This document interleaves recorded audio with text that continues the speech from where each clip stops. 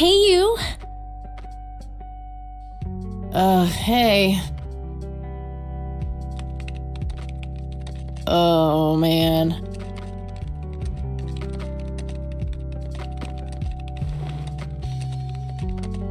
Oh, God, this is so comfy. I'm just gonna lie here and suffocate on my own vomit now. I had a thing I wanted to tell you. Uh-huh. This room sure looks different when it's spinning. So I was browsing through the used book ads in the paper when Listen, Eileen, I'm totally excited about books right now, but... Wait, hear me out. So I noticed this article about a war veteran from Conwell Springs who just died. I remembered that you used to live there and everything, and... Oh, how I wish for joyful, blissful sleep. And get this. His name was Joseph. Joseph Rain. What did you just say? You knew him, right? I knew it. I knew you'd know him. Yeah, he was my grandfather. Hey, wait a minute. I never told you where I grew up. Oh, well, I might have sort of looked you up. That is not cool, Eileen. Seriously. I just couldn't help myself. Well, one of these days you're gonna help yourself to a restraining order. I'm just telling you this as a friend. I know. Well, anyway, you should know that the funeral is tomorrow. Okay. Are you gonna go? I don't know. Good night, Eileen. Good night, Kathy.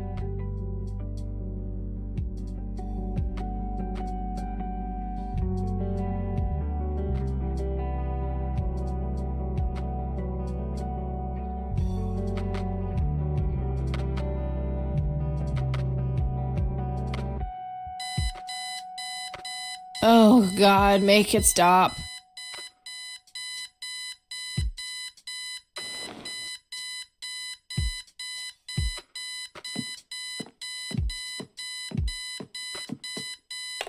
Looks like Eileen left a note for me here. Hi, Kat. Since it's such a long drive, I set the alarm so you won't miss the funeral. Thank me later. E. I'm so getting a new roommate. Well, I guess I should get going. I'm late enough as it is.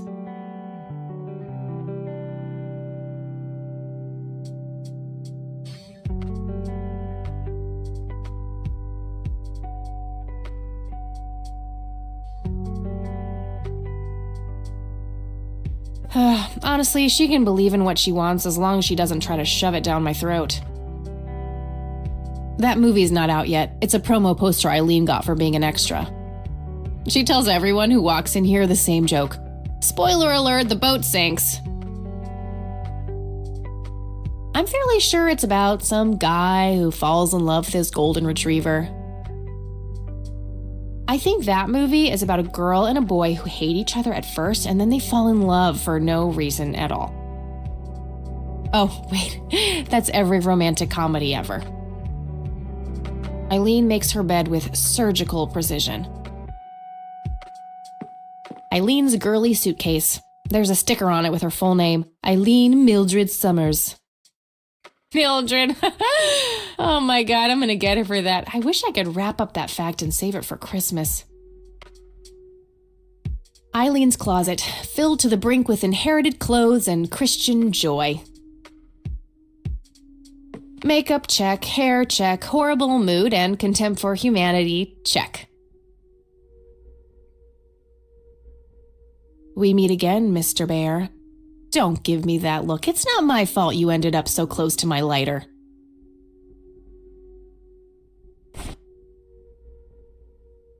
Don't tempt me. Color printer.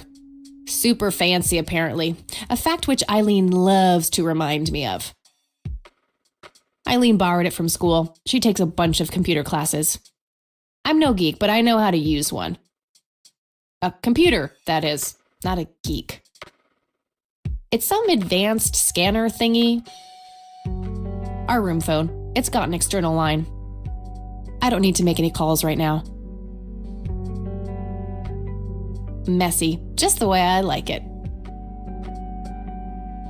Pulp Fiction, love that flick. Just some random band poster. My electric guitar, got it cheap from a lesbian I met at a concert. Helped me get rid of my last 2 roommates. The Thing, one of my favorite horror movies.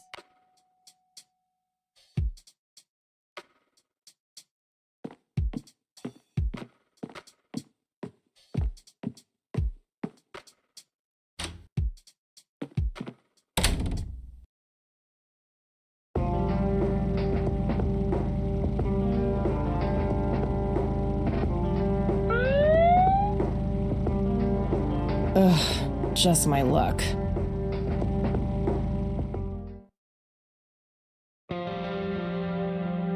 Do you know why I pulled you over, ma'am?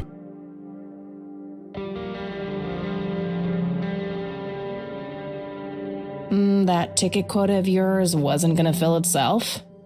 Trying to be a smartass, ma'am? Nobody likes a smartass. Do you know how fast you were going? Yes. And? Yes, sir? The smartass playing dumb. Aren't you just a perfect blend of obnoxious? I guess so. Look, I'm really sorry, officer. I'm in a huge hurry to this thing, and the road has been empty for miles. You know how it is. Well, what I do know is that the speed limit here is 65. I clocked you at 77. You're getting a ticket. Oh, to the movies? I prefer horror flicks. Regular comedian, huh? Don't quit your day job.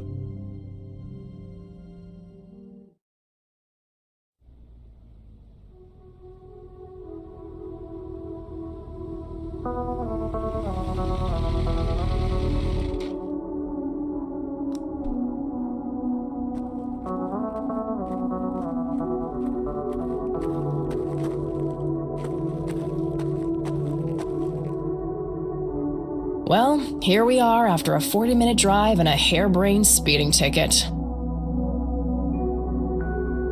God, I really need a smoke. Does anyone object? Guess not.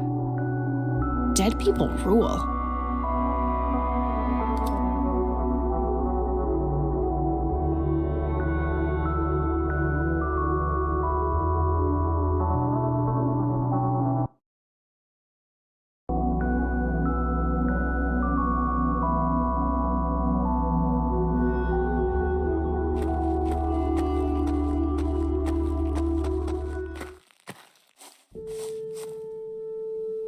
We are gathered here today to honor a person of great integrity, a pillar of the community, and a decorated war hero.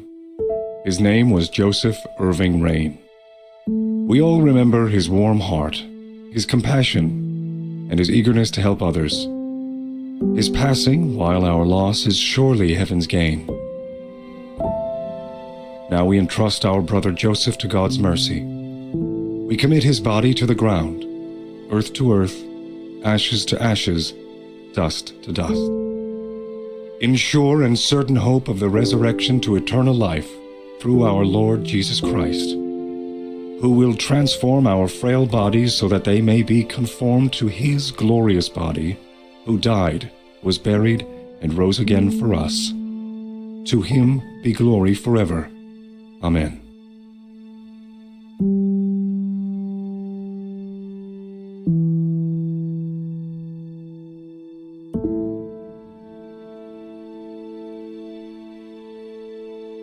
Oh, Kathy, you big baby, just talk to her.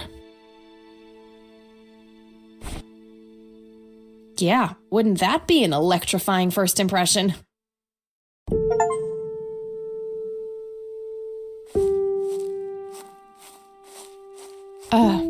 Excuse me, Mrs. Rain? Have we met, Anne? You look strangely familiar. It's me. It's Catherine. Catherine who? You don't recognize me? I guess it's been a while. I might be a bit taller than you remember me. Kathy, bless my soul. Look at you, all grown up. Oh, how I wish Joseph could see you now, finally coming home. Let's hope he can, wherever he is. A comforting thought, dear. Lord, how long has it been? 10 years? 15? 15 sounds about right. I was 6 when Mom took me away. Goodness, we have some catching up to do then. I want to know everything. Listen, I'm not quite ready to leave yet, but why don't you join me at the house in half an hour? Sure, I'd love to. I passed it on my way here. It shouldn't be too hard to find. I'll see you soon then. I'm so glad you found your way back home. I can't wait for us to have a chance to talk. Same here. See you in a bit.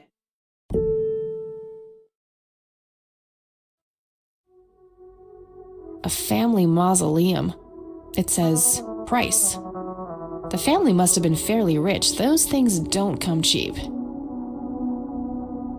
Conwell Springs. I never thought I'd return to this place.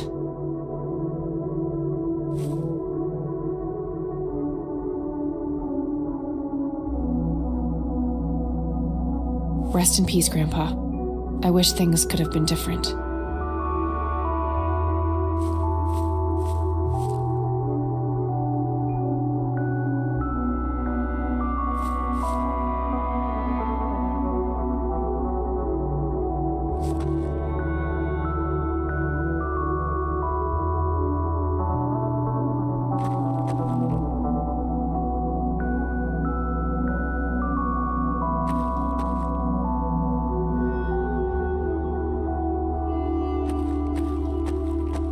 I'm sorry for your loss. Thanks. If you wish to find God, the Church of the Holy Trinity is always open to you. Is that so? Here, have a brochure. It's never too late to turn away from a path of sin.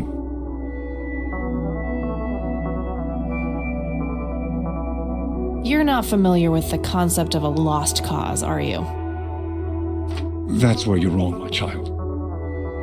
Anyone with the will to change can be redeemed in God's eyes. Sure thing, buddy. You've convinced me. I'll put Find Redemption on my bucket list. I'll pray for you. I wish you comfort in this time of grief.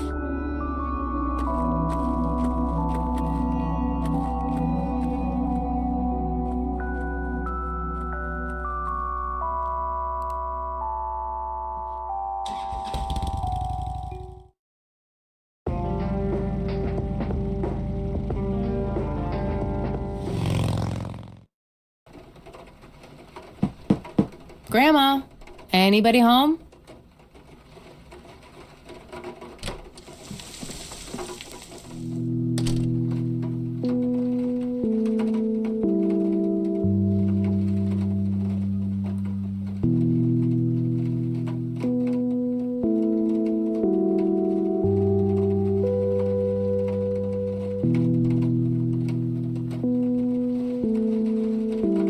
Cute red horse. It's some old Swedish thing, I think. This paint looks fresh. Grandma must have had this restored recently. A mere single pair of boots on display. Boy, do we live in different worlds. There's nothing quite like the soothing sound of rain falling on a window. Nice black leather coat, right up my alley. An old wheelchair, not too dusty. Grandpa must have used it towards the end. A small table lamp.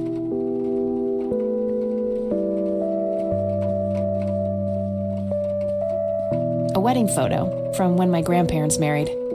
They look younger than I am now. Things have sure changed. It's a photo of this very farm from way back. It says June 12, 1910 in the corner. Some kind of winter forest scene. I've always wondered if it's supposed to be Conwell Woods or not.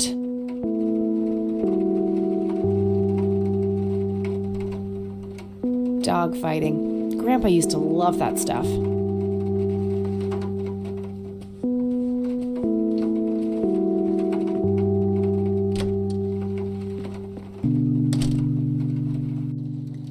Oh, hello, dear.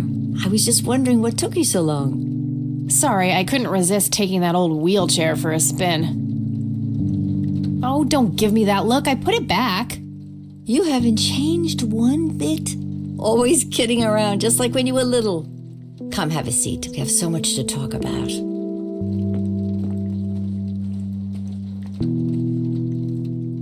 So, now, tell me about your life in the city.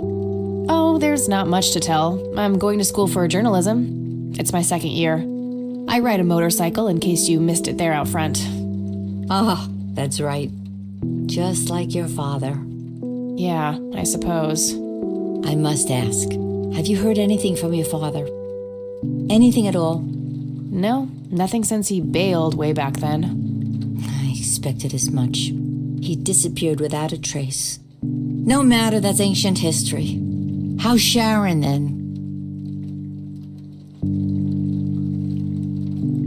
Mom is... I had her committed to a place where she could get some real help. I just couldn't take it anymore. I'm sorry to hear that. In spite of everything that happened when she took you away. Yeah, about that. I'm sorry I didn't visit sooner, Grandma. Mom, she told me all these horrible lies about you and Grandpa. When I was old enough to understand what she was doing, I felt like it was much too late. It wasn't your fault, dear. You were a child. I'm just happy that you're here now. Me too. So, what about you? How have you been doing all these years? I've been lonely ever since the accident. There's no denying that. What accident? Goodness gracious. Of course you don't know. She took you away before it all happened. Don't know what? I will never forget that dreadful day. August 16th, 1981. It was the middle of the night when Sheriff Truman knocked on our door. He had Joseph with him. I couldn't even recognize Joseph at first, all dirty and wet with an awful blank stare on his face, like his soul had been ripped from his body.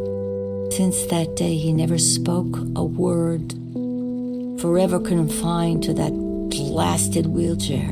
Really? For all this time? I had no idea. It came as a shock to all of us. That's horrible, Grandma. I'm so sorry. Thank you, dear.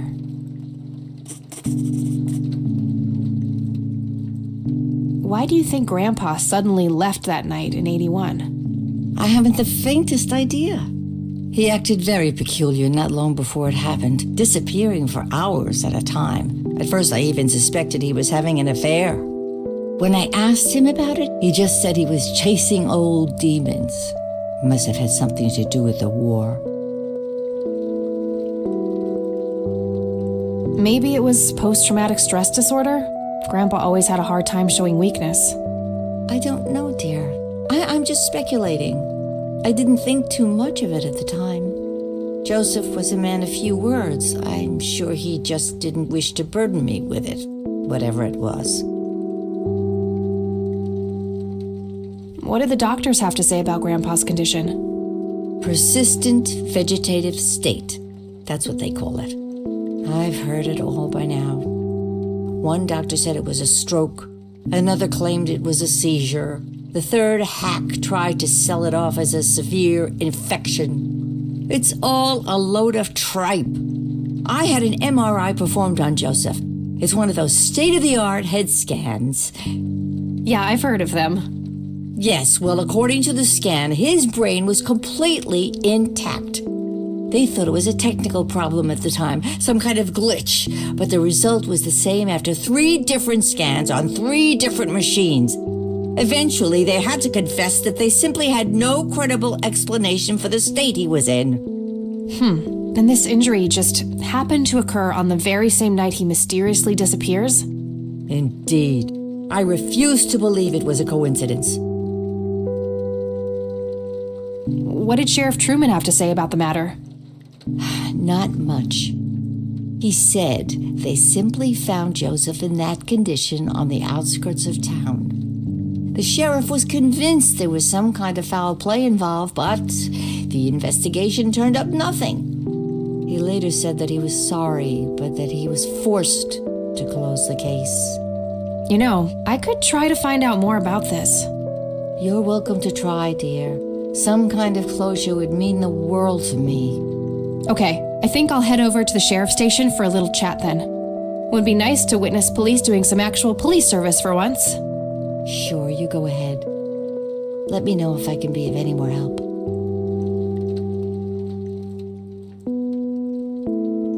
What do you think about this church, Grandma? They seem harmless to me, but they can be a bit pushy at times. Huh, you could say that. Handing out pamphlets at funerals is in pretty bad taste. Awfully strange behavior for a priest, I'll give you that. Bye, Grandma. I'll be back later. So long. Planes, planes, and more planes. Planes, planes, and more planes. Grandpa in his Air Force uniform looks to be in his early 20s. That's my great-grandfather, Eric Wren. I never met him. They changed the spelling to Rain after he died, I think. Some woman dressed fancy. I'm not sure how I'm related to her, but she has my hair. Planes, planes, and more planes. Expensive-looking scotch. That thing has been standing there forever. I used to love digging through those drawers when I was a kid, looking for coins, buttons, and trinkets. Nice leather chair. Freckles, the old farm cat, used to love that thing. There's nothing quite like the soothing sound of rain falling on a window.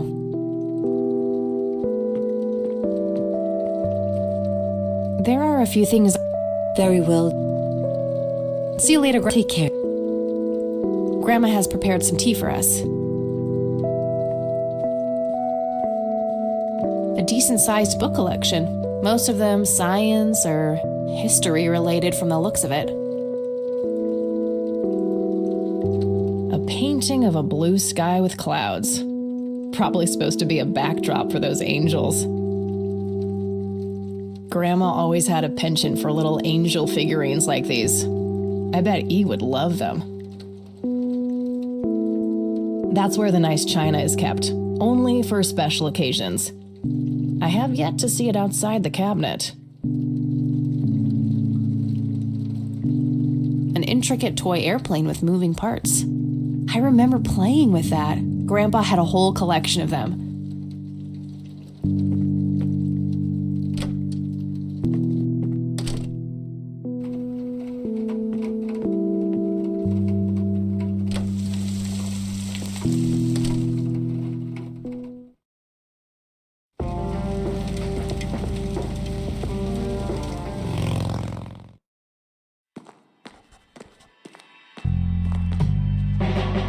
Land of the free. Not their peak hours, it seems.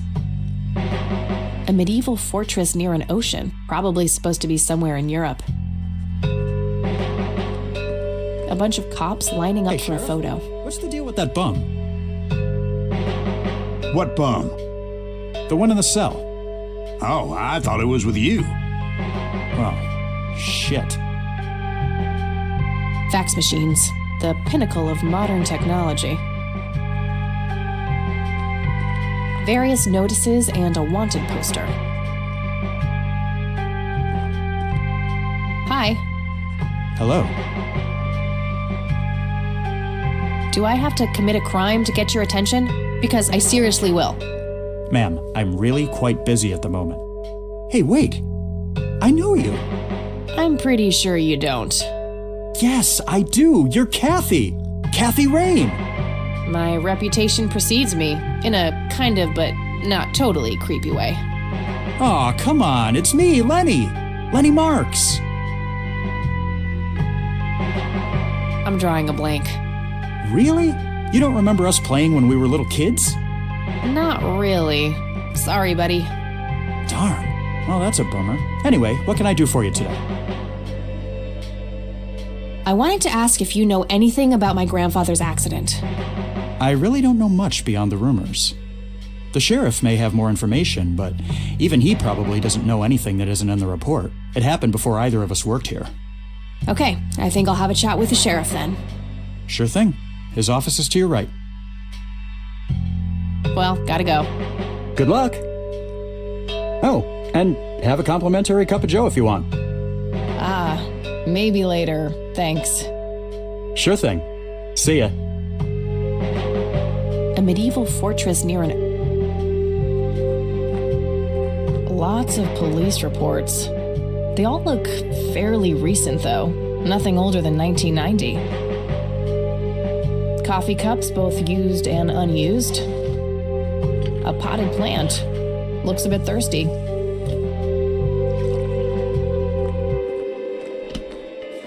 Tons of miscellaneous files. I don't see anything labeled as police reports, so those must be elsewhere. A photo of the sheriff shaking hands with some bald guy in a suit. Probably the mayor. It's always the mayor. Just some photo. Nothing special about it. Just some photo. How's the paperwork coming along, Lenny? Okay, I guess. Maybe halfway through. That's no good. We're gonna have to cancel lunch today. Again? Oh, man. Your motivation shouldn't be limited by your growling stomach, Lenny. If you say so, boss. Just some photo. Just some photo. A gold medal of some kind. I guess somebody's a winner.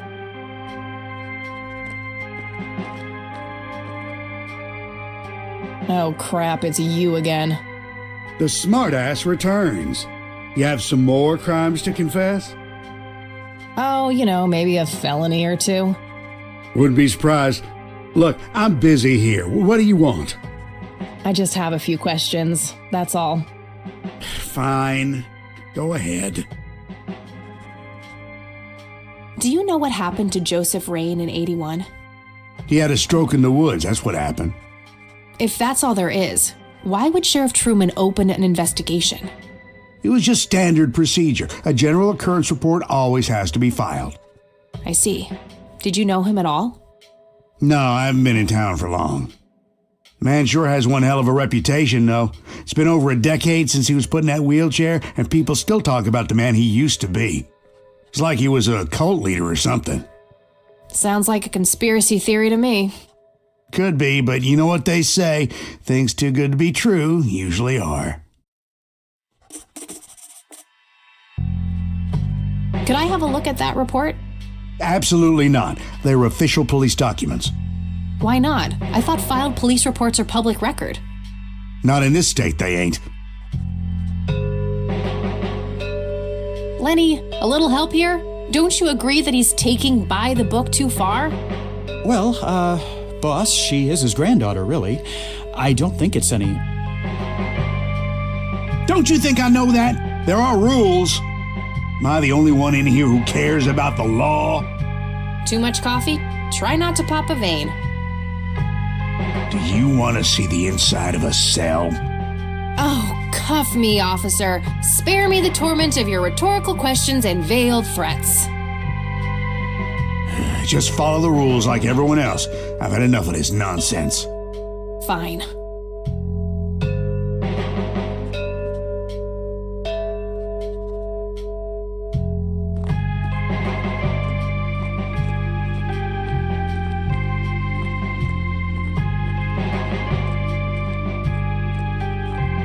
Hey, that's a restricted area.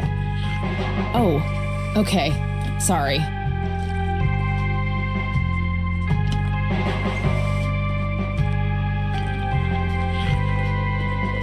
Just your standard coffee maker. What should I do with it? I guess I could mess around with this, but only as a last resort. I should make sure that the cops aren't going to help me willingly first.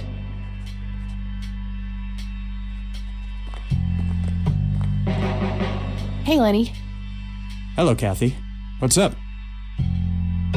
Hey, I need to see the police report from 81 when my grandfather was found by the old sheriff. We only keep reports filed after 1990 in here, so I'd have to go check the archives in the other room. If it was up to me, I'd be happy to go take a look, but you heard the sheriff before. I'm sorry, but I can't help you unless he approves it. Ugh, fine. What's your opinion on this church? I think it's a nice enough church. Why? I don't know. The priest seemed odd. Kinda pushy. Yeah, I get your point. But I know the guy. He's harmless. If you say so. Well, gotta go. See ya.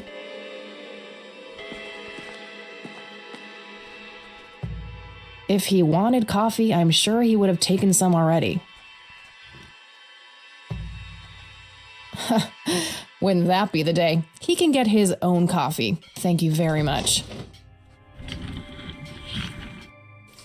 Good idea, but they would notice me right now.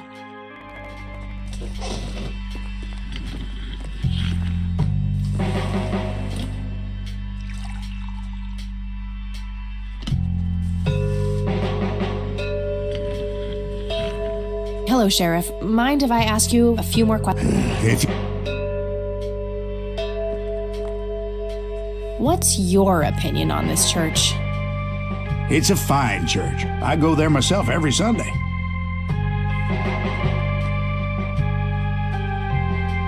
That's all for now.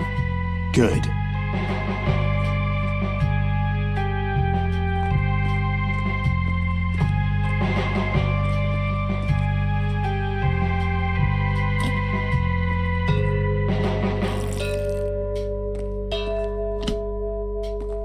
All right, let's see how this plays out.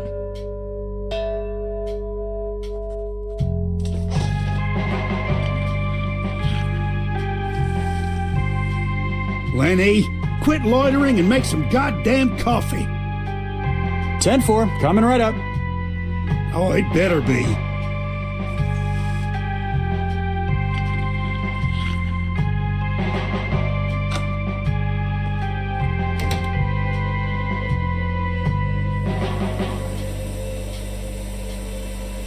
If I ever feel the urge to clean, I'll know where to go. A jail cell. Looks cramped. No wanted posters. I'm disappointed. Hey. What? I can't hear you.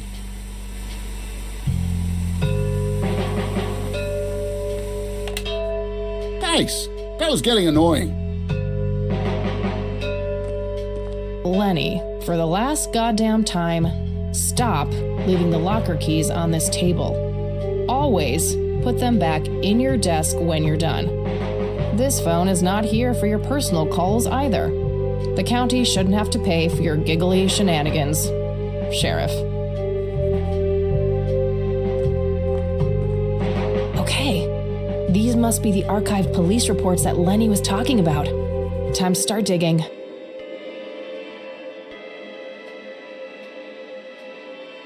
Yes, found it. August 16th, 1981. Let's have a look.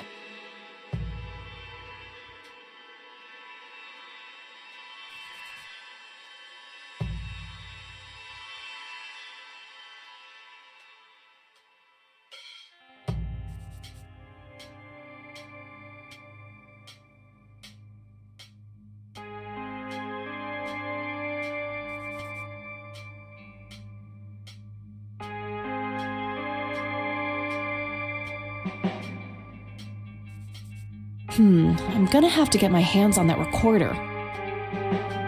A big red gas can with a hose. Somebody probably used that to siphon gas. An axe, a sledgehammer, and some other heavy tools. Brilliant idea to leave those lying around next to evidence lockers and locked cells. A large evidence locker, probably for securing some of the bulkier things.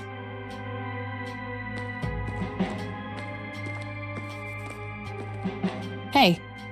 Hi there. So, why'd they put you in that cell? It's all just a big misunderstanding. Is that so? Yeah, I didn't mean to steal anything. I was just using my pockets to move the beer to the checkout. That's the worst excuse I have ever heard. For your information, I happen to have a deadly fear of shopping carts. I take my last statement back. This excuse is even worse. Hey, it wasn't your father who was killed by a shopping cart when you were 8. I sure hope not. To be fair, mine wasn't either. It was just Uncle Bob. But that doesn't mean it was any less traumatic, mind you. To this day, I still get nervous breakdowns at grocery stores. I think I've heard enough, buddy. You're right. We should stop before the flashbacks begin. You need to keep the blonde cop out there busy for a while. I do? $10 says you do. I'd say my services in this matter are worth at least $20. 9. 15. 8. Fine, 10. 7. Deal. Good. So, what am I doing again? Distract that young cop in the lobby. I don't care how you do it, as long as you keep him occupied for a while. Okay then, let me know when. Will do. Okay, gotta go. See ya!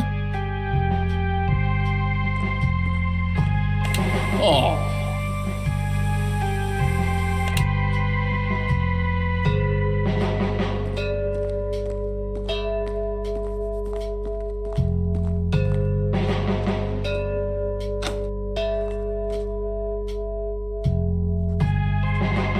Hey, the jail is off limits. You shouldn't be in there. Oh, sorry. I just heard someone yelling. I think that guy in the cell needs some help. Ah, what now?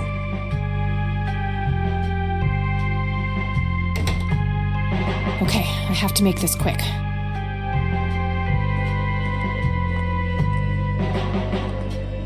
Okay, let's find the key to locker number 5.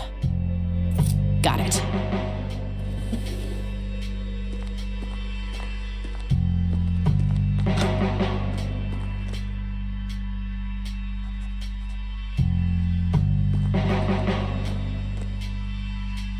Time to waste more coffee, I guess.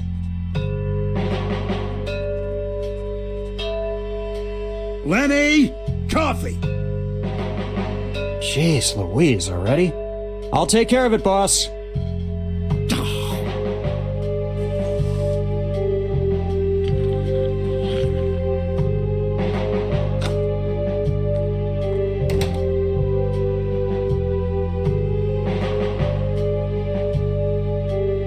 Locker number 5 is right there, but it requires a key.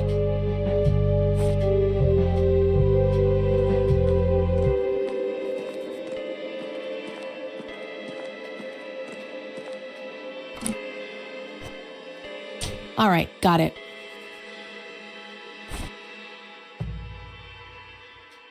Note to self. Remember, the perfect bouquet consists of 3 red roses, a blue violet, and 2 yellow tulips. I've been working on my research in the attic at night. I just don't want her to worry. She has enough to think about with everything that's been going on lately. With Sharon and Kathy. Anyway, I'm getting close to finding the source. I have a promising new theory. It should be ready for a test soon.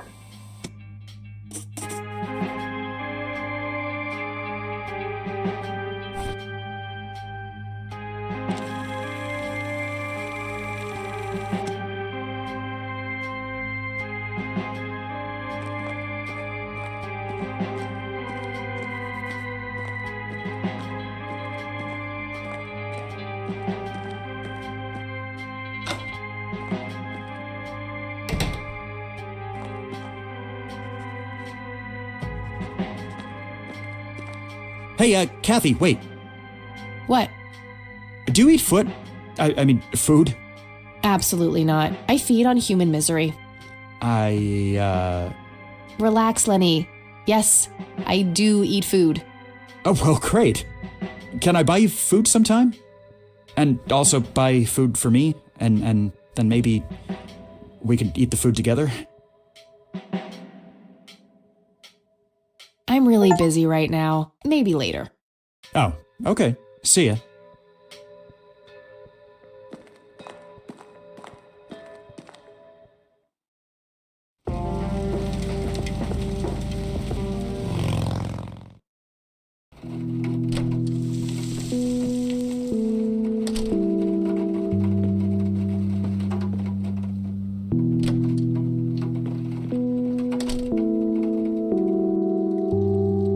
Oh, hello, dear.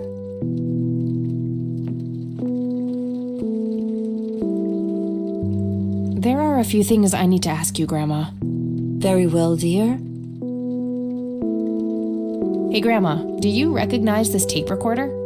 Oh, yes, Mr. Dicto. Joseph used to carry that thing with him everywhere. He could be absent-minded at times. It helped him remember things. Would you mind if I took a look in the attic? I suppose it would do no harm. Come with me.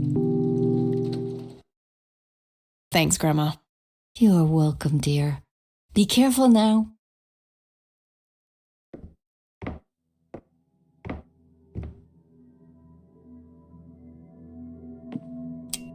Nothing. The bulb must be burned out.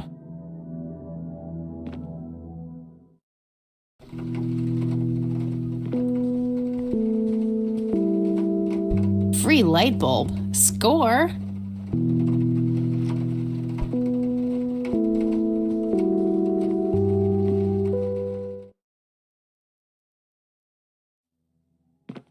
The bulb looks burned out. I'll have to replace it.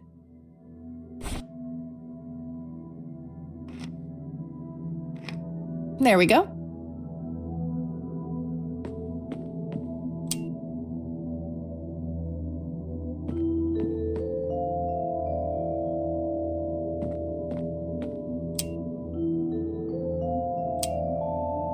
Mr. Bear! Oh, how did you get all the way up there? Good idea. You just keep watch. I'll do the searching. An electronic metal detector. Kinda clunky for a person to lug around without a specific use for it. Various books and office supplies. Nothing in particular catches the eye.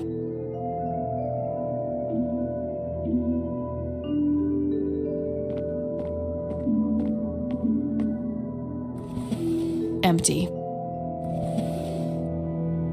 It looks like someone was doing geometry. I can't make much sense of it. An old typewriter covered in cobwebs. Just some old bills. Nothing interesting. A thick book about math.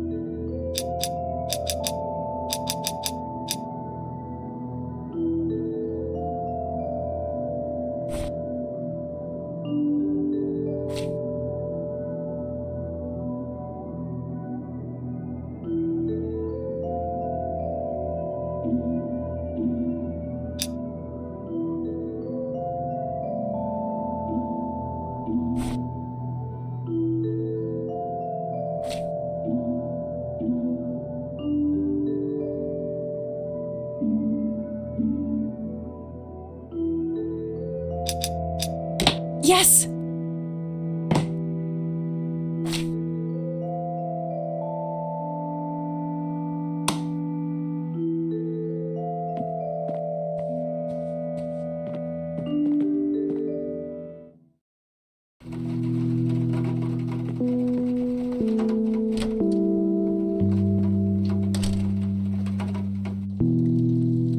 Oh, hello, dear.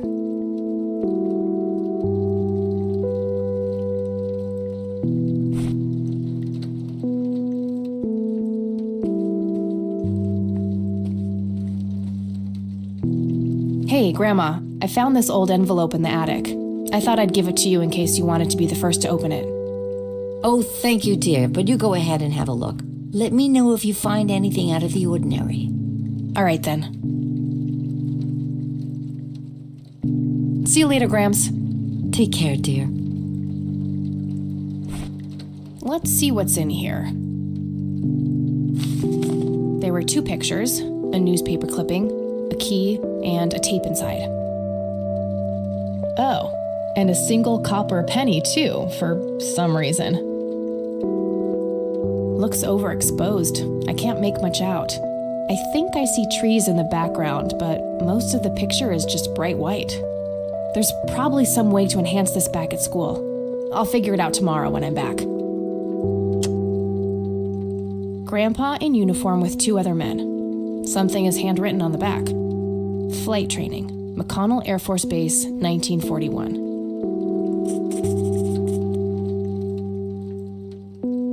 Tragic drowning in Conwell Springs. In early morning on Sunday the 14th, a teenage girl found dead near Conwell Lake. The girl is survived by her mother, father, and younger brother. The funeral service will be held at Conwell Cemetery on the 21st of July. The notice is dated July 15th, 1975. Tragic story. I wonder why Grandpa saved this.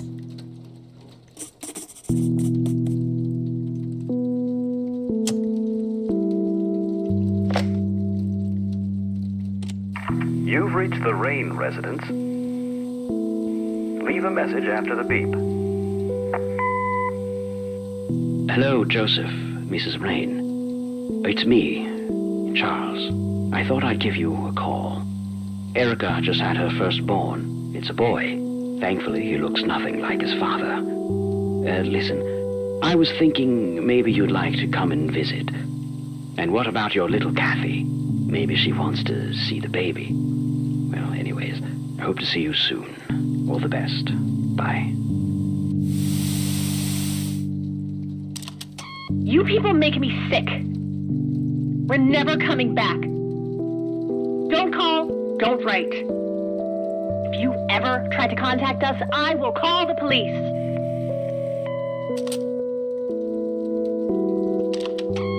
Joseph, you there? It's me, Cocky. It happened to me too. You're the only one I trust now. Just call me back as soon as you can. I wonder who this Cocky is.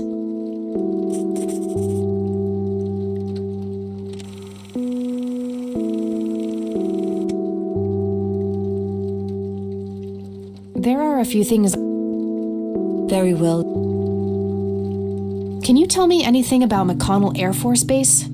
It's not very far from Conwell Springs. Joseph was stationed there for some time during the war. I believe they're still training young pilots there today. So, when did Grandpa enlist in the Air Force? Oh, it was barely past the honeymoon when Joseph left to fight in that terrible war, together with his best friend Charles and my brother Andrew. Those were nerve-wracking years. I was so worried I thought I would burst. Every short visit from Joseph was a joy, but he kept going back to the front, to my great dismay. When I told Joseph about being pregnant with your father, he finally realized that enough was enough. He had done his duty. Shortly thereafter, he returned to a quiet farmer's life in this very house, helping your great-grandfather with the crops until he passed. Do you know anything about a young girl drowning around here? Oh, yes. It was the saddest thing. She was only 16. We never really knew the family. They preferred to keep to themselves. Do you remember the name of the girl or her family? I'm awfully sorry, dear. I just can't recall. That's okay, Grandma. I was just wondering why Grandpa would have wanted to save this. Joseph was always affected by the tragedy of others. Perhaps he wanted to do something for the family. In any case, he didn't speak to me about it. Does the nickname Cocky mean anything to you? Sounds vaguely familiar. It reminds me of the aviator call signs Joseph and his friends gave one another. Joseph was vigilante. I can't count the number of times he got into trouble for breaking the rules. To this day, I have no idea how he always managed to land on his feet. Must be hereditary, given the things I've gotten away with. Every time I wake up, I am genuinely surprised that I'm not in jail. I'm sure it's not that bad, dear. But to get back to the subject, you don't have any idea of who this Cocky is? I'm afraid not, but the Air Force might be a good place to start.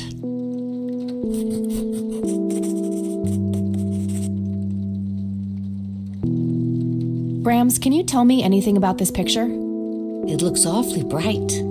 Perhaps something was wrong with the camera. Yeah, maybe. I should try to figure something out tomorrow at the university.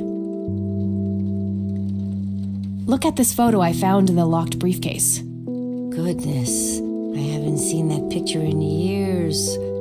This was taken when Joseph was stationed at McConnell Air Force Base. That's him right there on the left. What about the other two?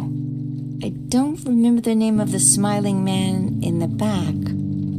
The gentleman on the right was Joseph's best friend, Charles Wade.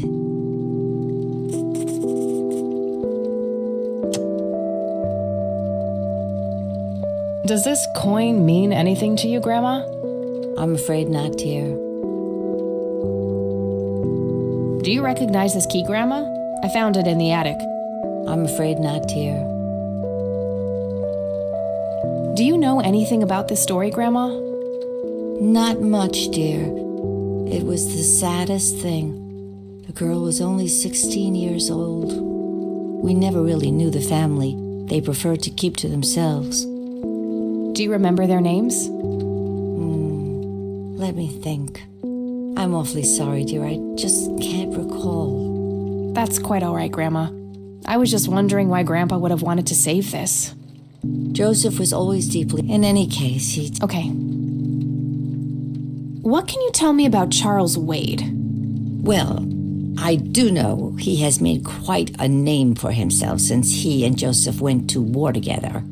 Apparently, he came up with some brilliant piece of engineering for the airplanes. They use it everywhere now. Any idea how to get in touch with him? I'm afraid not, dear. I haven't seen him for years. He and Joseph grew apart before you were born. Any particular reason for that? Oh, not that I know of.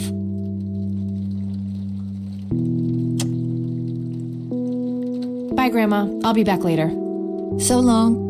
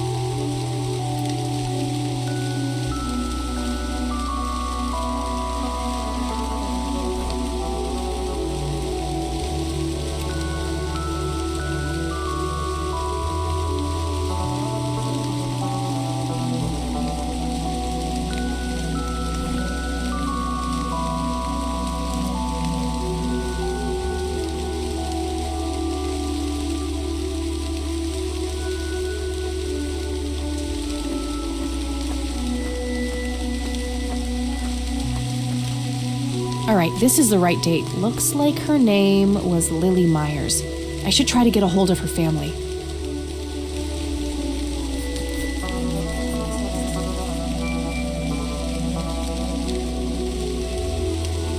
I wonder what that kid is doing here all alone.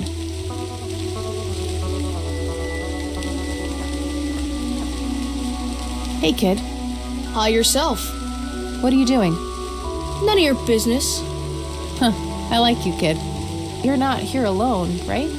Where's your mom? Oh, she's around. I don't see her. You must be blind or something. I'll go look for your mom, okay? Don't go anywhere. Whatever.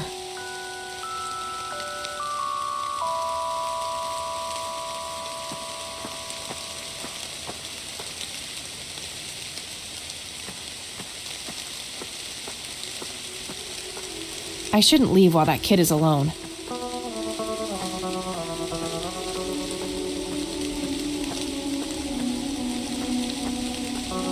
Kid? Guess he found his mom.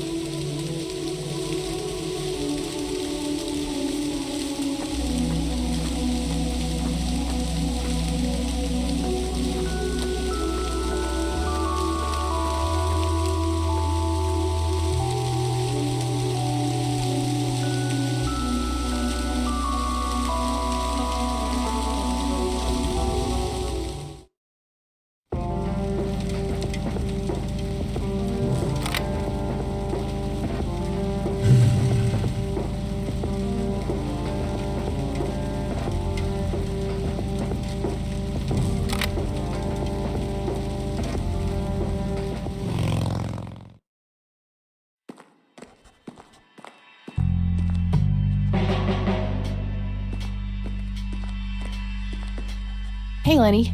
Hello, Kath. Nah, I don't want to. Hey, Lenny, could you check the files for a police report?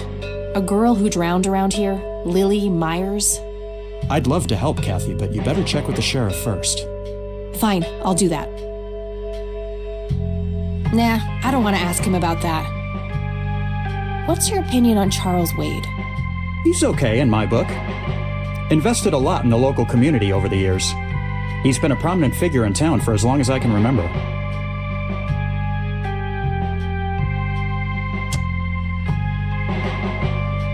Well, gotta go. See ya.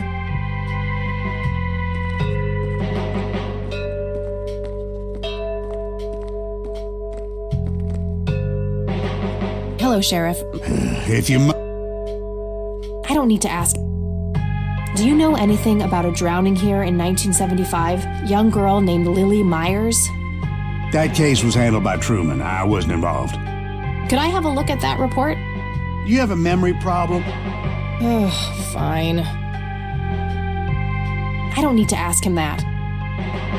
What's your opinion on Charles Wade? There's a lot of people in town with their noses up that man's ass, that's for sure. That's so? Care to elaborate? Just another rich bastard doing what he does. They even renamed Main Street to Wade Street a few months back. What a goddamn joke. That's all for now. Good.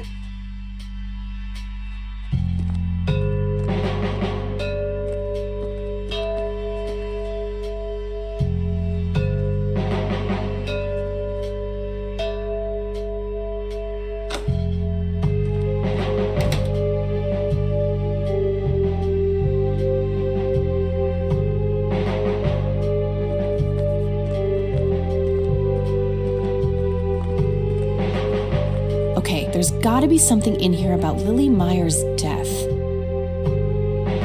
Okay, what do we have here?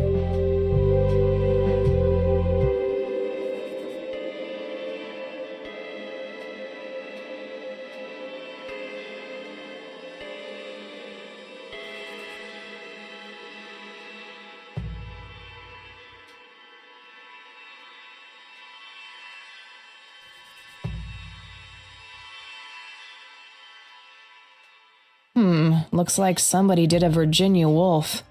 I wonder if there's more to it.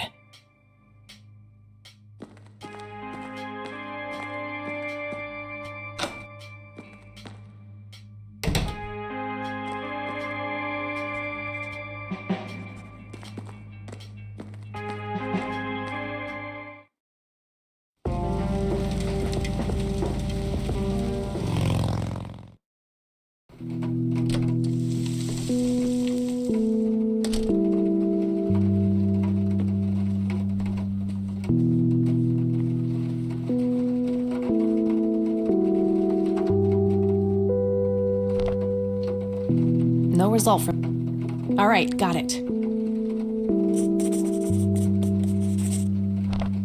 She's been dead for 2 decades. I could try to find someone in her family, but I'll need a full name. Nah, nothing... Damn, no Charles Wade in here. Was worth a shot, but being rich and famous and all, I guess he's got a hidden number. No hit for Wade Industries either, but it was kind of a long shot for them to have an office in this small county anyway. I should try to get a hold of him some other way.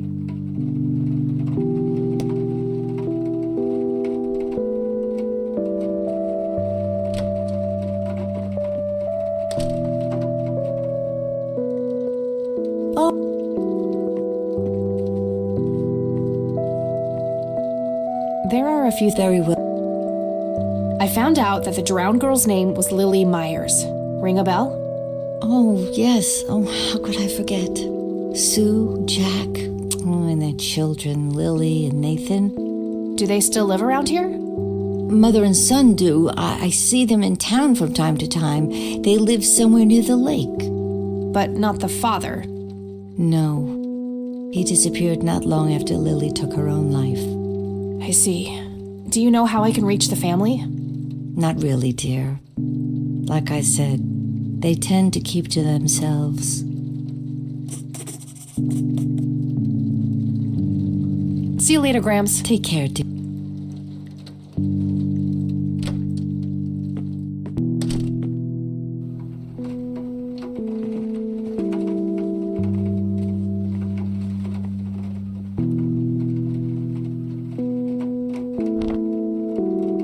All right, found an address.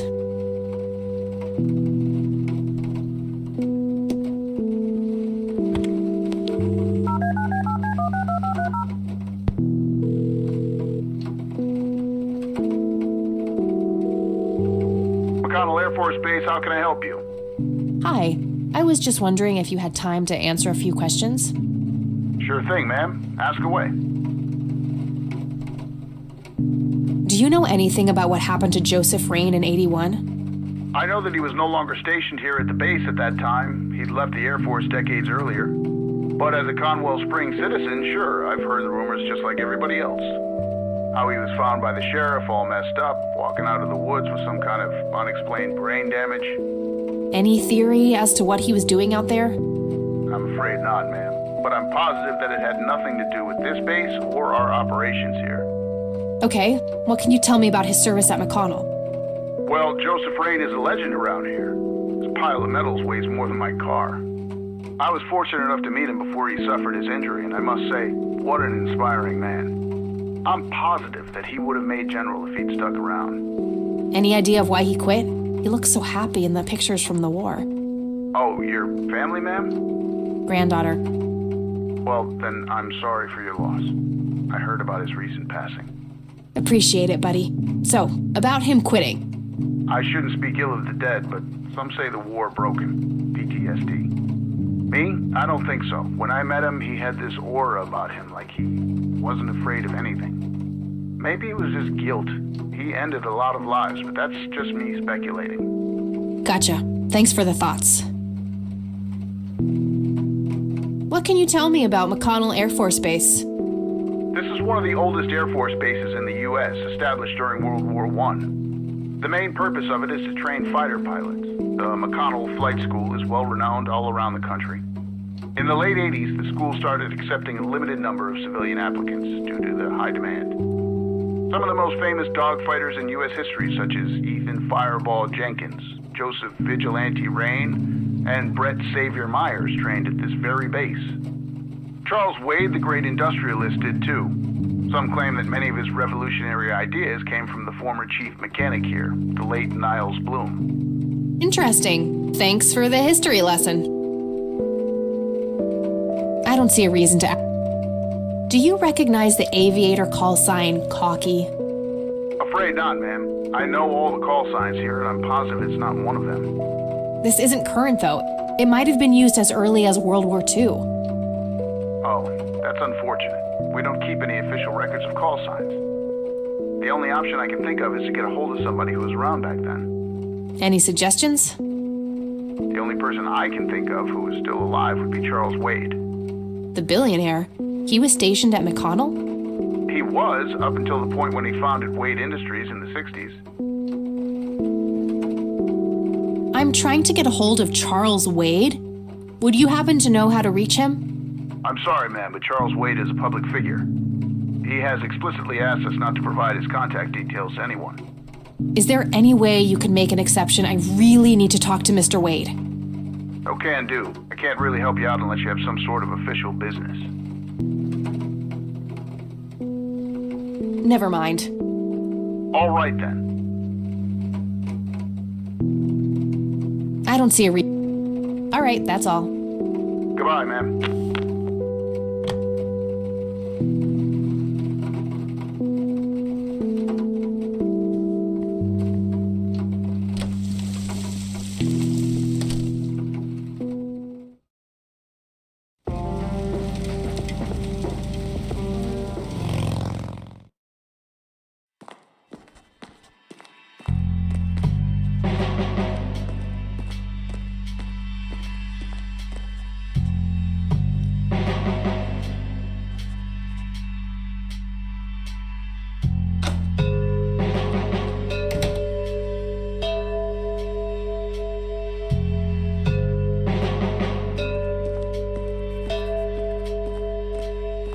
Lenny, this...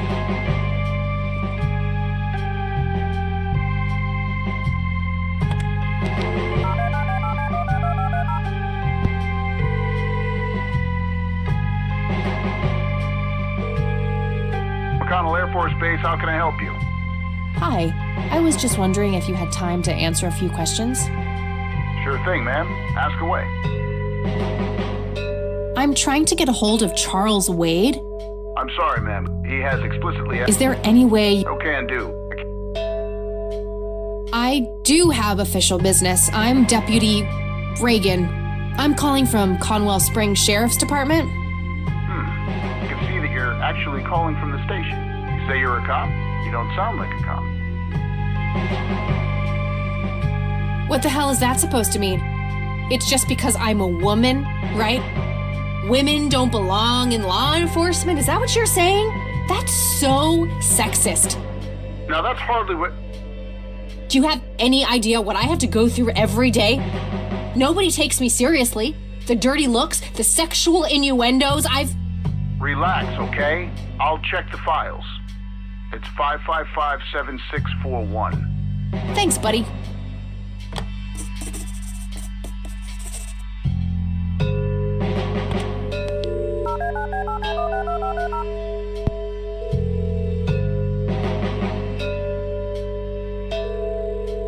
Wade residence?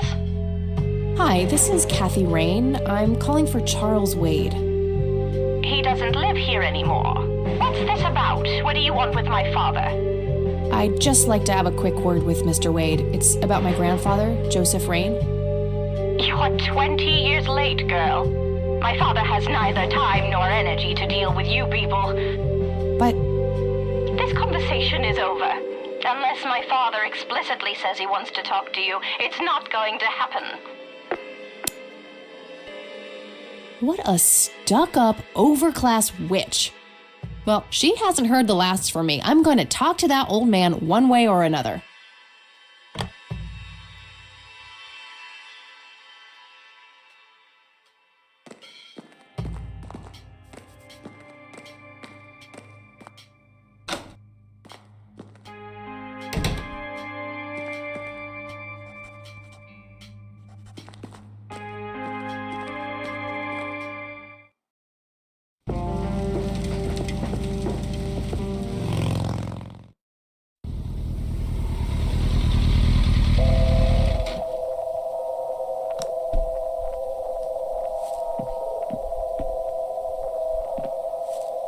Looks like there's a small dock with a couple of boats. I don't have a reason to go down there.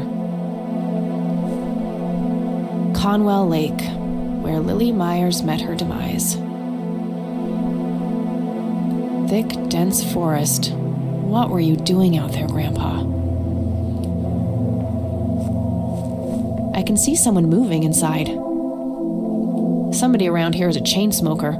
We have something in common. Good to know. 55 degrees. Not too chilly, thankfully. Yes? Can I help you? I hope so. My name's Rain. Kathy Rain. Joseph's girl. The one they sent away. Yeah, that's right. Well, what do you want? I had some questions about your daughter, Lily. Well, you know what? I don't have any answers, girl. Lily was precious, special. Lily died. That's all there is to it. My grandfather came to see you, right? To ask about her? Maybe he did. I don't see how that's any of your business. I'm not asking for much, Mrs. Myers. Then clearly you have no idea what it's like losing a child. Goodbye.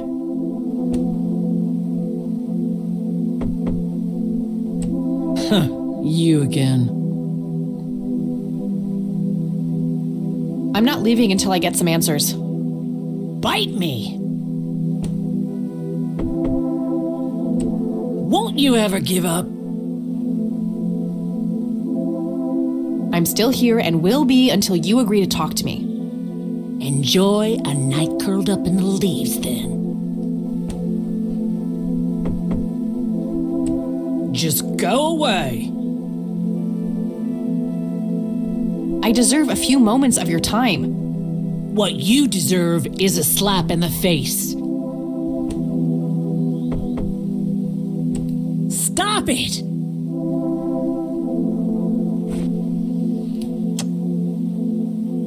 Care to join me for a smoke, Mrs. Myers? Well, I'm gonna have to think about it. Well, I suppose one smoke can't hurt. And that's when he realized it was his own bong. Oh my, oh now that was a good one. You know what, Kathy? You're okay.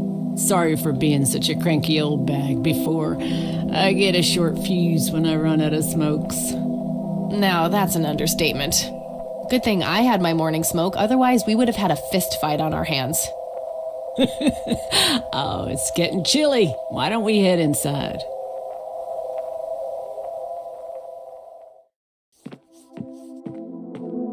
Now, this here's my boy Nathan. He's special. Nate, be polite and say hello to Kathy. Hi, Kathy. Hi there, big guy. Very lifelike. Contrary to popular belief, I don't believe the owls are more than what they seem. Nice view of the lake from here.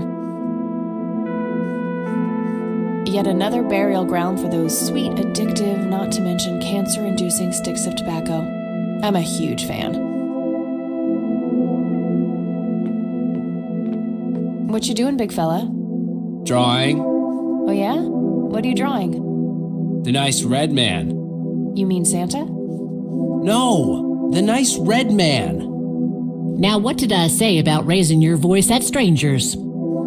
Sorry, Mama. I'll be nice. The red man is nice.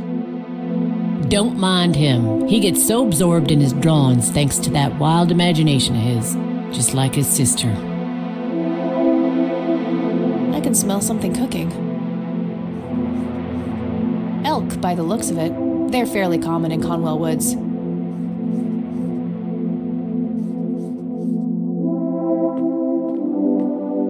Nice painting. It's signed L.M. So you wanted to ask me about Lily? Yeah. Do you mind telling me what happened when my grandfather came to see you? Well, he knocked on my door a few years after Lily had passed away. I didn't know Joseph too well myself, but I'd heard of him and the good he'd done for the other people around here. So I let him in. He started asking a bunch of questions about Lily, like if I was absolutely sure that it was suicide. And what did you say? The truth. That she was depressed and had been for a long time. I had no doubts about what happened. All right. Anything else? Well, he was weirdly curious about her paintings. Lily painted? Yep, that's one of hers right there on the wall. I see, it's beautiful. So, in what way was he curious? He asked if Lily had painted anything odd or strange. I didn't really get what he was after, but I let him have a look at her work. He spent some time browsing through them and then he wrote something down on a piece of paper, thanked me, and left. Huh. Any idea of what he could have seen? Not really. I had the paintings all lined up. Could have been any of them. Would you mind showing them to me? Well, I would if I could, but this is the only one I have left. I sold the rest many years ago to this weirdo art collector.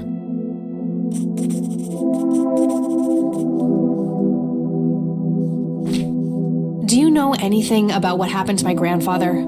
How he ended up in a wheelchair? Stroke, wasn't it? At least that's what I heard. Not necessarily. There are some divided opinions about it. Now that I think about it, that whole ordeal happened to him not long after he came here. How long? A week, maybe, at the most. I don't need to ask her about that. Mind telling me what Lily was like, Sue?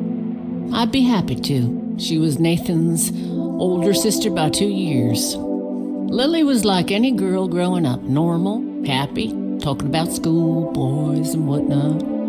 And she and Nathan were close back then, always playing together in the woods. When Lily was 10, she started drawing, always doodling on just about anything she could get her hands on. We didn't have much, really, and so she used what she could. Once I even caught her scribbling on toilet paper. On her 12th birthday, we gave Lily a thick sketchbook with an assortment of pencils. She was ecstatic. That was the happiest I'd ever seen her. From that day, drawing became her life. Eventually, her art teacher at school helped her to get started with oil painting. When Lily was 15, something changed. At first, I thought it was just usual teen angst, but no, this was something different. She started going out, disappearing for long periods of time. She locked herself in when painting. She never used to do that. I tried everything. Counseling, support groups, antidepressants. Nothing worked. About a year later, she just gave up. And well, you know the rest. I'm sorry, Sue. That must have been unimaginable. Thanks, darling, but it's been a while now. I've learned to live with it. You know, I've been through something similar. My mom. She never killed herself, but, well, she came close. That's a damn shame. I heard about her problems. Is she doing any better now? Better isn't the word I'd use. I had to put her in a place where she couldn't hurt anyone, including herself. Yeah, life ain't easy for any of us. Flip a few coins along the way, and I could have ended up somewhere like that myself. I'm awfully sorry things went that way for you, Ma. Anyhow. Thanks, Sue. Taking it one step at a time. I don't need to ask her about that. Does the name Charles Wade mean anything to you? Oh, he's some big-time businessman, ain't he? Yeah, he owns a large company. That about sums up what I know about the fella. What do you do to support the two of you? A little bit of this and that. Got me some cash saved up, too. Nathan helps out when he can. What happened to your husband, if you don't mind me asking? You could say he didn't quite cope as well as I did with what happened to Lily. He got himself a death wish after what happened to her, started drinking and getting into all sorts of trouble. 5 years left for him in the joint now. Been there for 15. Man, that must be rough for you. Oh, we're doing just fine without him, aren't we, Nate? Mama takes good care of us. Mama sure does. Tell me about this art collector person. Rich, fancy looking, in his 50s or thereabouts. I'd say he'd be around 70 now if he's still alive. He knocked on that door one day with a wad of cash in his hand. $5,000. He wanted everything that Lily so much as touched with a brush. Huh. Did he say why? Nope, but I got the feeling that most of that dough was paid so he could avoid any questions. I took the money. I still had Nathan to support. Did the stranger give you his name? No.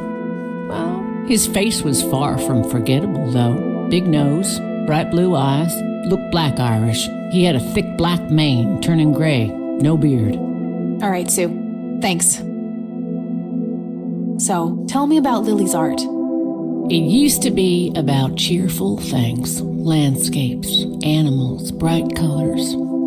But as she drifted further into depression, she started painting horrible things, death and decay. And the last few pieces looked like something out of a nightmare. That's awful.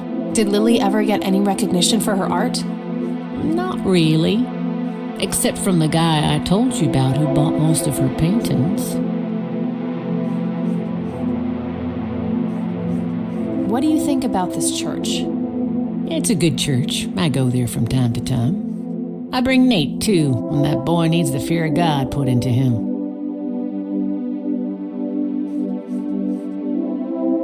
No reason to.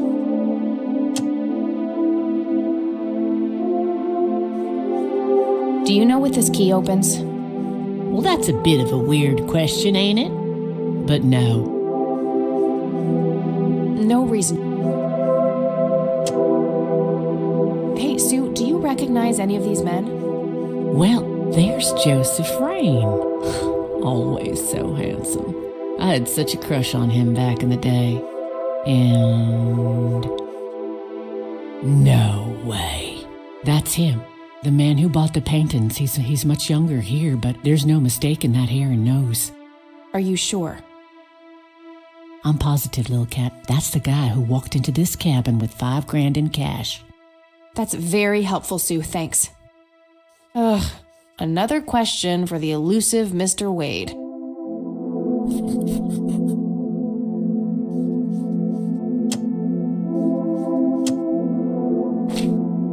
I think I'm gonna head off now. Sure thing, little cat. Come back anytime. It's getting late. I should head back to the city.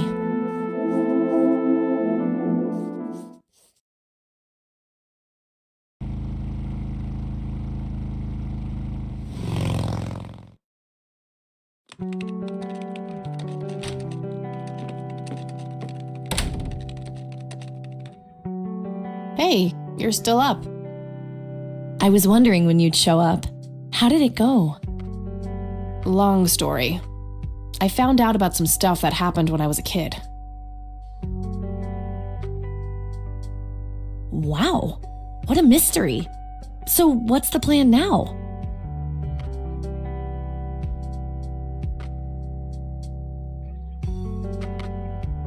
Some shut-eye is the plan.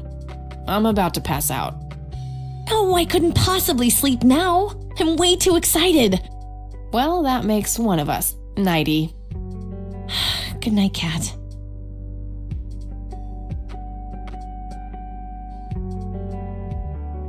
Hey, Kathy, wake up! You are so lucky there are no sharp objects near this bed. Guess what? I got an idea. Please tell me it involves you taking a sabbatical. Haha, so you found all this evidence, right? Pictures, tapes, and stuff? I guess. Why? Well, as you know, I have a computer. And I know this hacker guy, Dave, and... Oh, never mind. I'll just write you a note. You go back to sleep. Seriously, Eileen, sometimes I just marvel at how your brain works. I know, right?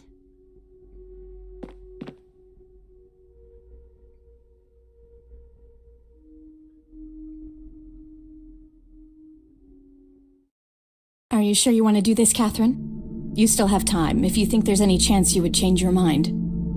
I'm sure, Doctor. Just get it out of me. But please, don't tell my mom. I'm sorry, but we have to do that. It's the law. Nobody has to know. Just pretend it slipped your mind. I have enough shit going on with her already. This would just add fuel to the fire. I'm afraid there's nothing I can do. Fine.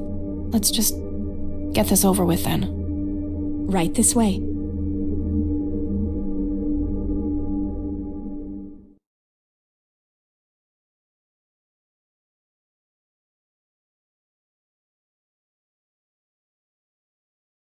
Ugh, I hate that dream.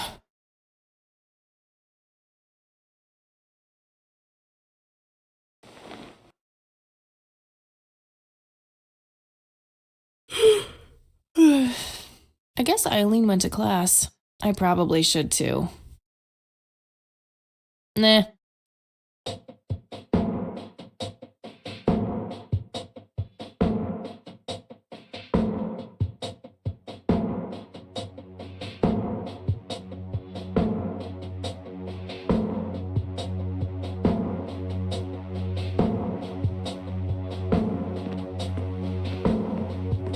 Eileen's schedule. There's a note for today. Help Kathy get in touch with Dave. Oh, what's this? Hi, Kat. Feel free to use my computer while I'm away. My password is Angel Love, without the quotes.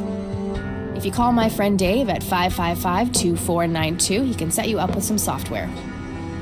I'll be back in a few hours, super psyched about the investigation. E. P.S. No gum on the keyboard, please. Remember the last time? Oh, please, like she actually uses the space bar. Shit, looks like she forgot to write down the username. Oh well, shouldn't be too hard to guess. I think it's just some combination of her first and last name.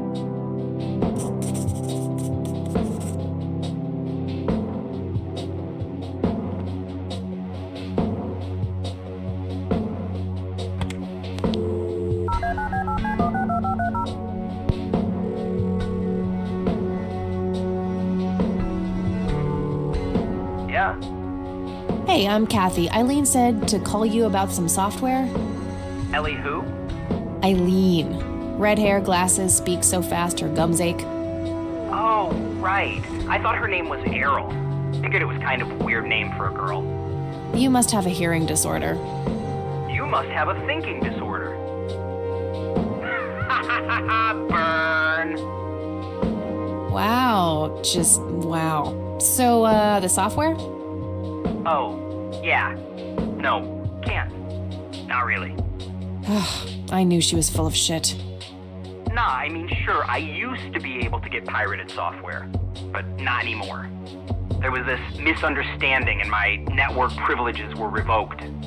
Me and Clyde, the campus IT guy, don't really see eye to eye. We used to play bocce together, and let's just say he is one sore loser. Can't you just patch things up with the guy? No way. He's such an ass. He even thinks TNG is better than the original series. He thinks the what is better than the what? I know, right? Can you believe that guy? Can't you just hack your way back in somehow? Isn't that what you do? He blocked the Ethernet port in my room. I don't even have physical access. Don't you ever leave your room? Use a computer in the library or something. Aren't they connected to the network? No, there are cameras in there. Clyde is just waiting for me to make a move so he can get me expelled. You call yourself a hacker? Just use your brain, for Christ's sake. Let's figure this out. Wow, you're so sassy, Nancy Drew. Well, okay, only an admin account can change the access ports. The only way to even theoretically crack one would be if Clyde logged onto a machine to which we have unrestricted physical access. And... Ooh, I got an idea. I'm not gonna like this. Well, what you could do is intentionally crash your PC. That sounds especially stupid. Well, not crash it, just crash it a little, then call Clyde. Clyde will come over to fix it. If you're lucky, then he'll log onto the network using his admin account. Afterwards, you can use some of my tools to find and crack the password locally. Worth a shot, I guess. Okay, you can come over and set it up. No way. I have severe IBS, it just wouldn't work. IBS? What the hell is that? You seriously don't want to know. I'll have my buddy drop off everything you need. It's not rocket science. You do what I ask, and I'll get you some juicy software. Quid pro quo, Clarice. Whatever, weirdo. We'll see.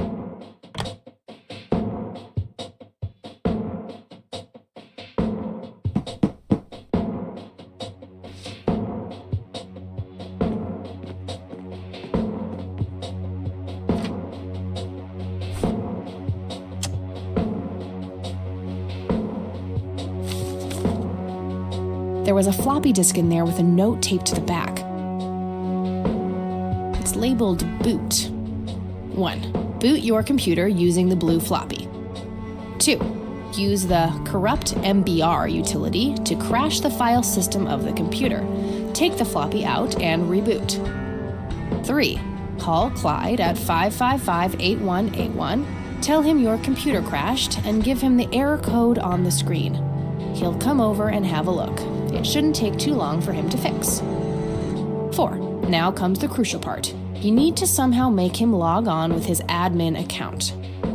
5. Reboot and retrieve the admin credentials using the blue floppy. 6. Reboot and log on using Clyde's admin account. 7. Look for some kind of tool to remotely open my Ethernet port. Dorm B, room 8. That's it. And remember, if you mess up somewhere, just call Clyde, and he'll have to take care of it. It's his job after all.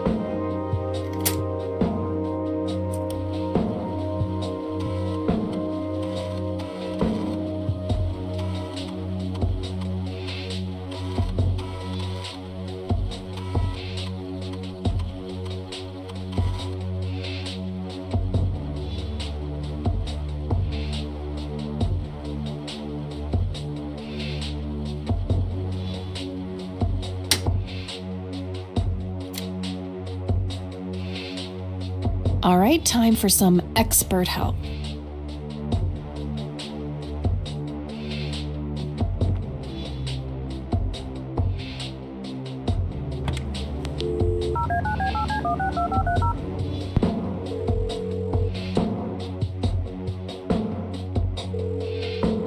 IT, this is Clyde speaking. How can I help you? Hi, I need you to come and fix my roommate's computer. What seems to be the problem? It won't start up. There's some kind of system failure with an error code on the screen. Probably a hard drive failure. Which room are you in? Dorm A, room 5. I'll be there in a few minutes. Thanks.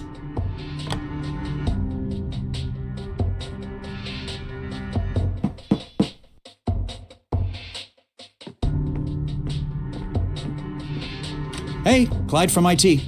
Hi, come in.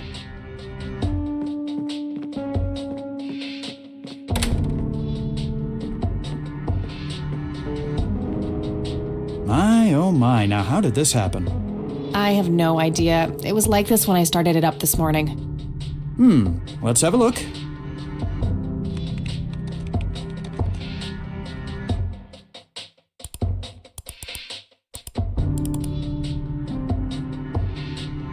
And presto, good as new. That's perfect. Could you try logging on real quick just to make sure it works? You go ahead, I'll wait.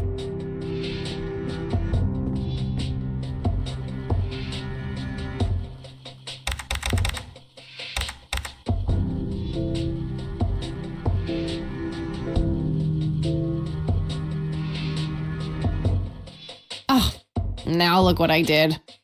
For crying out loud. Let me try to log in with my account.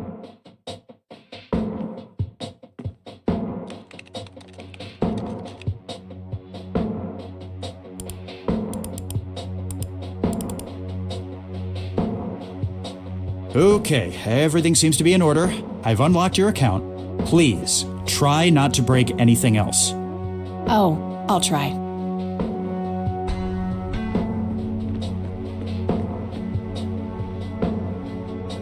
Phase 1 complete.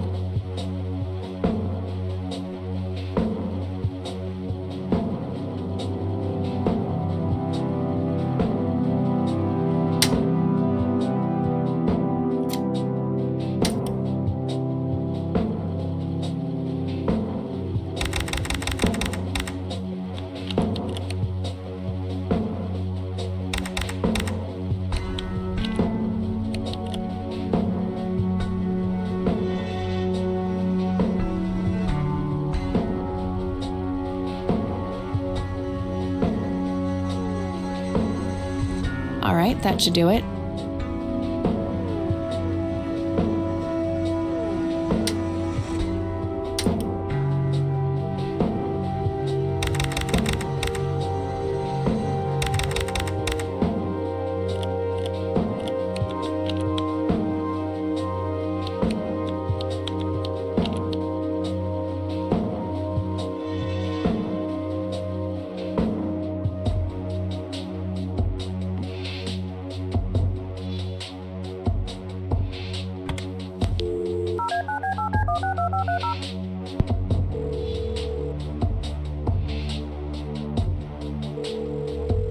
Yeah.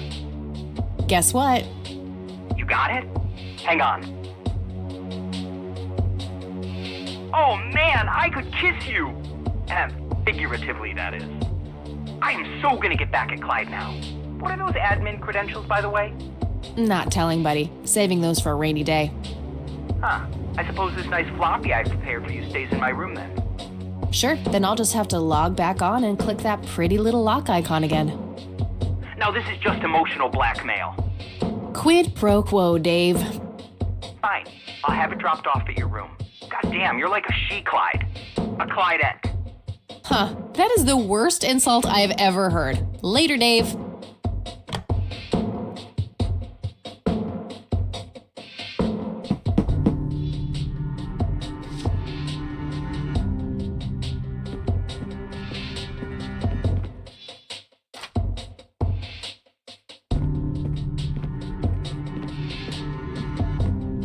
Eileen's girly suitcase. There's a sticker on it with her full name, Eileen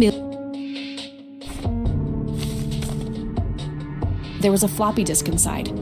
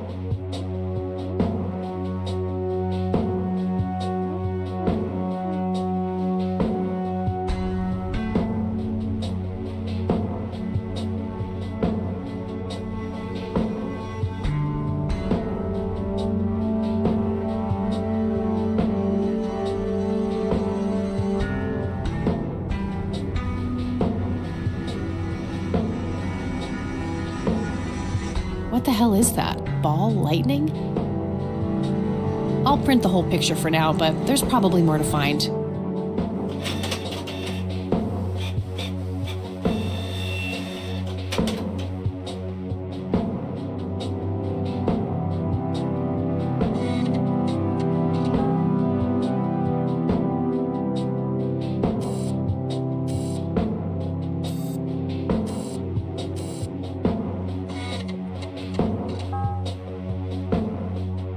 Unusual flower over there, though.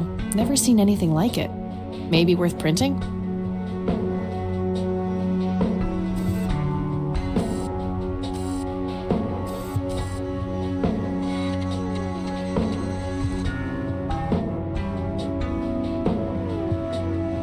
That shape has to be significant somehow.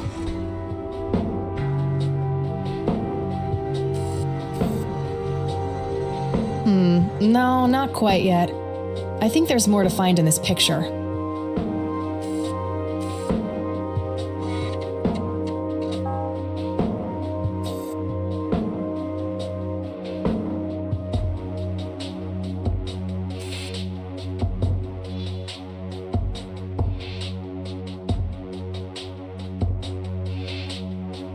I don't want to print that part of the... Good idea, but I should probably zoom in all...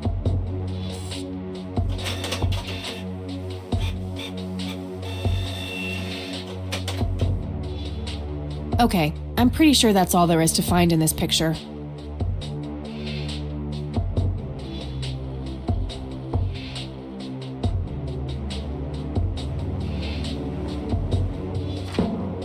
I'll just get rid of the original picture now, since I have the restored version anyway.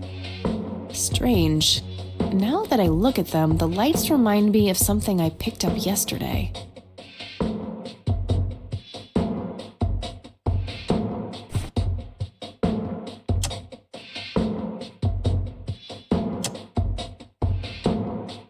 Wow, the church logo looks pretty similar to the smoky lights. I might have to visit them after all.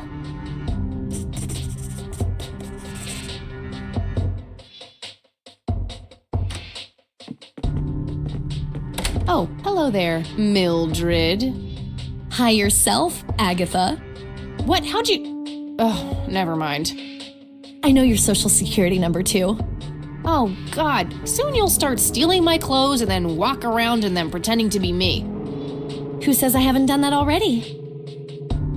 Okay, I admit that's pretty funny. So anyway, how did things go with Dave? Pretty good. I had to sabotage your computer. You had to what? Oh, chill outie. It was just a tiny little thing. I just needed an excuse for the IT guy to come by so I could steal his password. Clyde? But he's so nice. Why'd you want to steal his password? It's a long story. Wow, they're hypnotic. Looks like a will-o'-the-wisp. You know, the spirit of the forest. Now, that's just silly, Eileen. There has to be a more reasonable explanation for them. Hey, there's nothing silly about forest spirits. You should talk to Meadow, my Wiccan friend. She's really opened my eyes about these sort of things.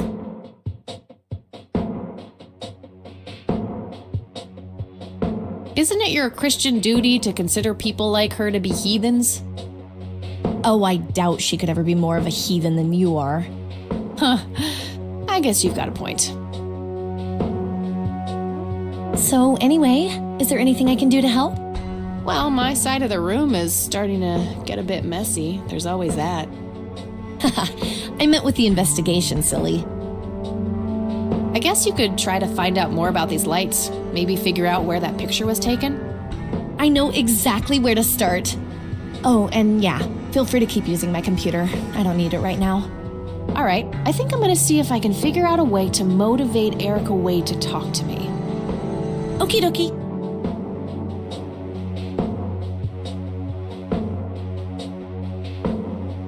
My electric guitar. Got it cheap from a lesbian I met at a concert. Helped me get rid of my last two roommates.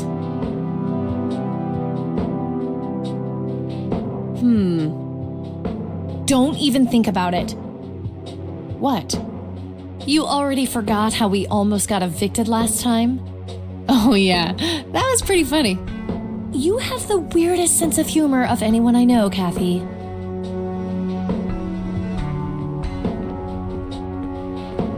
Makeup check, hair check, horrible mood and contempt for humanity check. You forgot about your resting scally face. I totally do not have a... Well, told you.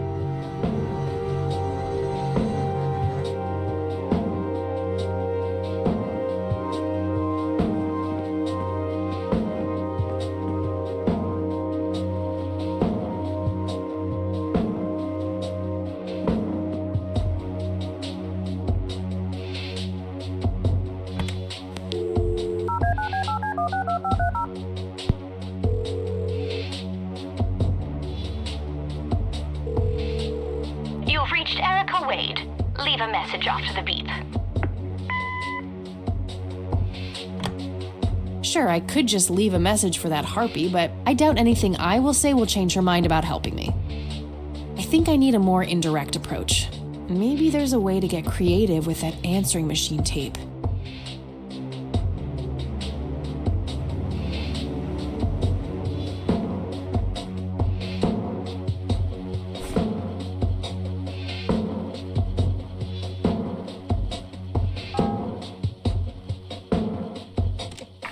You've reached the Rain residence. Leave a message after the beep. You're the only one I trust now. Just call me back as soon as you can.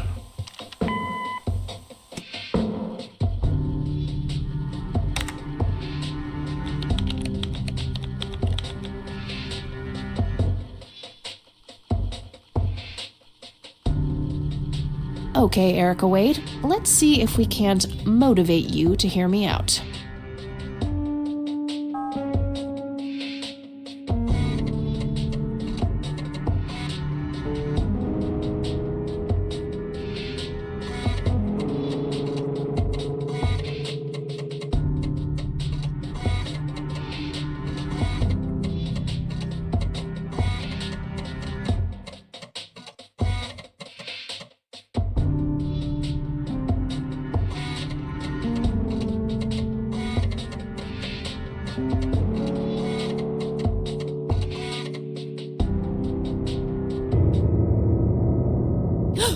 What the hell? Calm down, Kathy. Think. Just think.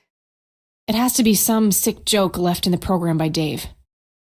Yeah, that must be it. He is one twisted fuck.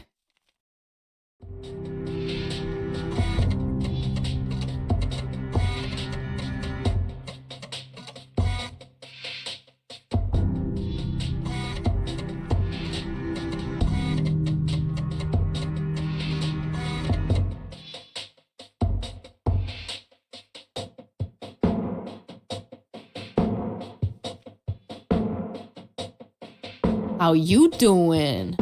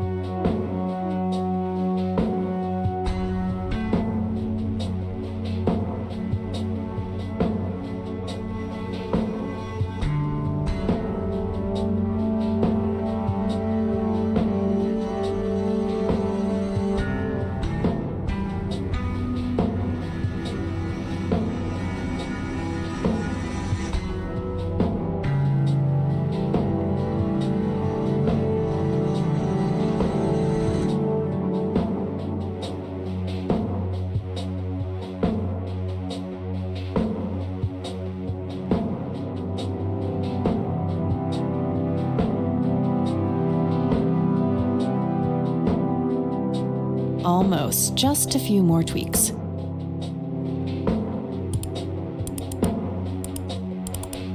That should work.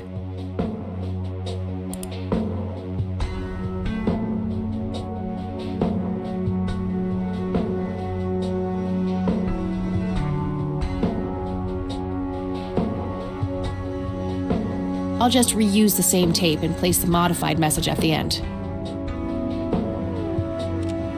Hello, Erica. It's your father. Call Kathy Rain and give her what she wants. Bye. All right, the forged message should now be at the end of the original tape.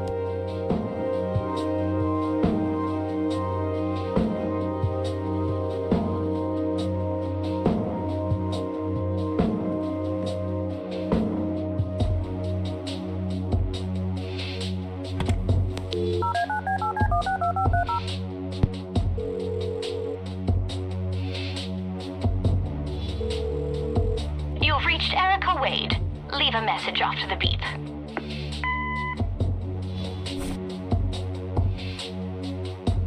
Hello, Erica. It's your father. Call Kathy Rain and give her what she wants. Bye.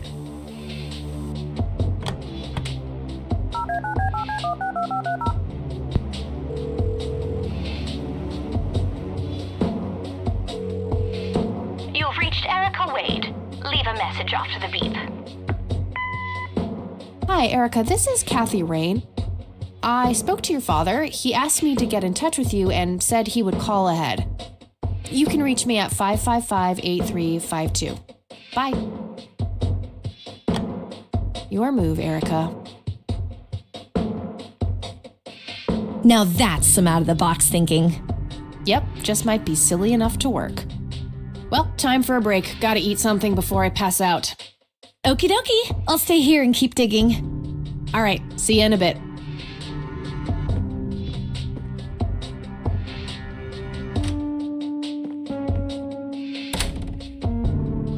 Hey. Hey.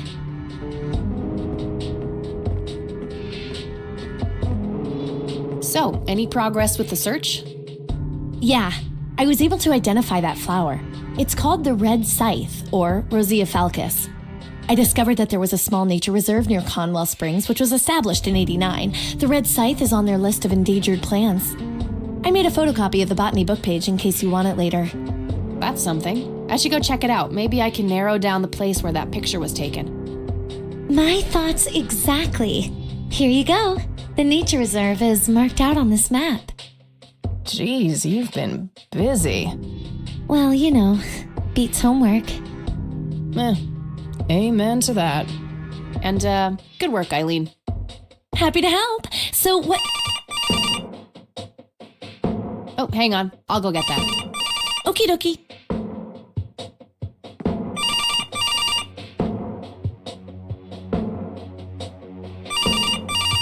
Hello? This is Erica Wade calling for Kathy Rain. Speaking. Miss Rain, this is terribly awkward. I realize now how rude I was before. I wanted to apologize and ask if there is anything I can do. Apology accepted. You can start by answering a few questions. Very well. Do you know anything about what happened to my grandfather that night in '81? Not really, no. But what I do know is how it destroyed Father. It did? Oh, yes. The two of them were great friends once. And when Joseph was hurt, they hadn't been talking for some time. Father always hoped they would be able to reconnect one day. He kept putting it off, believing they had time. But in the end, it never happened. So, what were things like back when they were still good friends? Oh, they were like peas in a pod.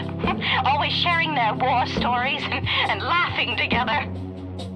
In a way, Joseph became the uncle I never had. He was around a lot when Father went out on business trips.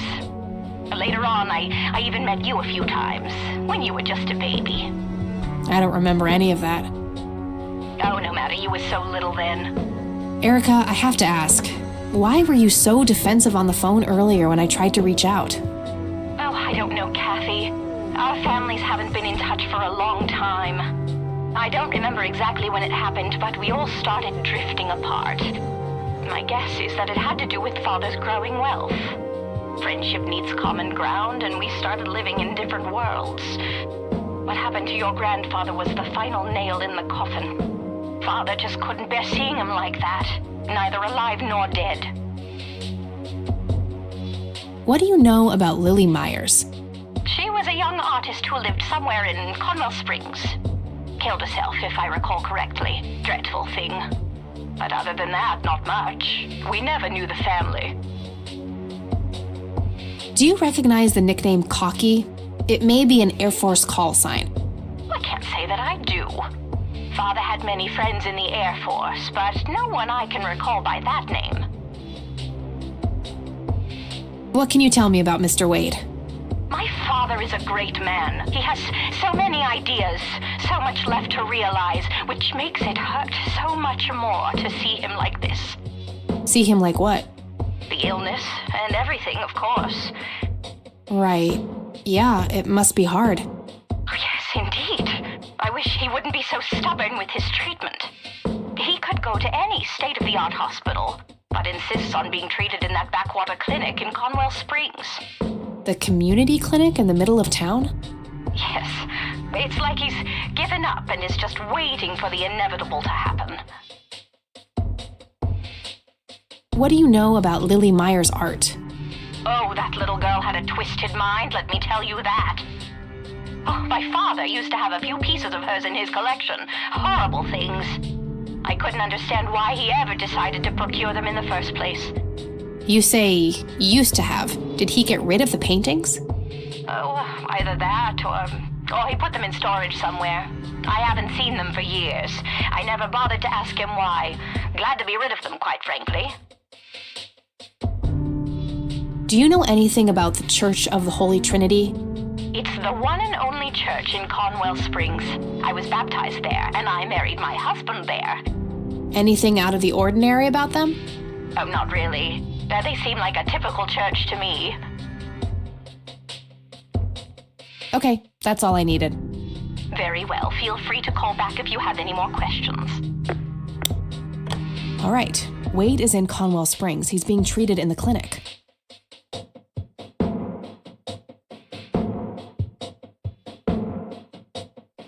That was Erica Wade. Her father is being treated at the clinic in Conwell Springs. Being treated? He's sick? Looks that way. Small miracle they managed to keep it out of the press. Yeah, I suppose you're returning to talk to him? It'll have to be tomorrow. It's quite late for that now. I suppose. Scrabble? Oh, you're so on. I will crush you.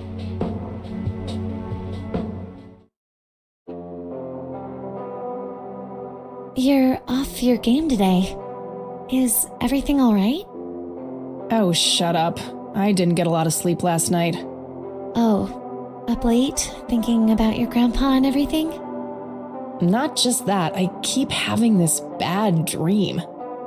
Well, it's not exactly a dream, it's something that actually happened. Oh? What is it? I'm not sure I should tell you.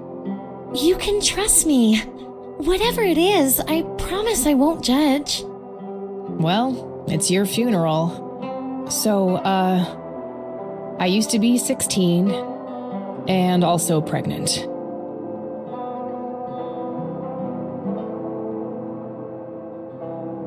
Did you have an aneurysm just now, E? Please go on. Well, seeing as how I don't actually have a 5-year-old, you can probably put 2 and 2 together. You had an abortion? Sure did. Major pain in the ass too, but hey, couldn't let that pregnancy go untreated. I'm glad you're telling me, but I really wish you hadn't done that, Kathy. Who was the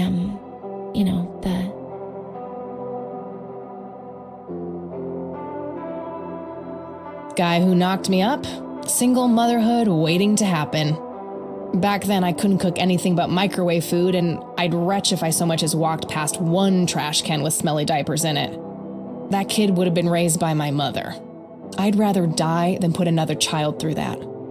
I respect your decision, but you know how I feel about this.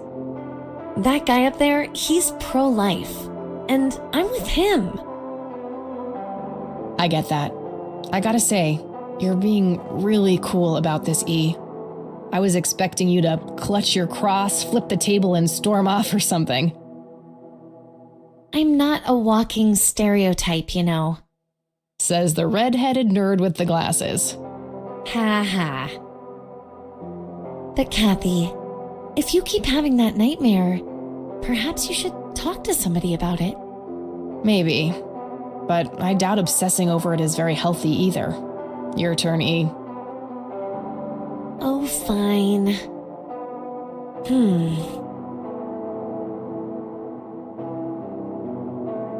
Oh, I play apricot, orange. Yay, bingo. 67 points. Well, ain't that fucking peachy. At least it's not sour grapes. Touché.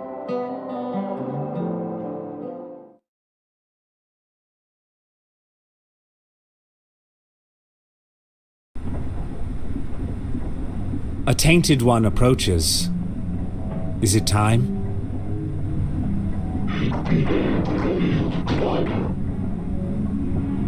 Yes, a fire that burns so bright, it is almost unbearable to see.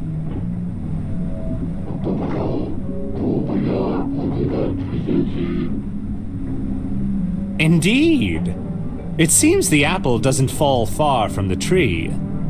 Shall we sculpt some flesh friends, then?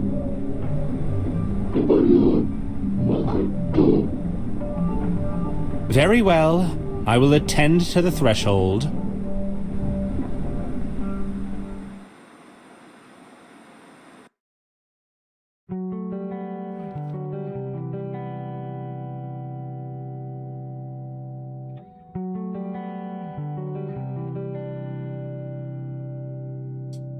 Good morning, sunshine. Please tell me I dreamt all those Scrabble losses last night.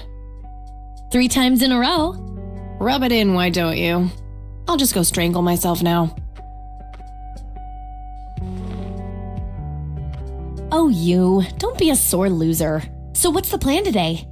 Mr. Wade is the plan. I'll head for the clinic right away. While I'm at it, I'm gonna check out the church and the nature reserve. Okie dokie. What can I do to help?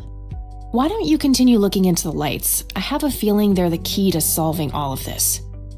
You could also look up the history of Conwell Springs in general, see if anything unusual has been going on. I'll get right on it. Great. Thanks, E. Oh, by the way, don't forget to check out the page I gave you about the red scythe. It's a pretty interesting flower. Right, yeah.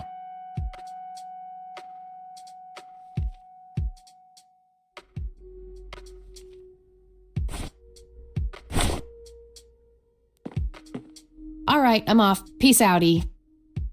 Okie dokie. Good luck and see you later.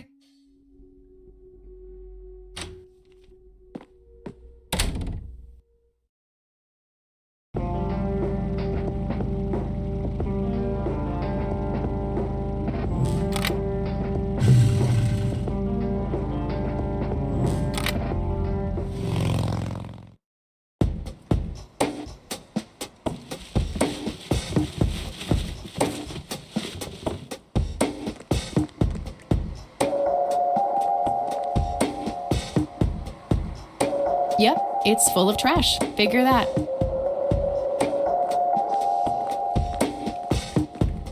We meet again, Mr. Homeless Guy. Homeless? That's the worst thing I ever heard of, and totally untrue. So, what's up with the trash can? Digging for treasure? Well, I'm just going through a rough patch. By the way, you owe me $10. Nah, you agreed to 7. You're busting my balls here. Better get those balls checked out in this clinic then. So cold. Like a stake through the heart. What do they call you anyway? Goober. Everyone calls me Goober. All right, I'm Kathy. Pleasure to meet you. So, what's your story anyway? My story?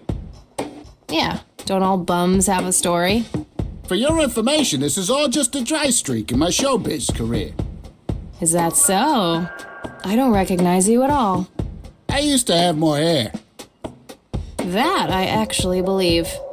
Come on, man. Frankie Gold is my stage name. Surely you must have heard of me. Not really, no. Oh, come on. I have starred in dozens of Hollywood movies. The Silence of the Lambert, Jacob's Bladder, The Usual Surprises, Natural Bald Killers. Not ringing any bells. Kids these days, no appreciation for quality cinema. Breaks my heart.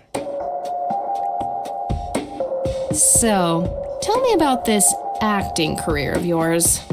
What about it? Tell me about The Silence of Lambert.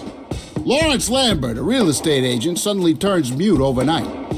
For weeks, he tries to communicate with customers using a self-invented sign language, only to realize that true love needs no communication at all. He marries his housekeeper, who only knows 2 words in English, yes and clean. In the end, Lawrence dies of a heart attack in the arms of his lovely wife, Consuelo Lambert Vasquez. Based on a true story. I'm not sure I want to know what Jacob's Bladder is about, but I'm gonna ask anyway. Jacob's Bladder. The tragic story of Jacob Cobb, a schizophrenic man who forms an imaginary romantic relationship with his bladder.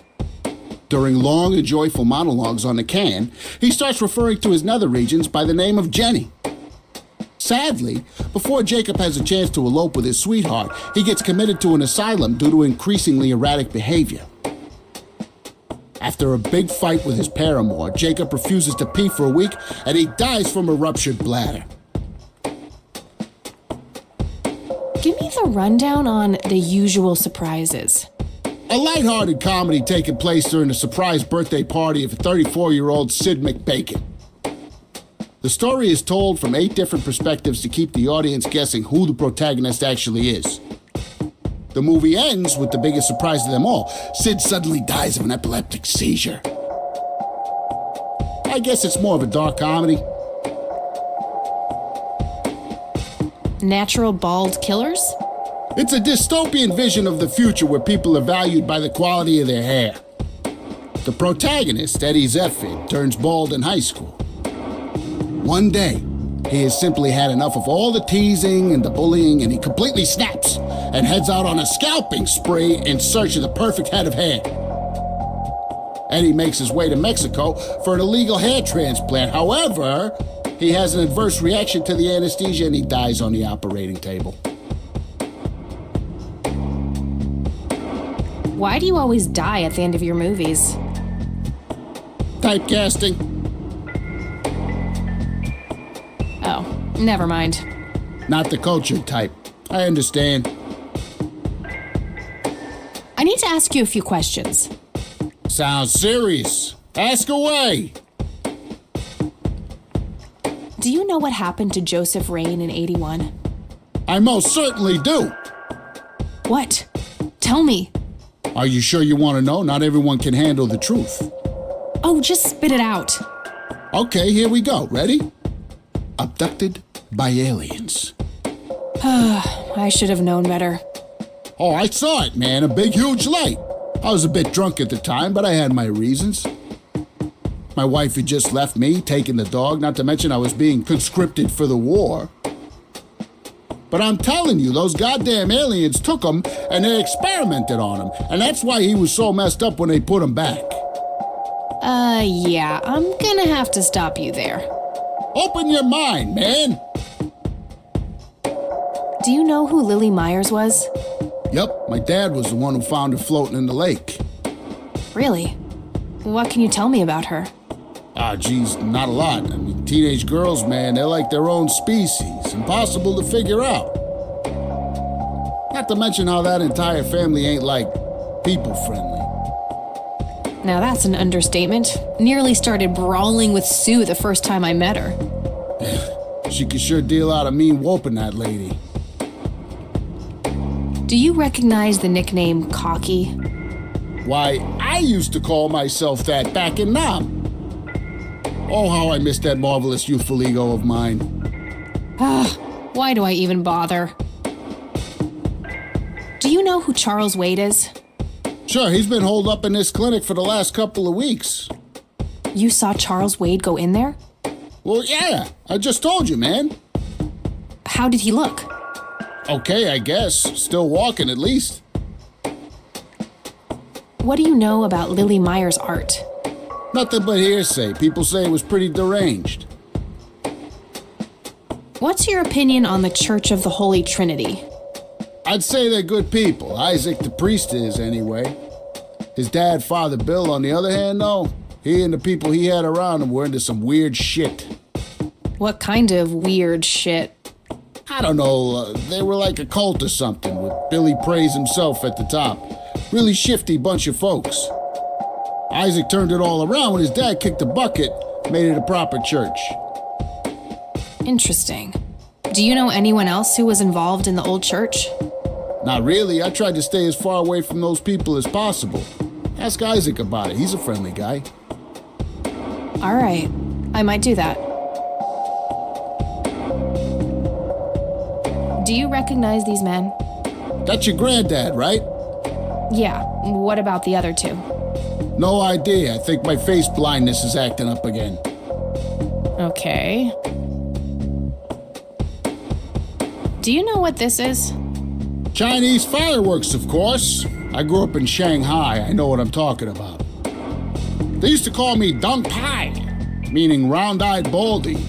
Those were some rough years. I miss the food, not to mention the women. Got 2 kids down there now, Maylin and Little Ping. Time to hit the off switch now, buddy.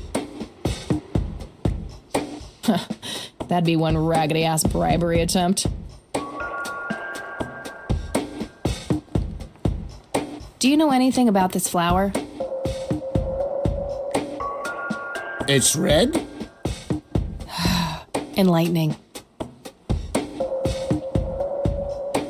Okay, that's enough serious questions for now. Alrighty. Okay, I'm off. Bye.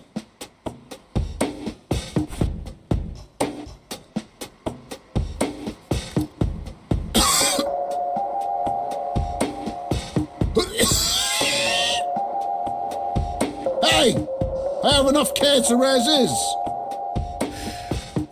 Sorry about that, buddy.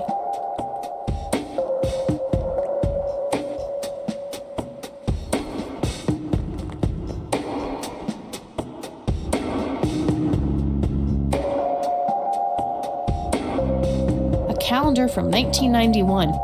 Guess they really liked that year. Was expecting plastic, but this looks like a real plant. Smoking allowed. Guess this place is a bit behind on healthcare regulations. No thanks. I have better things to do. Uncomfortable, hard plastic chairs. It's like they're intentionally trying to keep people out. Rows and columns of files. Probably easier to use the computer if I need to do some digging.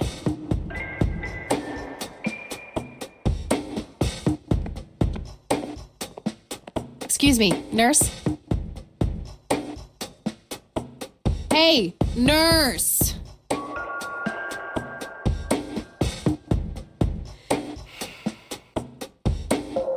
Yeah?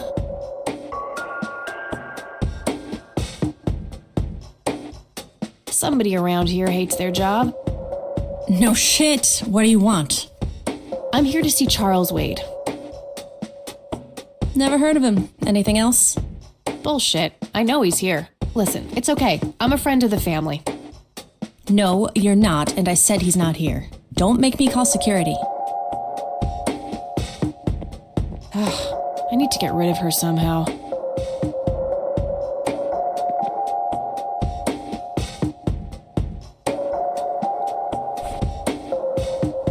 I could, but only if I had a really good reason. Hey, doofus. Oh, hi! So, how good an actor are you? The best! The very best! You know, that nurse in there, she said she loved you in all those movies, and that she always wished you'd give her a live performance. I know it. She always gave me these strange looks. I thought it was contempt, but her face must just be cramping up from shyness. Yeah, that's definitely it. She'd love to see you act, I'm sure. I'm gonna have to oblige. Which movie do you think she'd like the best? Probably The Silence of Lambert. Oh, I'm gonna be loud.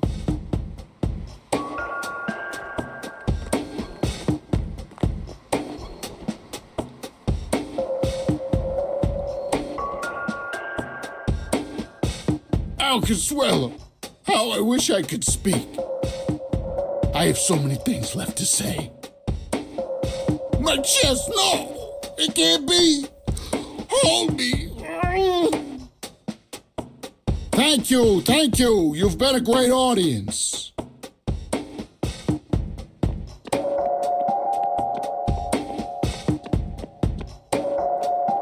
That wasn't really an electrifying performance. I'll have to intervene somehow.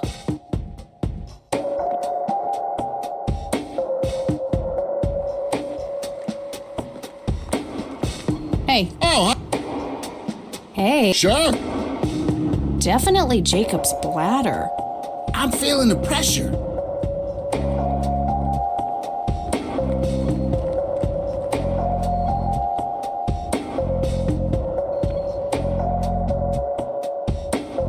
Oh, Jenny, everything is forgiven. You and me were like peas and carrots. I'm just so full of your love that I think I'm about to burst. Jenny, where did you go? Oh, I don't feel so good. Thank you. You've been a great audience.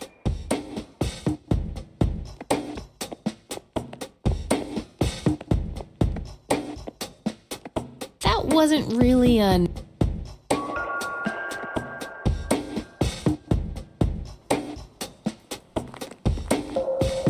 Hey. Oh, Hey. sure. Natural bald killers would be the obvious choice. Bald move.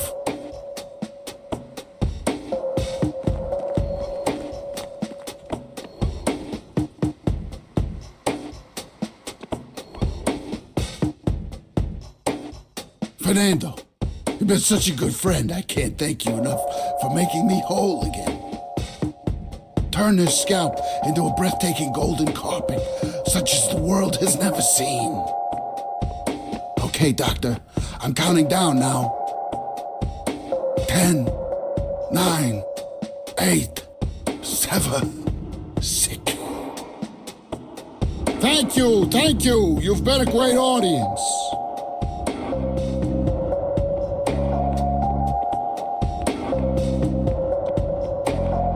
That wasn't really a...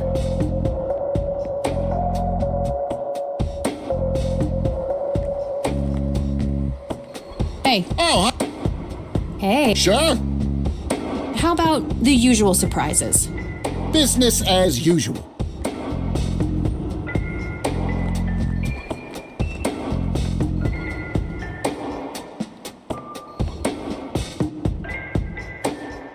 I can't believe you guys did all this for me. You know, what's that smell? Bacon? Oh, Bobby, my head hurts. I'm seizing. Nurse! He's seizing! Oh, shit! Man, I feel like a total jackass. I'll have to make it up to the poor guy later.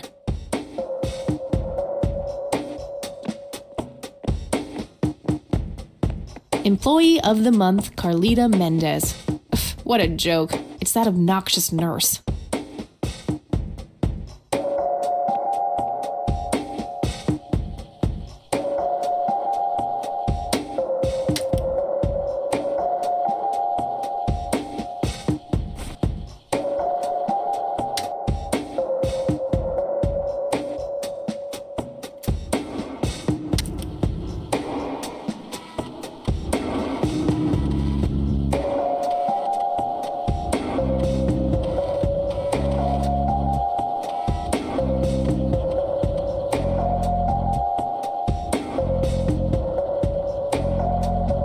Crap.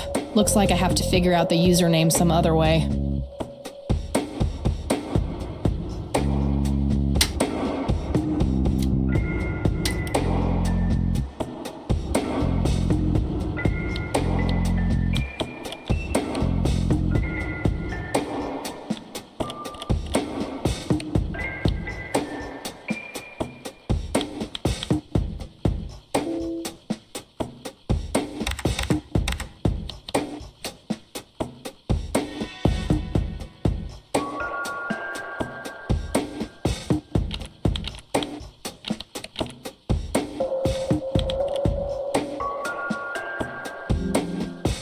Gotcha.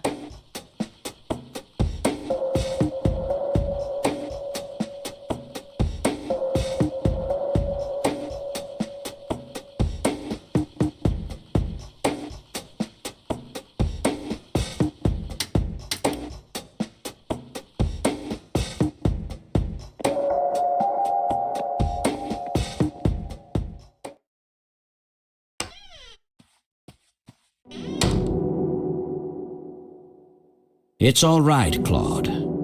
Understood, sir.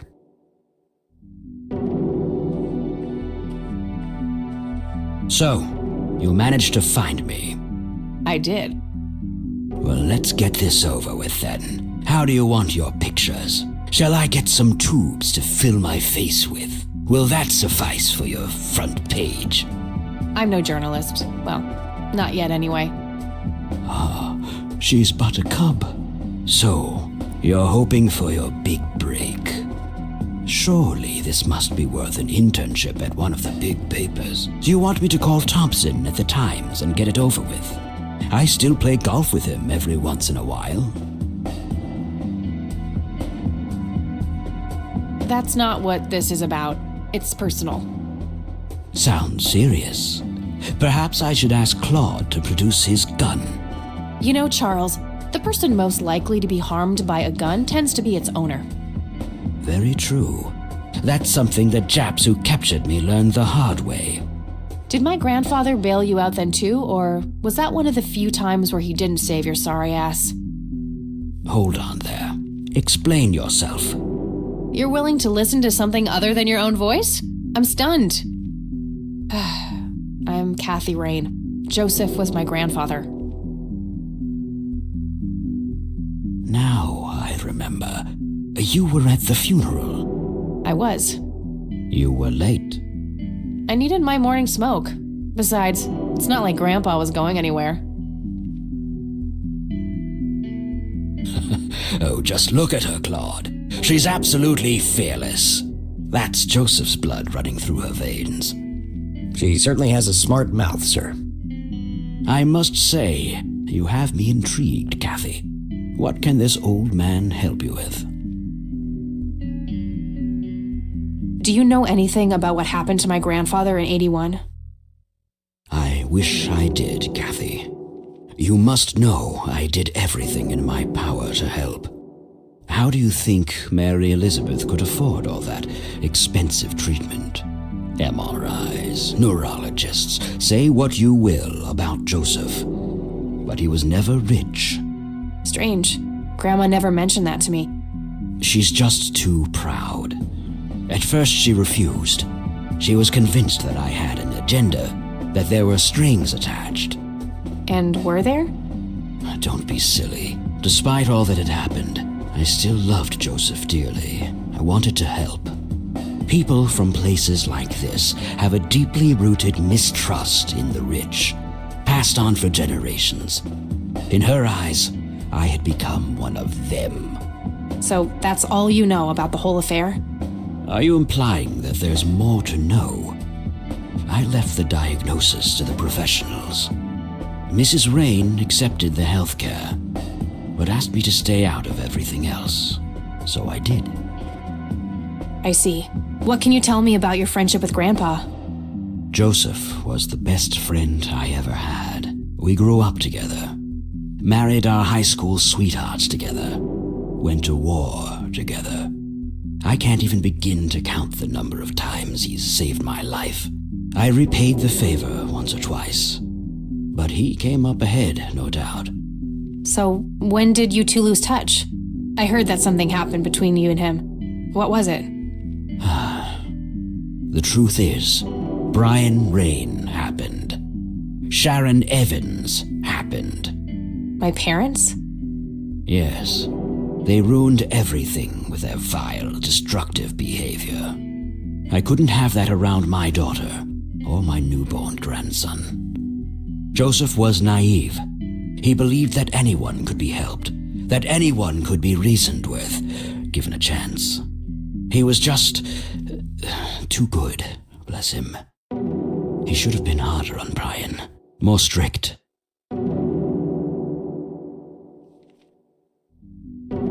It's hardly Grandpa's fault. He did everything he could to set my father straight. Oh, I never claimed to doubt Joseph's commitment, but I'm not going to ignore his flaws either. Your grandfather often used his heart when he should have used his head. You say that like it's a bad thing. I believe it is, objectively. But I shouldn't speak ill of the dead. Eventually, my company grew much too large for this little town, and we moved on. Not long after that, your grandfather ended up in that wheelchair. That marked the end of our friendship, for obvious reasons. You bought a number of paintings by Lily Myers. Why? I'm known to dabble in art from time to time. Martha, my wife at the time, was enamored with the paintings. I believe she first saw them at the high school which the Myers girl attended. Anyway, after the poor girl killed herself, I bought the paintings speculatively. When a young artist with any talent to speak of commits suicide, it can be a wet dream of certain connoisseurs. Shortly after procuring the art, I had it valued by an expert who determined that the value was 3 times the amount I bought it for. Today, I'm sure I would have made my money back tenfold or more if it wasn't for the art theft. What art theft? There was a burglary at the mansion I used to own here in town. It was all over the local news at the time. Well, shit. Eloquently put.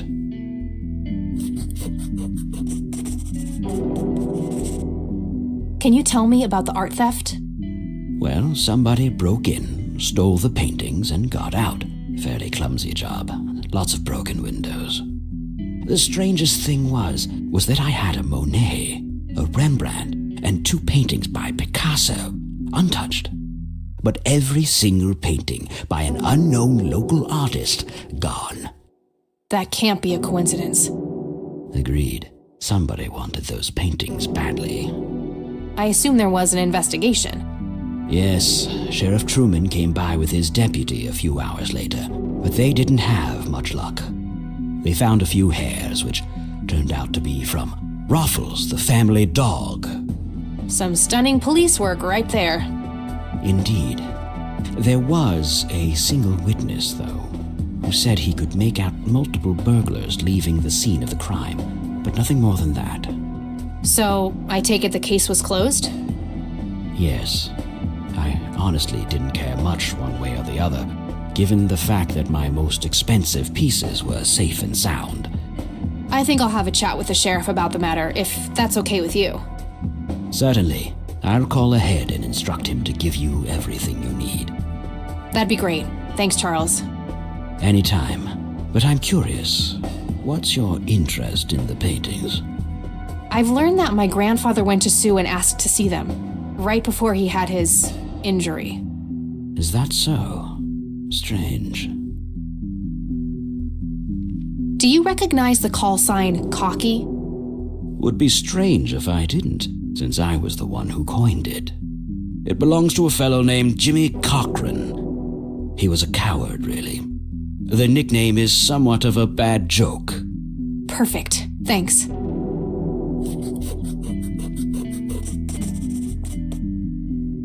Tell me about Jimmy Cochran. Is he still alive? In a literal sense. He's been held in a mental institution for years. Let me guess. Since 81? Either 82 or 83. I'm fairly certain it was early 83. Do you remember the name of the institution? Something starting with an E. Emerson, Everton, or similar. Ingstrom? Ingstrom Psychiatric Hospital? Yes, that's the one. You know the place, Kathy. I do. My mother is in there. Sharon Evans? I had her committed about a year ago. I see. It must have taken a lot of courage to do that, Kathy. Mothers have a lot of power over us. More than most of us care to admit. I guess so. Do you know why Jimmy ended up in there? Some obsessive-compulsive syndrome. He became fixated with circles and started hurting himself, trying to scratch the circles out of his head. Creepy. I wonder what set him off. I think I'll check the place out tomorrow. Too late to head back to the city now. What can you tell me about the Church of the Holy Trinity? They seem like any other church to me. But then again, I'm not their usual clientele. Weddings, baptisms, and funerals are just about what I can muster. And I always leave early. Do you recognize this, Charles? Of course. Your grandfather, me, Jimmy Cochran, taken shortly before we went to the war. You guys look like you just won the lottery or something. Indeed. We were mere children, with no concept of what we were getting into. What do you see in this picture, Charles? Fireflies would be my best guess. They can grow terribly large around these parts. Do you know what this is? A flower. Why don't you consult a botanist instead of bothering me with this nonsense? Thanks, Charles. That's all I need for now. You're welcome, Kathy. Come back anytime. Looks like Wade brought some of his old tunes with him. Just some boring landscape paintings. Just some boring... A private phone. Wade must get special privileges here. That guy is huge. I wonder how many cows he eats per day.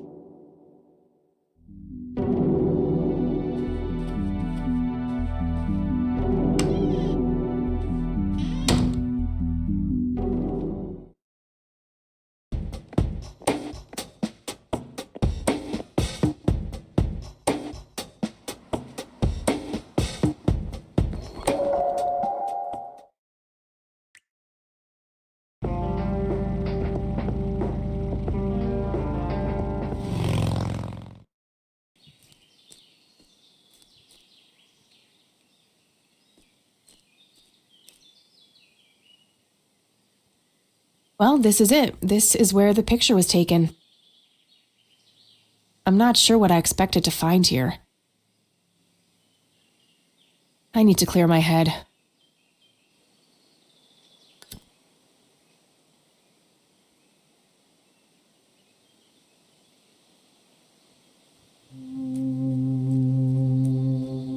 What the? Why, hello there! You have laid eyes on this dapper fellow once before, haven't you?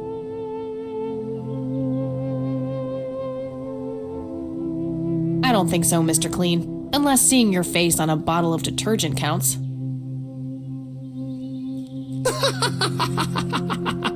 Always the joker, aren't you, Kathy? Who are you? How do you know my name? It is my calling to know people like you, those shackled by their past, yet yearning for change. I feel strange. Am I dreaming? It's the mending. I will try to facilitate. You're not real. I'm lying asleep in my bed right now. Focus, Kathy. Listen to the drowned girl. You mean Lily? What about her? She's the one who slipped away, filled with secrets. While she may be free in death, her cold, wet hands still trap many in painful ignorance. What is this, Woodstock poetry slam? Mine speaking like a normal person? I knew you wouldn't disappoint. I'm glad, given how much trouble I went through to be here.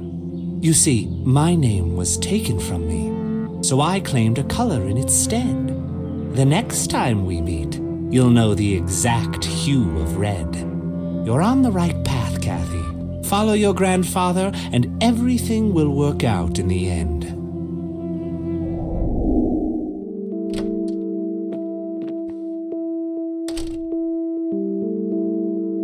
Wait, what? How did I get here? Am I going crazy? Am I turning into Mom?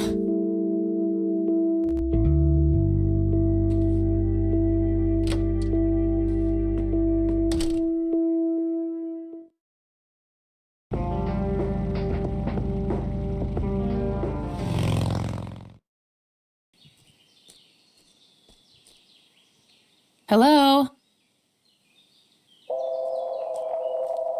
Creepy bald guy. Guess no one's home. Looks like a specimen of the red scythe. It's endangered. I'm not gonna take it without a really good reason. That wasn't here before.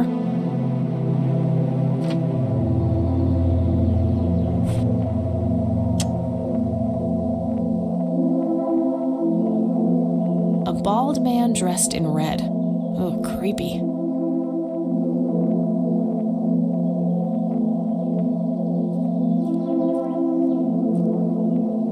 Hey, is this shovel taken?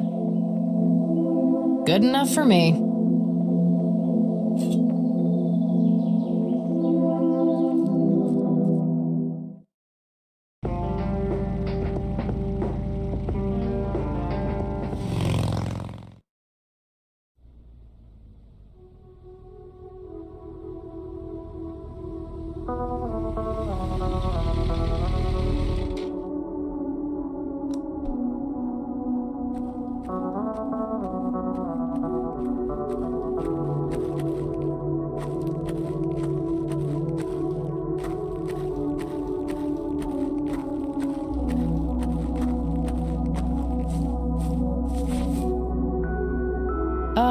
I'm just gonna let Grandpa rest in peace instead.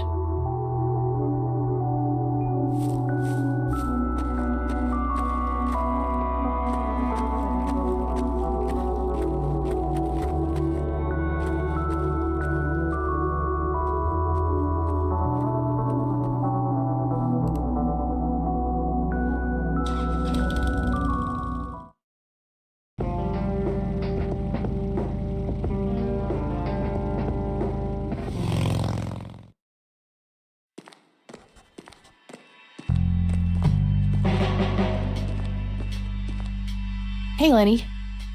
Hello, Kathy. What's up? Do you know who Jimmy Cochran is? Not really, Kathy. Sorry.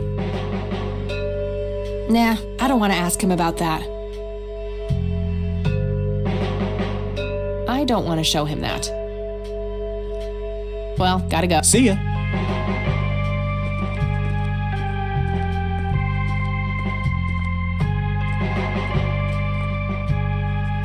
Hello, Sheriff. Mind if I ask you a few more questions? If you must. Do you know who Jimmy Cochran is? Nope. Do you know anything about the art theft in the Wade estate? Yes, Mr. Wade phoned ahead about that. Lenny! Yes, boss? Get the report from the burglary in the Wade estate back in '86? On it, boss.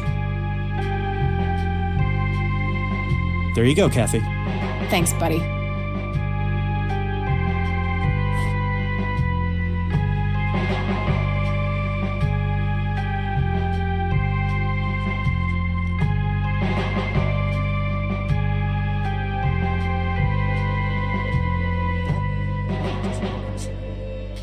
And it smells weirdly like coffee. Must be a I gotta find this Goldfarb guy. Maybe he knows more about the burglary. Of course. Duh. Hey, Lenny. Hello, Kath. Does the name Franklin Goldfarb mean anything to you? Sounds familiar, but I can't place him. Well, see ya.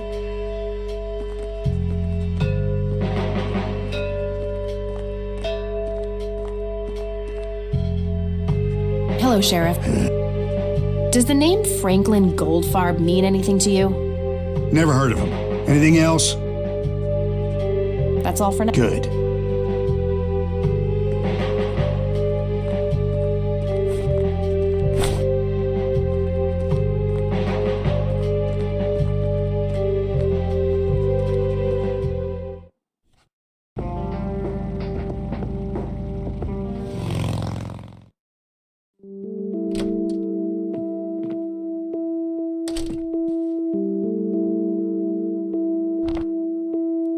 Nah, nothing like...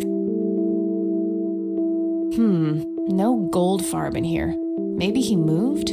I should ask around and see if anyone knows him.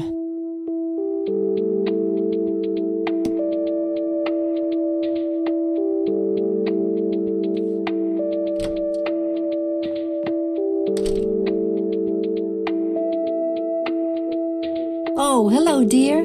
Glad to see you again so soon. Hi, Grandma. I just thought I'd drop by. Sure, hon. Stay as long as you'd like.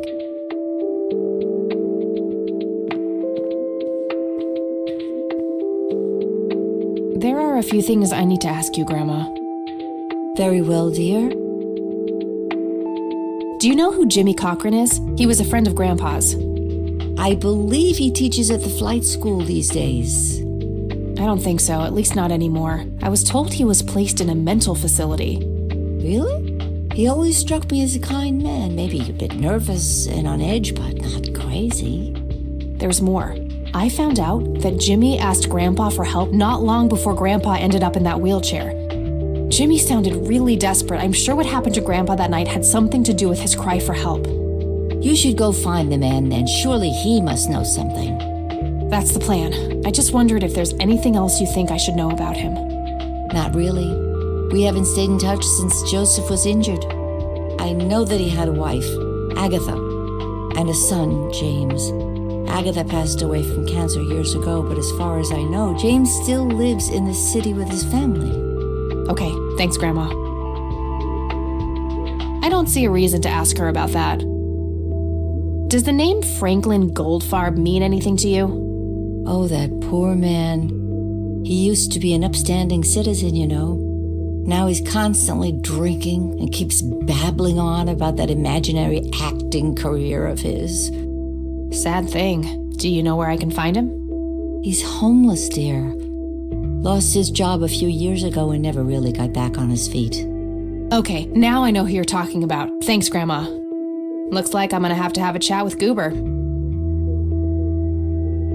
Well, gotta go, Grams. Talk to you later. Bye, Kathy.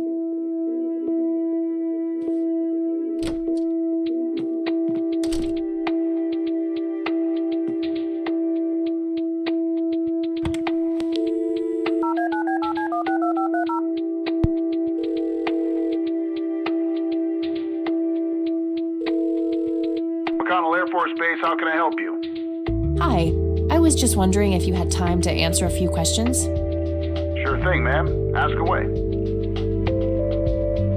Do you know anything about a pilot named Jimmy Cochran? He was assigned to your base during World War II.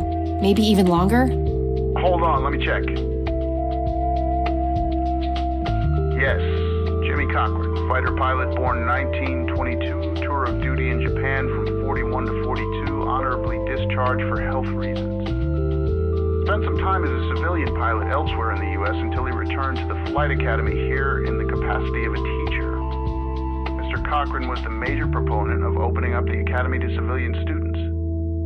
He continued teaching at this base until a sudden resignation in 1983 for unspecified reasons. All right, thanks. All right, that's all. Goodbye, ma'am.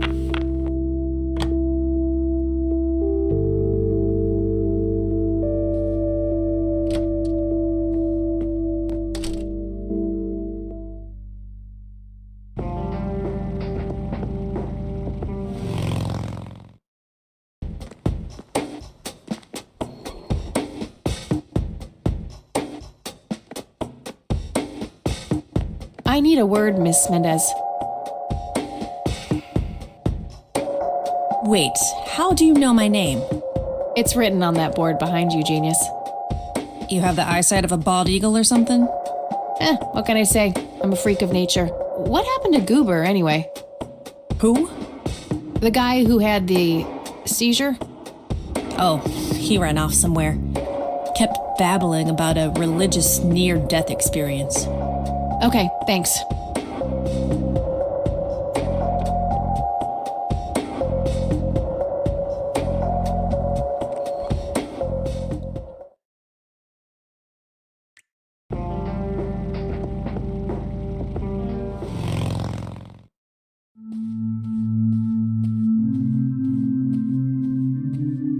Hello, Father. Greetings, my child. I'm glad you decided to come here. Yeah, but just so you know, I'm not here to join your church or anything. Oh, I would never assume that. Good. So, with that out of the way, I have some questions. Anything you need. I'm Isaac Price. Kathy Rain, but I'm guessing you figured that out already. I did. Rumors spread quickly around here. So how can I be of service? Do you know anything about what happened to my grandfather in 81? It was the work of the devil, I'll say that much. Joseph was a kind man. He did not deserve such a fate. You heard my speech at the funeral, Kathy. I meant every word. He was a great man who did much good for this community. Did you know him personally? In a way, he and my father did charity work together. Joseph was around a lot when I was young. They collaborated on a few different projects for the homeless and for the troubled youth, among other things. So my grandfather was a member of the church? I wouldn't say that, no. He was a friend of the church, but he wasn't a religious man. He believed only in philanthropy. That being said, Joseph was the person who convinced me to become a priest. Really? Oh, yes. I was a teenager back then. Full of rebellion every fiber of my being wanting to distance myself from my father. Joseph made me realize my sinful pride and showed me how I should follow my heart, regardless of what others might think. And for that, I'm eternally grateful.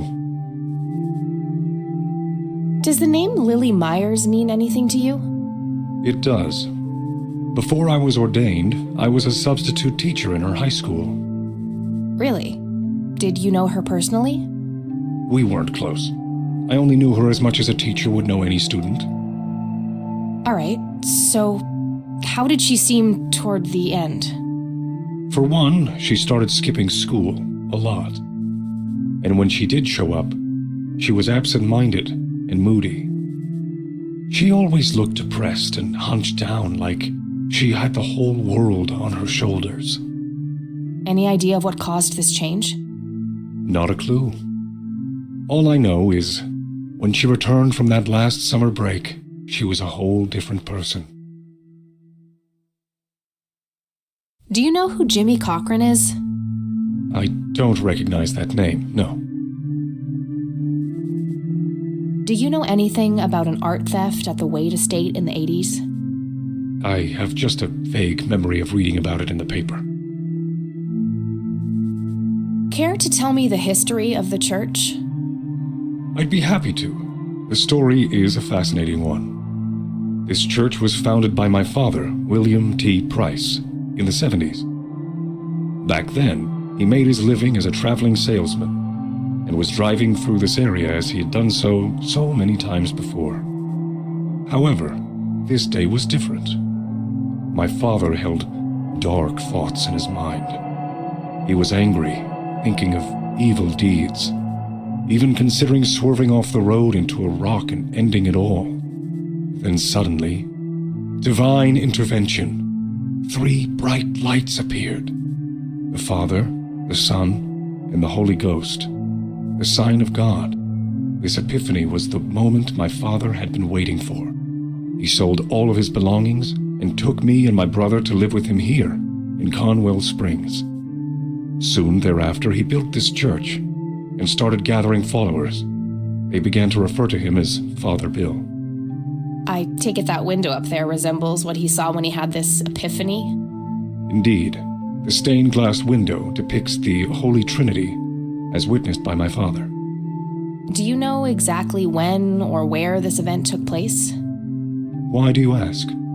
Oh, just curious. It's a captivating story. Well, it was the spring of 1971, but my father never told anyone where. Okay, so what happened then? People flocked to Father Bill. He started teaching, writing scripture. The church flourished and continued to grow all the way up until his sudden death in 1983. That's when I stepped in to take leadership of the church. I take it that the church started declining after the death of Father Bill? Yes, naturally so. With such a magnetic personality, he was irreplaceable. But I assure you, the church is still very much thriving. Looks kinda empty to me. It's not really our peak hours. What's up with you handing out pamphlets at funerals then? Trying to reel people in at a weak moment? I'm going to assume you meant no disrespect, child. I'm simply providing divine guidance when it's needed the most. That's all I need for now, Father. May the Lord shine his light on you. Impressive window. There's no doubt about it. Those are the smoky lights. It's an altar. You know, the place where they put the sacrificed goats, kids, and other crap. Hello, Do you know who Franklin Goldfarb is? I'm afraid not, my child. That's all I need. May the... I really shouldn't. They might burn.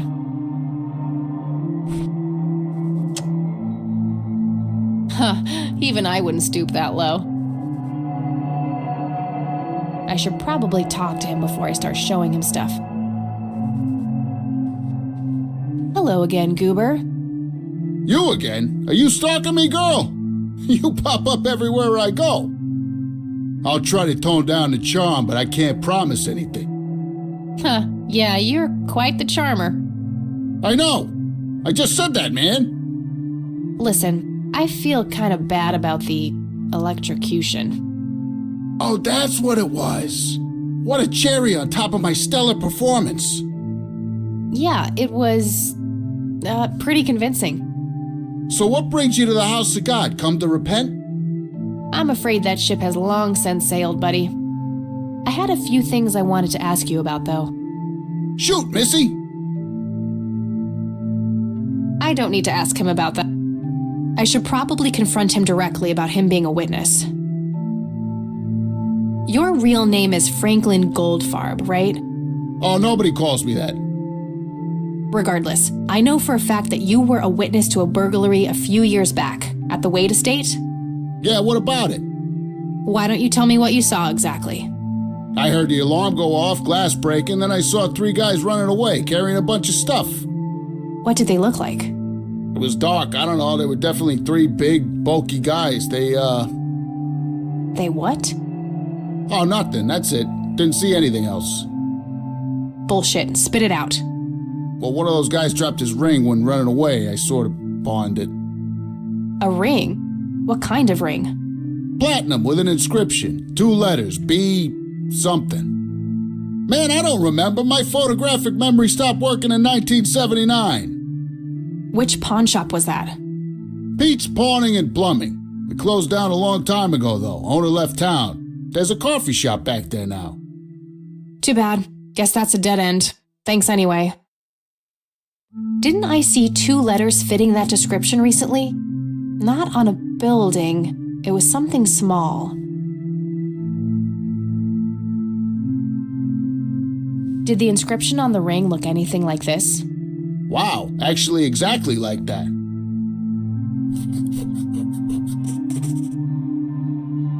Any idea what BH stands for? Beehive? Bet high? Big head?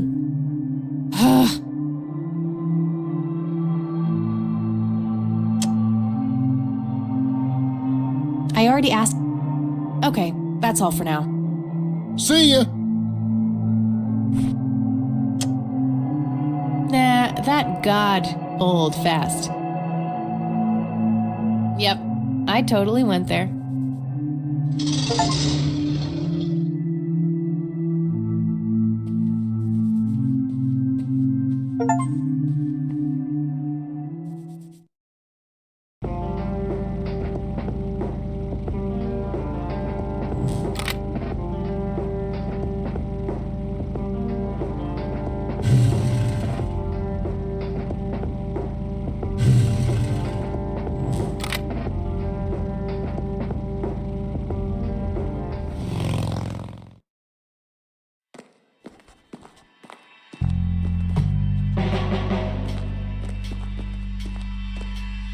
Hey, Lenny. Hello, Kathy.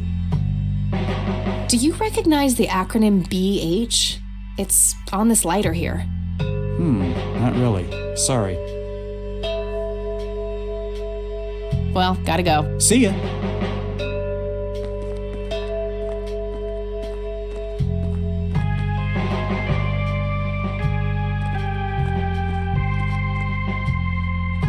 Hello, Sheriff. Mind if I...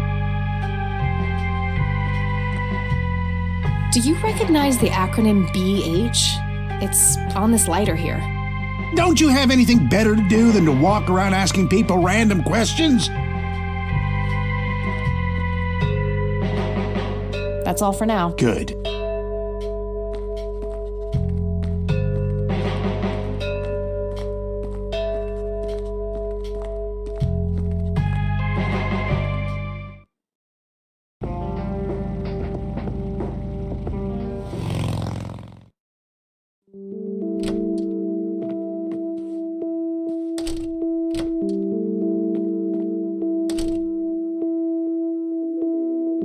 Oh, hello, dear.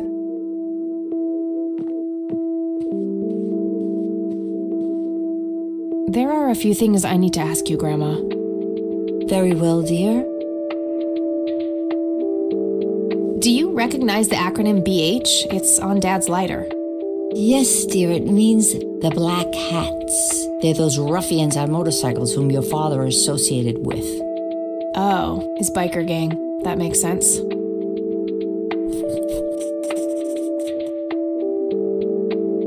What can you tell me about the Black Hats? I refuse to talk about those hoodlums. They turned your father into a horrible person. You should stay far away from them, Kathy. They're awful people, just awful.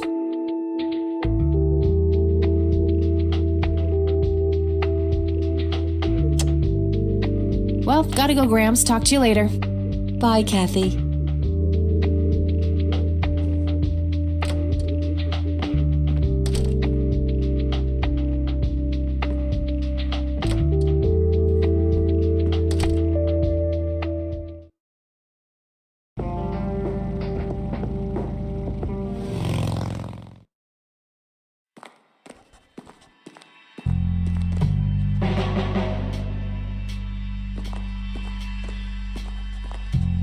Hey, Lenny. Hello, Kathy. What can you tell me about the Black Hats? They've caused us trouble from time to time, but they've been kind of quiet lately. We put a few of their captains in the slammer over the years, but we never managed to find enough dirt on their leader. Bo Brunson. Big Bo. Do you know where I can find them? Yeah, hold on. Let me just find a map. Got it. Thanks. Well, gotta go. See ya.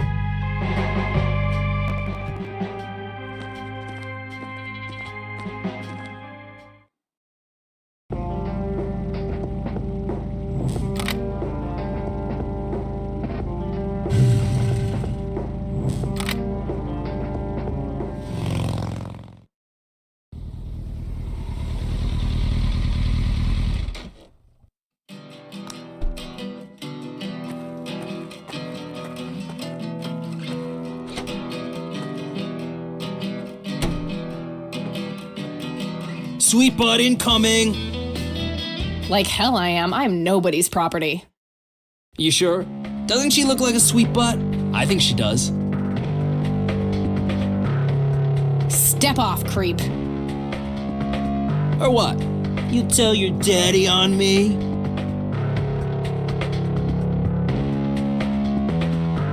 You think I need my daddy to kick your pathetic ass? Oh, I love it when they play hard to get. Let go of me!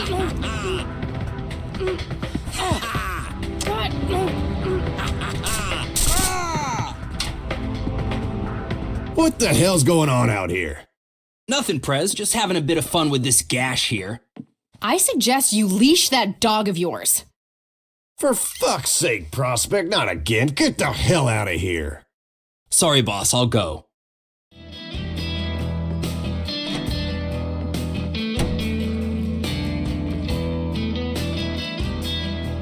He'll be disciplined for that. He better be. I take it you're Bo? I am. And who are you, darling? Kathy Rain. Bullshit. She lives in the city with her deranged mother. Who are you, really? Did the Vandals send you? No, they didn't. I am Kathy Rain. Prove it, then. Well, I would, but I left my ID back home. That's convenient. I think I've wasted enough time with you. I need to figure out some proof.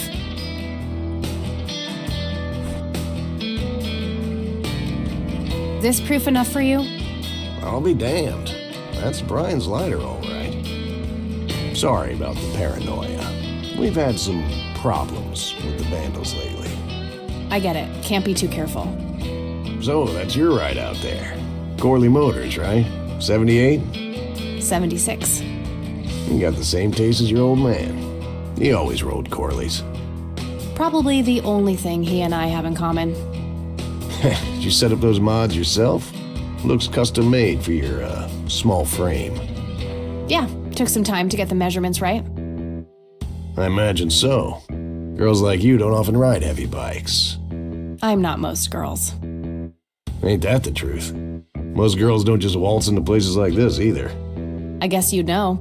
Anyway, I had some questions for you in the club. Go ahead, then. Your old man was a good brother, so I'll indulge you for now. Do you know anything about what happened to Joseph Rain in 1981? No, we had our differences, me and him, but that's a horrible fate for a man. I'd rather be dead than a vegetable. So I take it you and him didn't get along. No, I could write a book about that man. On one page I'd praise him, on the next I'd want to smash his skull in. He could be a real self-righteous prick when he wanted to, that's for sure. But everyone knew he was the real law around here. Truman was a tool. I respected Joseph, and he respected me, but he hated how Brian looked up to me. Joseph always blamed the club for the path Brian chose in life, even though it was just due to him being a shitty father. You seriously thought Grandpa was a bad parent? Everybody knew about it. People just tend to forget the bad qualities of men in wheelchairs. Joseph wasn't a saint. He saw everything in black and white. He was only kind to whomever he considered to be good by his narrow moral standards. The ones who wouldn't fit in that small mold didn't get any chances, none whatsoever. Do you know anything about Lily Myers? Nothing that anyone else around here couldn't tell you. Do you know who Jimmy Cochran is? No. Tell me, how long have you been the president of this club? 15 years now, give or take. VP for 10 before that. Good. Then you can tell me why you stole Lily Myers' paintings from Charles Wade in '86. I don't know what the hell you're talking about, but I'd recommend you be careful with wild accusations like that.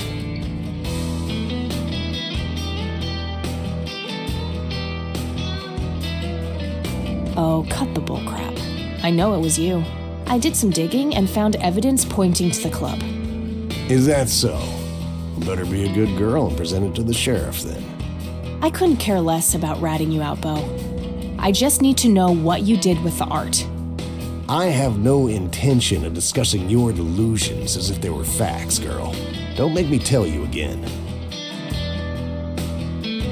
What can you tell me about the Church of the Holy Trinity? Do I look like a pious man to you? I've peed on churches. What can you tell me about the Black Hats? Black Hats MC was founded in the 60s by my old man, my uncle, and 2 other local bikers. Conwell Springs is the mother chapter, and we have support clubs in 6 other locations across 3 states. There's a total of 16 members here, 12 patch, 4 prospects. I'm the acting president of this chapter as well as of the whole club. Have been for more than 15 years. The law give you any trouble? It used to be tough when your granddad was around. He and Truman ran a tight ship. And now? Now they try, but Boyks and the boy are a nuisance at best. Do you know what this is? Whoa. What? Do you recognize that? I saw one of those with my own eyes a few years ago. Really? Where? Middle of the woods, the road to the city. Those things came from nowhere and gave me this crazy headache right on the plate in my head. At the time, I thought it was just a nasty case of migraine. You have a plate in your head? Yeah, titanium from a shrapnel wound I got in Nam. I see. Titanium isn't the least bit magnetic, is it? How the hell should I know? I'm no scientist. Do you remember where exactly on the road it happened? No. Like I said, I dismissed it as a migraine. Didn't pay too much attention as to where I was. Fair enough. I don't need to show him that. Do you know anything about this flower, Bo? Do I look like a florist to you? Yeah, a little bit. Crack me up, girl.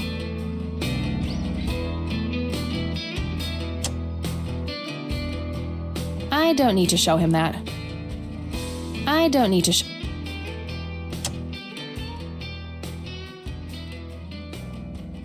All right, I'm gonna hit the road. Right on. I have some business to take care of, but make yourself at home. Thanks, Bo. See you around.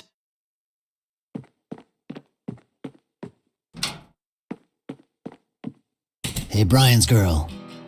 Yeah? I overheard you. I'm Emmett. Hey. The boss man isn't usually that grumpy. He's got a lot on his mind.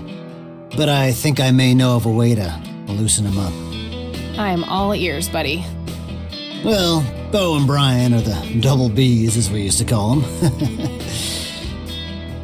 They used to have this drink together. Brian came up with it. He called it a Bloodier Mary. Sounds like my kind of drink. Yeah, it's basically a Bloody Mary, but with pig blood instead of tomato juice. I take that back. Gross. I'm kidding. It's just a Bloody Mary, but with a special ingredient added to it. If you say that special ingredient is blood, I will literally punch you. No, Brian refused to tell anyone what it was. He only made it for special occasions. It's probably something uncommon, like a rare herb or some kind of expensive spice. So let me guess. If I can produce this drink for Bo, you think he would help me out? It'll make him remember Brian, which should go a long way. He hasn't had that drink since your old man disappeared. Brian was like a son to him. The boss would have died for him back in the day. If you could recall the good times with your father, he might change his mind. I guess it could be worth a try. But wait, why are you helping me? You're Brian's kid. That means you're family. We take care of family. Well, how was that drink compared with a regular Bloody Mary? Tasted a bit more like pepper and had a punch to it. It usually gave some pretty nasty hangovers. Oh, if you had a lot of them, you'd hallucinate some crazy shit. Pretty wild. Trippy. Thanks. You're welcome, darling. I used to be a bit of a pool shark. Been a while, though. A member of this motorcycle club. I'd rather just talk to their leader.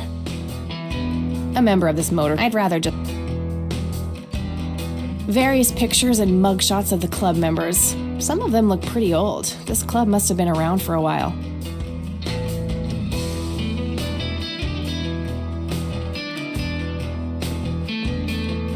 "100% country music. Be still, my heart." Whew, out of order. My ears are safe. My father's in one of these photos. I'm barely resisting the urge to rip it to shreds.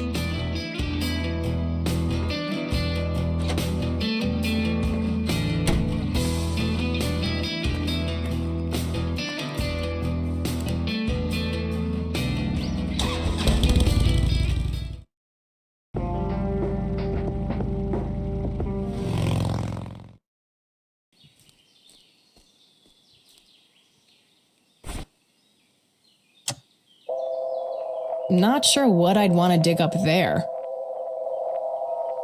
Sorry, endangered flower, but I really need to make a drink.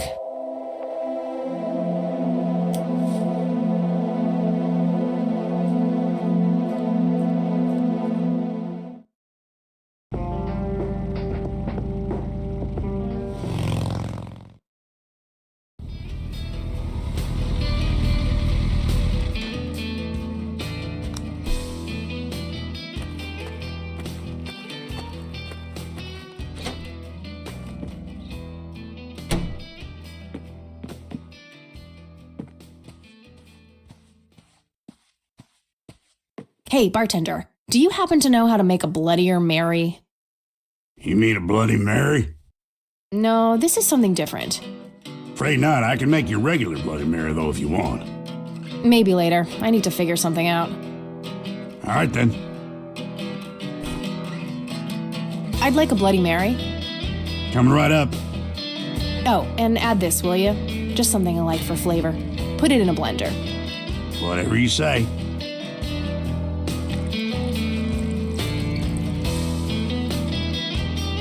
One Bloody Mary. Enjoy. Thanks, buddy. The club will cover that, Jose? Sure thing, VP. Thanks again, Emmett. You got it.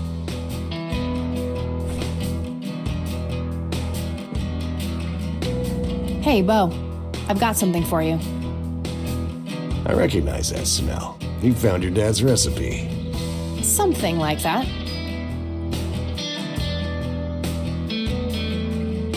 Man, is this a trip down memory lane. I keep expecting Brian to walk in here any second.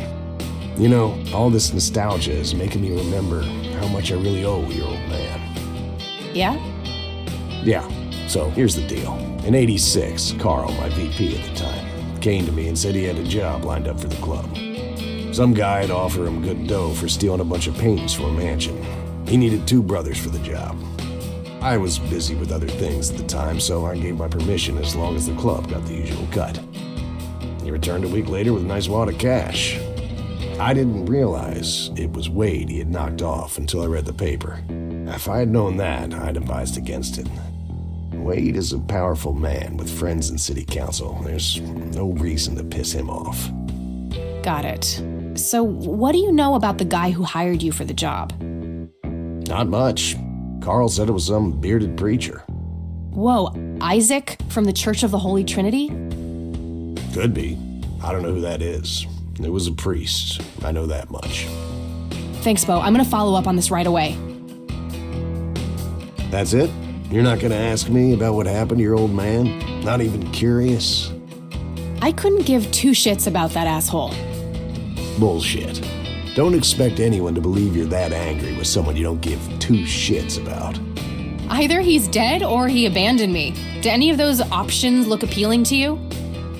They don't, but you should know that no one from the club had anything to do with it. I meant it when I said Brian was a good brother. He had no enemies here. Not then, and not now. Comforting to hear, Mr. President. Shut up and listen, girl. I'm trying to tell you something. Brian used to talk about heading to Mexico, about riding off into the sunset and getting away from all his newfound responsibilities. And I think part of him was serious. You deserve to know that there's a chance he's still out there somewhere. Sure. Let's hope that bastard is living it up somewhere. Just take care of yourself, you hear? You too.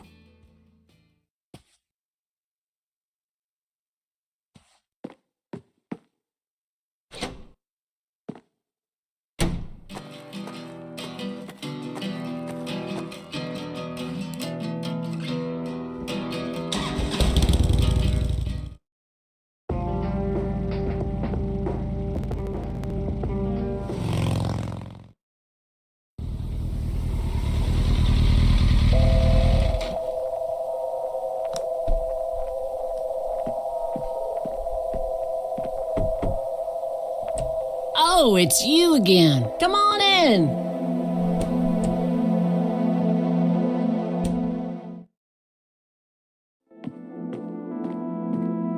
No Nathan today? Nah, haven't seen Nate all day. Probably out in the woods.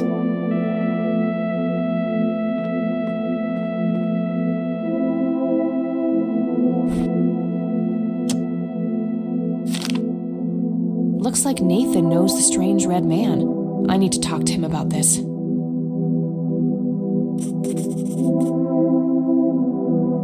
That must be Lily. She seems very happy looking up at the red man. Is this how Nathan still sees himself? As a little boy? That day went by fast. I think I'm gonna ask if I can stay the night at Grandma's.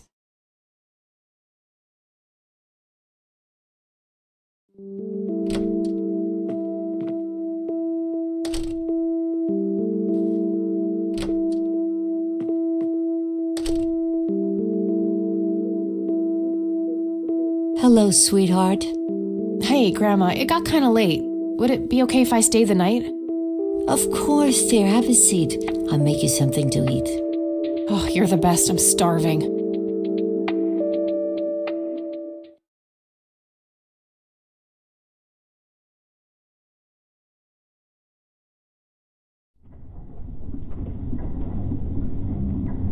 Do you see? You are bound to her, and she to you. The separation is an open wound, a tear that can only be cauterized in agony. For our God is a consuming fire.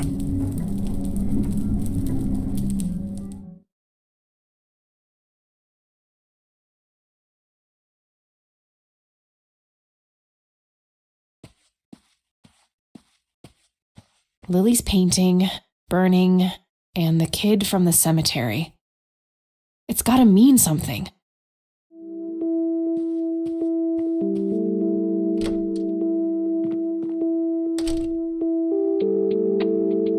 Oh, good morning. Hi, Kathy. What morning? This is quite the surprise. You have such a lovely friend, dear. We've been chatting all morning. Oh, I have no doubt. She's quite the talker, this one. You sleep even longer here than you do back home. Oh, gee, must be the blissful lack of distractions here, E. Can I talk to you for a sec outside, alone? Okie dokie, if your grandmother doesn't mind being left all by yourself for a while. Sure. You go ahead, children. I'll be right here if you need me.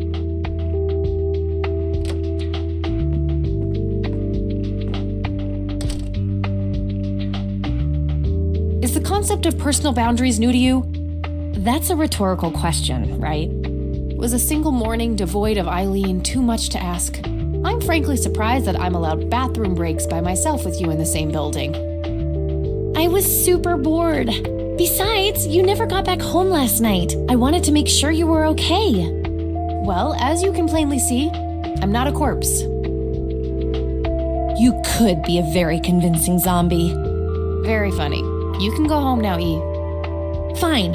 I won't tell you what I found in my research yesterday then.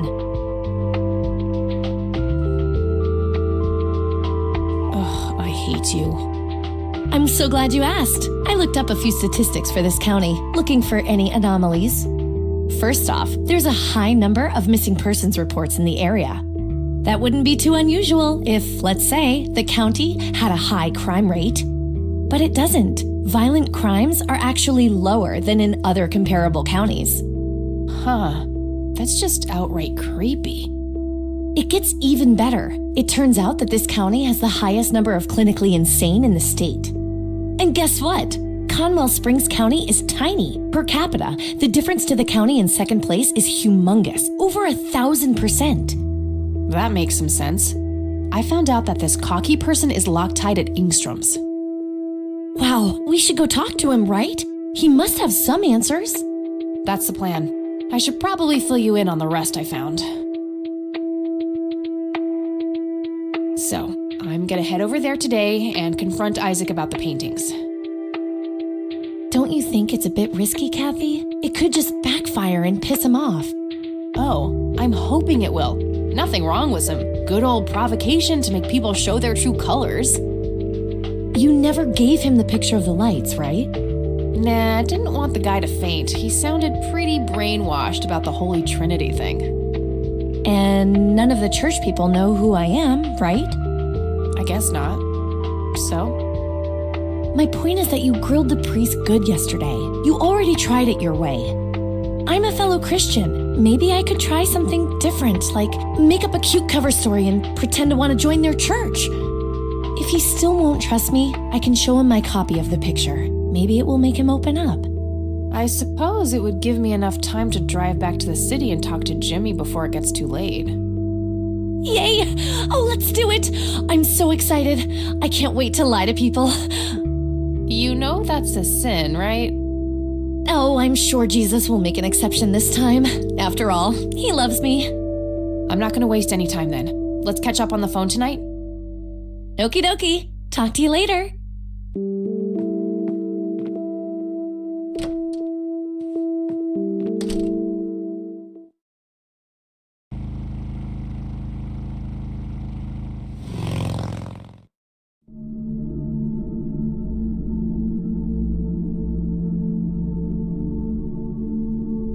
Hello, Jimmy. I've been looking for you. Oh, is it for real this time? Yes, this is all very real. So you're going to ask me about Joseph now? How do you know that? Who told you? You did. Every time you came here. You're not making any sense, Jimmy. We've never met before. I'm making perfect sense. Everyone says so. I'm the sharpest tool in the shed. All bets are off now, Missy. Better buckle up and enjoy the ride. Forget all the rules. No going from top to bottom. No checking off all the items on your list. Start by asking me about the young chronicler. Was Lily Myers the chronicler? The drowned girl, yes. She saw the loops, the endless possibilities.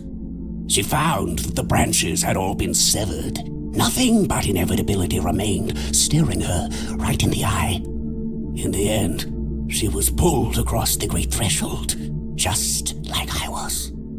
I was next. Next for what? You're not listening. I'm next. What happened to you, Jimmy? Why are you in this place? I'm not. I'm 6 feet under, looking up, watching reruns without a care in the world. You know, Joseph was a beacon. His passing sent ripples traveling in all directions, touching all of us with burning intensity. In my case, resulting in immobilizing guilt. After all, I sent him out there. It was all my fault. What was? What did you ask him to do? Be patient. We'll get there eventually. We need to follow the rules. Let's continue, ironically, with the men who break the rules. You mean the Black Hats? They're the men who break the rules? Indeed. Your father broke every rule in the book, did he not? That's a mild way of putting it. I feel your pain, but you will be free of him soon enough. I've seen you atop a great pit, dropping the last remaining memento of him into the empty blackness below.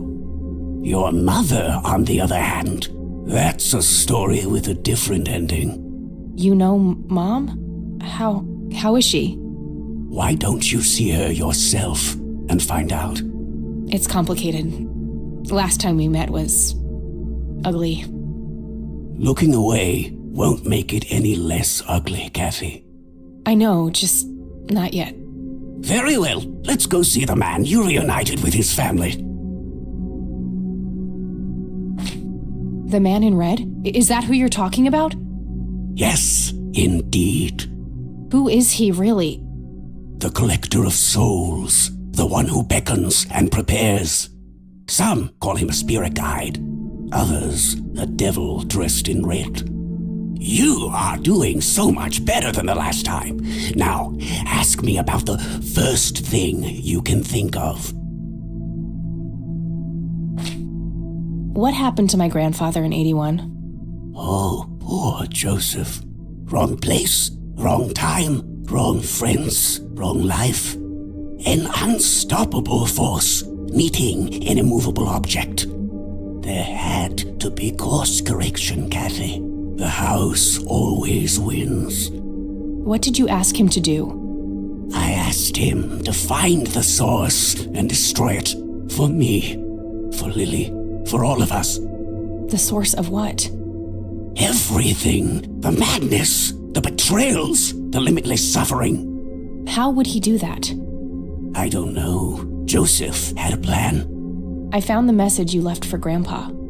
You said, "It happened to you too." What did? Meeting the lights, of course. Don't you have my picture from the night in the forest? You mean this? Oh, yes. They felt so warm, so comfortable, luring me in. But when they got close, I could feel my mind split in two. I found myself with one foot on either side of the line, the thin line between hell and here. It felt like breathing through my nose with my mouth underwater. No wonder some sink beneath the surface, never to be heard from again. Was that what happened to Joseph, Jimmy? Did he sink to the bottom? I wish I knew. I'm just a man stuck with his ear up against the wall, picking up a word here and there. I am so tired, Kathy. I can feel the lights even now. Endless static in my head, like a TV tuned to a dead channel. But what are they? Where do they come from? The cradle of obscurity. The alpha to our omega. The distorted mirror. Why are you constantly speaking in riddles? Why do you assume I have a choice? We are nearing the end. Ask me about the misguided faithful. Is the Church of the Holy Trinity the misguided faithful? They are, yes. What makes you call them that? Isn't it obvious? They believe the lights are divine. The lights are neither divine nor unholy. They are but a twisted reflection of us. The judge and the jury are innermost child, our greatest fear. Everything we long for and desire. It's more than most of us can take. The cup runneth over. How do I stop them? You must go to their birthplace, their source. You must go to the cradle. It's the only way to save your friend. What? Are you talking about Eileen? Yes, she is being claimed. She's in great danger. You have to go back, Kathy. Nurse! I need more than that, Jimmy. Nurse, help!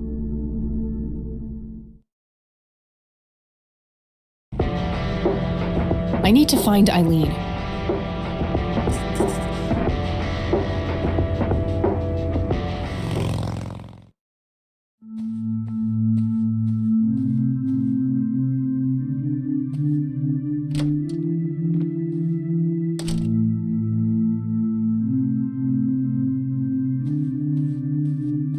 William T. Price.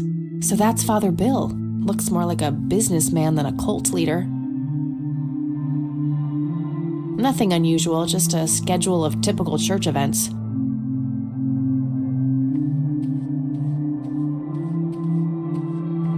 A small cabinet with a lock on it.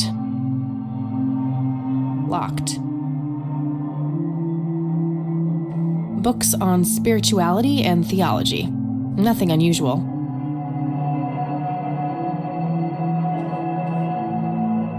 Oof, no corpses, just a bunch of priest outfits in there.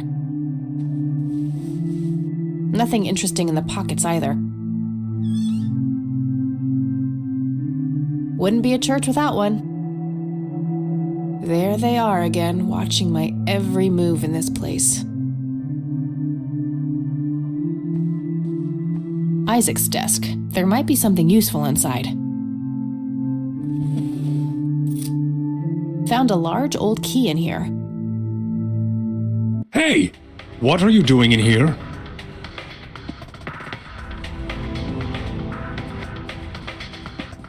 Cut the bullcrap! Where is she? Where's Eileen? What in the Lord's name are you talking about? Red-haired girl, I know she came here to see you. Tell me where she is, or I'm calling the cops. I don't think that's quite necessary.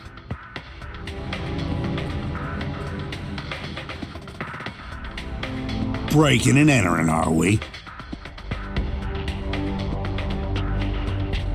You don't understand. My friend has been kidnapped. Funny story. Hands behind your back, now! Ugh, you gotta be kidding me.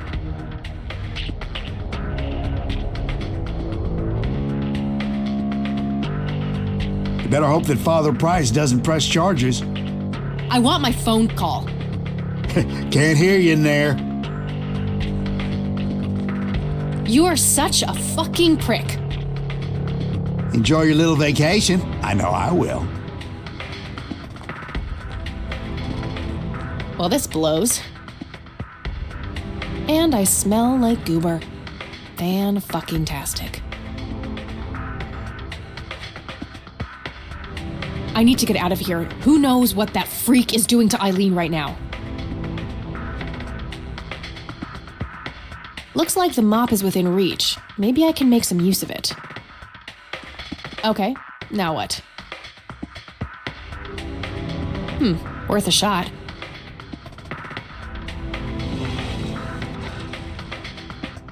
Oops! These paper clips might be useful.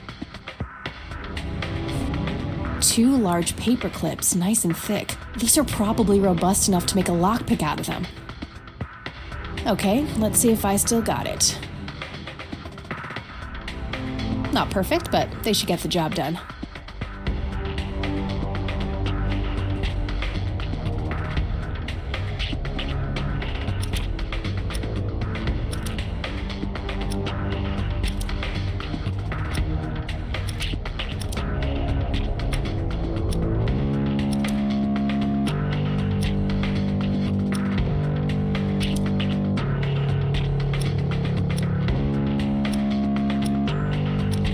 I'm so good.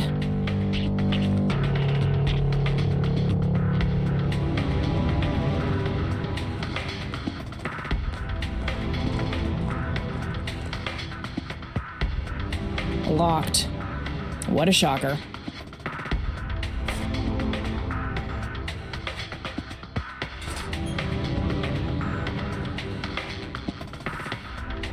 Okay, got all my things back. The key I found in the church, too.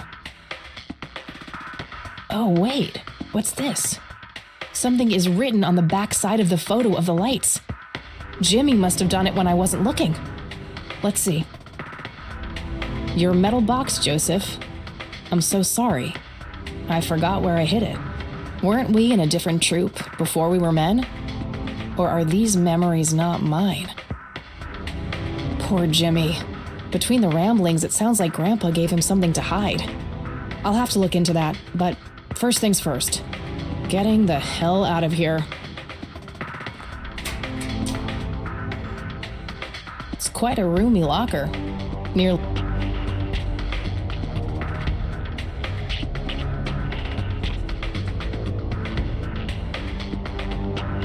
I need to do something about Lenny.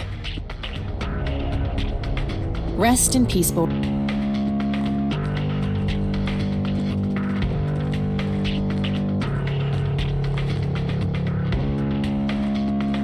Oh, I must have missed this before. The public phone number to this police station is on a sticker here.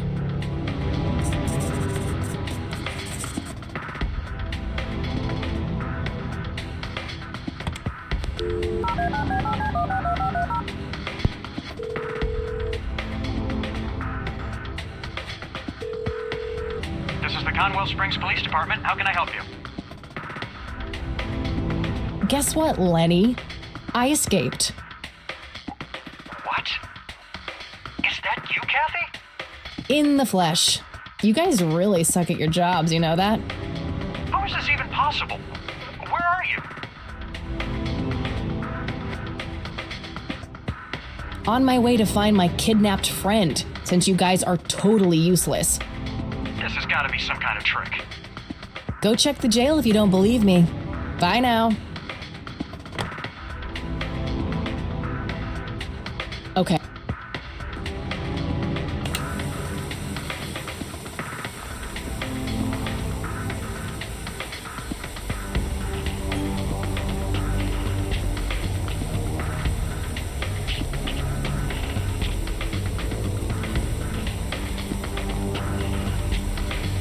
Oh shit, oh shit, oh shit.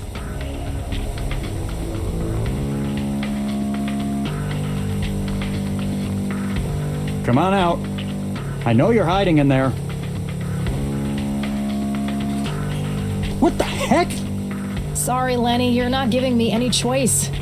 I'm going to find my friend. Anyone out there? Help me!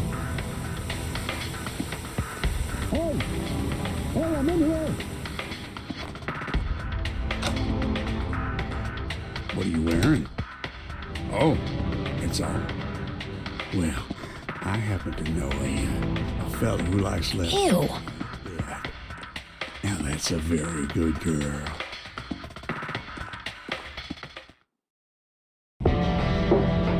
Good thing the bike was still where I left it.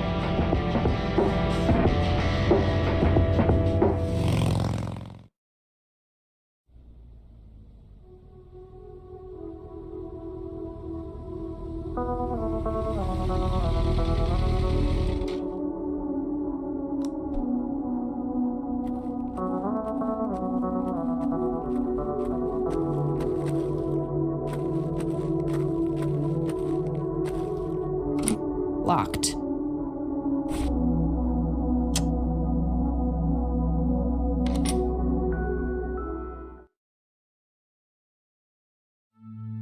Create in me a clean heart, O God, and renew a steadfast spirit within me. And the Lord replied, I will give you a new heart and put a new spirit in you. I will remove from you your heart of stone and give you a heart of flesh. I have swept away your offenses like a cloud, your sins like a morning mist.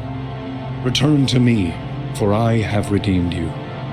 Arise, shine, for your light has come, and the glory of the Lord rises upon you.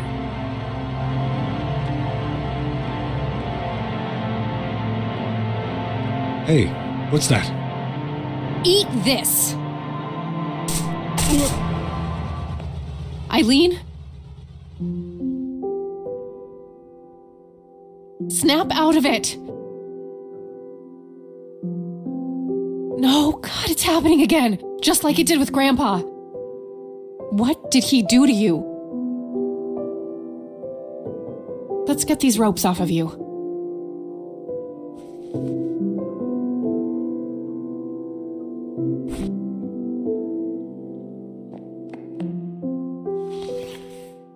That should do it.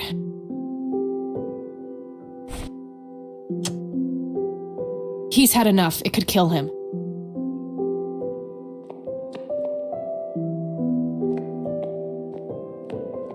Wake up, E. She's catatonic, breathing but unresponsive, just like Grandpa.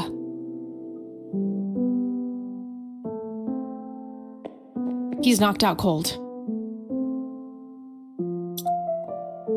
He had a key on him. It looks a lot like the key I found in the attic. Maybe they're somehow related. I better go get some help now, before he comes to.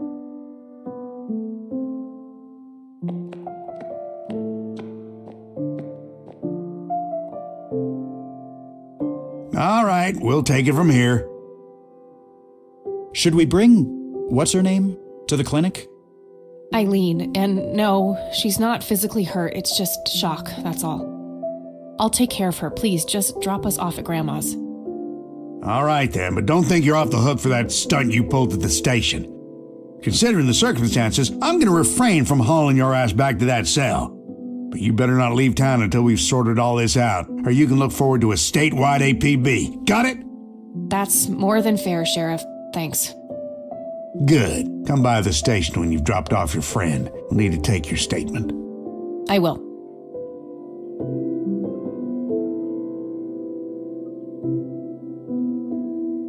It's my fault this has happened to her. No, it's not. You know exactly who's to blame. That vile man behind bars or whoever is pulling his strings. Go there, find out what he knows, and get to the bottom of this. It's too late for Joseph, but maybe she still has a chance. Well, I'm sure as hell not gonna wait here for her to rot away. Good. She'll be safe with me.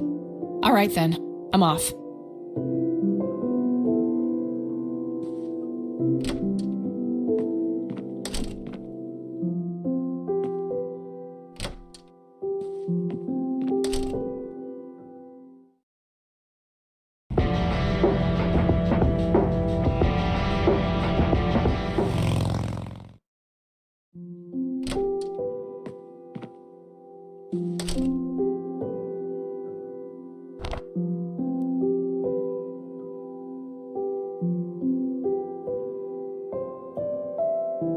No result for that. Nope, couldn't find. Nah. Nope, couldn't.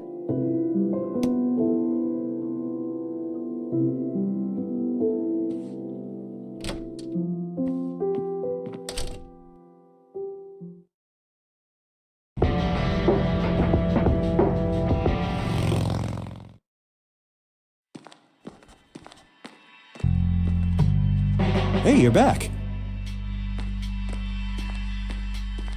I am. You guys want my statement? Yeah, the sheriff is waiting for you. All right. Oh, and I'm really sorry about that locker thing. I was getting some serious high school flashbacks in there. But I get it.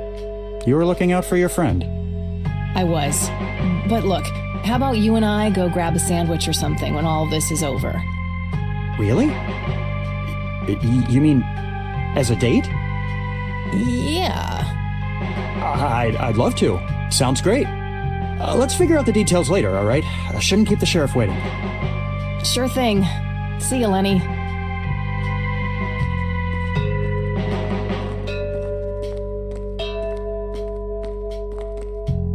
Let's talk, Sheriff. and that's when I found that creep with her tied up in the crypt. Jesus, I had my suspicions about that church, but I never thought it went this deep. Yeah. So, what happens now? I'll call the judge and get a warrant. We find anything else, that bastard won't get away with it. Okay, can I go talk to him? Go ahead. Ask Lenny to go with you if you need him. Will do. Thanks, Sheriff. Think nothing of it.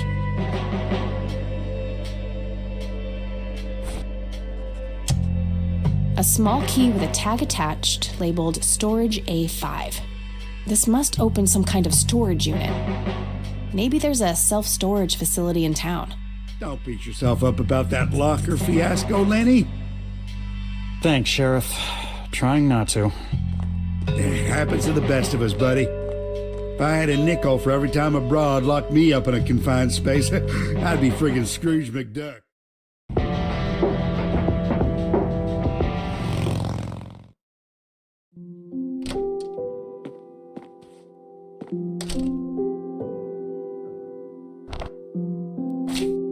Okay, there's a place in town. Got the address, I should head over there.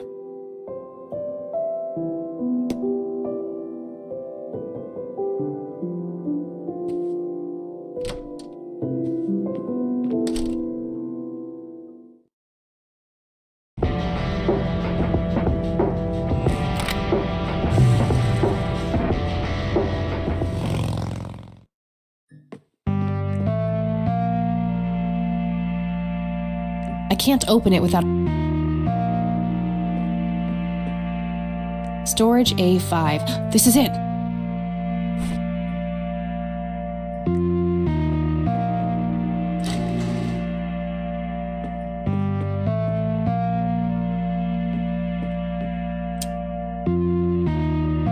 Where is it?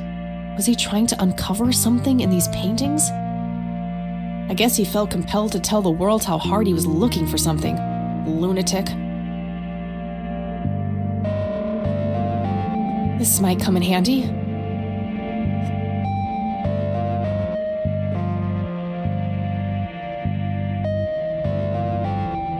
I don't believe this. They're ruined. He must have used that paint thinner on the paintings. That means there's only a single painting left. The one in the cabin.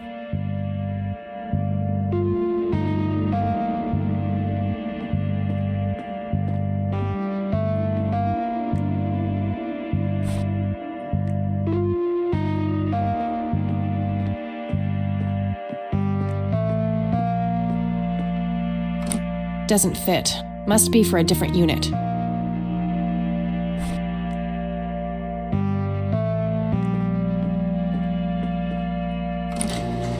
Aha!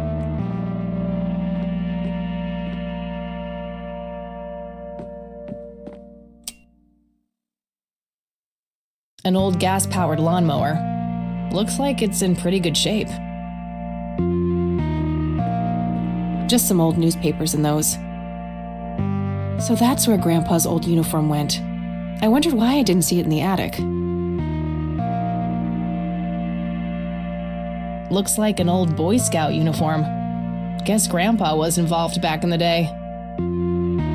Oh, wait! Didn't Jimmy's note on the back of the photo say something about being in a troop before they were men? That's gotta be the Boy Scouts. It says Camp Parowan on a patch here. Parowan Peak is a local clifftop not too far from here. Could Jimmy have hidden Grandpa's metal box somewhere in that area?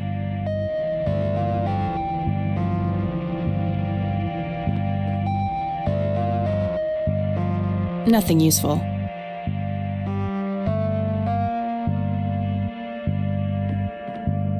Empty. Found a tape in there. There's also something else. A custody appeal form. For me? July 15th, 1981? I don't believe it. He tried to get me back from my mom. Right to the very end.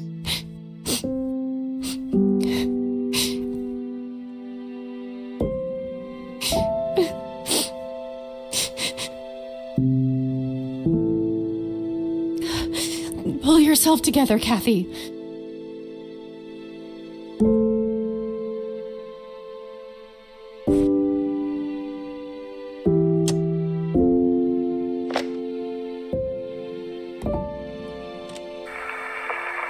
This is Joseph Rain. Operation Log, Part 2. August 2nd, 1981. I've come to believe that the glowing lights are sudden bursts of energy, similar to the static discharge that causes lightning. However, instead of a positive and a negative electric charge, the colliding forces have a dimensional nature. Assuming this hypothesis is correct, the lights would only appear on the edges of the zone. If I can plot enough sightings on a map, I should be able to determine the shape of the area. When I have that shape, I can find the center. That's where the source must be.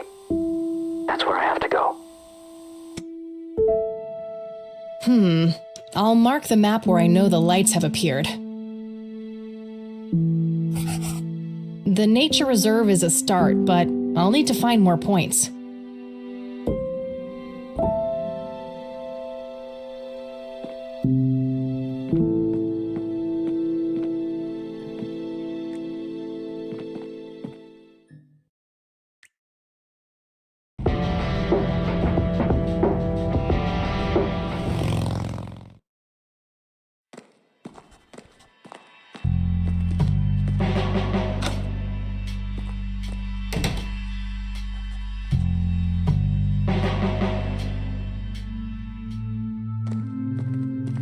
Hello again, my child. I hope you enjoy that cell as much as I did. For a man of faith, this is a room fit for a king. Speak what you will. I have all the time in the world. Did you have something to do with what happened to my grandfather? Alas, I did not. What befell Joseph Rain was a product of his own volition. What's that supposed to mean? You think it was his own fault? The Lord works in mysterious ways. Joseph Rain was a good man, but what happened to him was according to God's divine and perfect justice. What do you really know about Lily Myers? Oh, the drowned girl is a conundrum. God gave her the gift of prophecy, a blessing and a great honor. In return, she spat in God's face, cursed him for what he had done, and mocked his design by taking her own life. Alas, there is no hiding from God. Her soul knows only fire and brimstone now. Why did you destroy Lily's paintings? Is that what you think I did? They looked pretty ruined to me. Like an ignorant child. You look only to the surface, and not on what lies hidden beneath. Are you implying that the paintings contain some hidden message? Oh yes, Lily was special in God's eyes. A chronicler, a bestower of wisdom. As an emissary of God, it is my duty to unlock the divine knowledge in her work for all of mankind. What is your church really about, Isaac? What are you trying to accomplish? The same as any other church. All we want is the salvation of mankind. By any means necessary? Clearly kidnapping isn't out of the question. Unnecessary evil. I look at the bigger picture, the greater good. One day you'll understand. You are quite obviously brainwashed. I'll stop you, if it's the last thing I do. You can try, child. I have God on my side. Who is the man dressed in red? No one that concerns the likes of you. Wait, so you do know something about him? Certainly, but that knowledge is not to be shared with unbelievers. Tell me what you did to my friend, Isaac. I offered her to God, and the Lord accepted her with open arms. If she is pure of heart, she will rise again, like my father did. Wait, the same thing was done to Father Bill? Oh yes, he was the first, the Alpha. All others followed. So what? You offered up Eileen to this god of yours? She is but one of many. I guided them all to the stairs of judgment. Wait, so you were responsible for all those people disappearing? Going crazy? All I did was bring them face to face with God. If they chose to reject him, they were beyond redemption.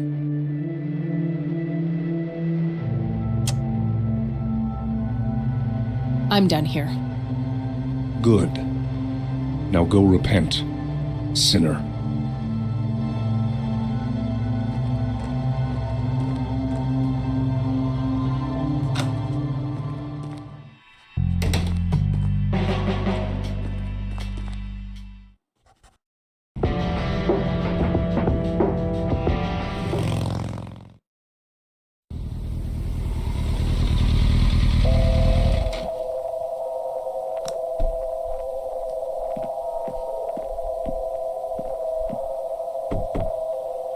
Anybody home? Guess not. Locked. It's a simple tumbler lock.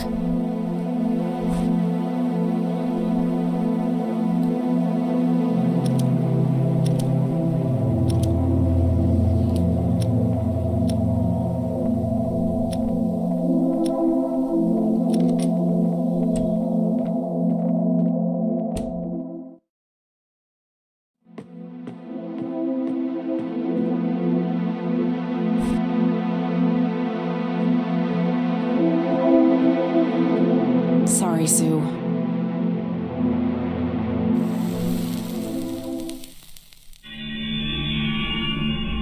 A hidden picture. Oh my god, that's Nathan! He's holding a girl underwater. It must be Lily. Wait, that doesn't make any sense. Lily wrote a suicide note, so either she planned this or saw it. I knew you were trouble. Sue, I found something. It's horrific. Spare me.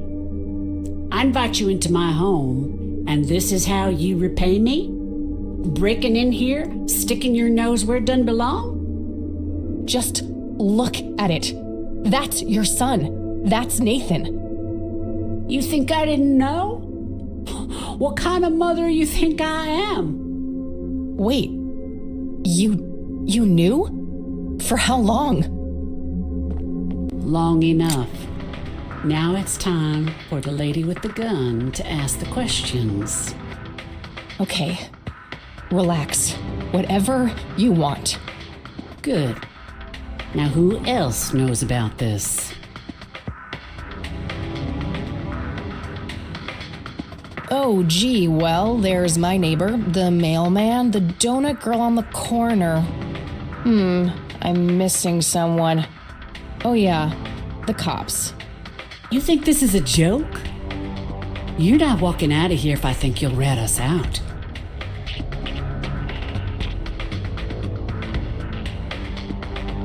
What would I even say?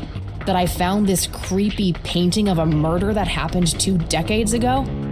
You'll figure something out. You're so fucking clever, aren't you? That's not the word I'd use considering the situation I'm in. I suppose you got a point there. If this ever gets out, you know he'll be put away. They'll lock him up in some horrible institution.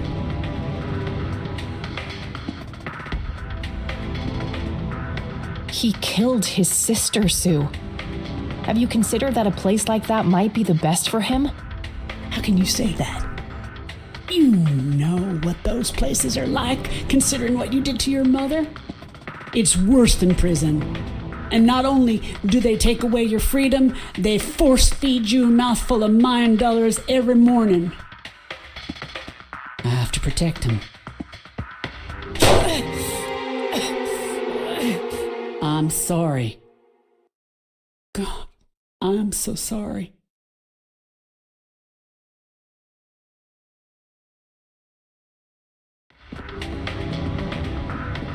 I knew you were trouble. Sue, just wait. Long now? Okay. Good. No one, I just found out. Good. Now, we're in kind of a jam, aren't we? How do I I know you won't squeal on us as soon as I let you out of here. That's not my style, Sue. I don't rat people out. Because sneaking in here like this is something a straight shooter would do. I can't trust a goddamn word coming out of your mouth. If this ever gets out, you know he'll be put away. They'll lock him up in some horrible institution.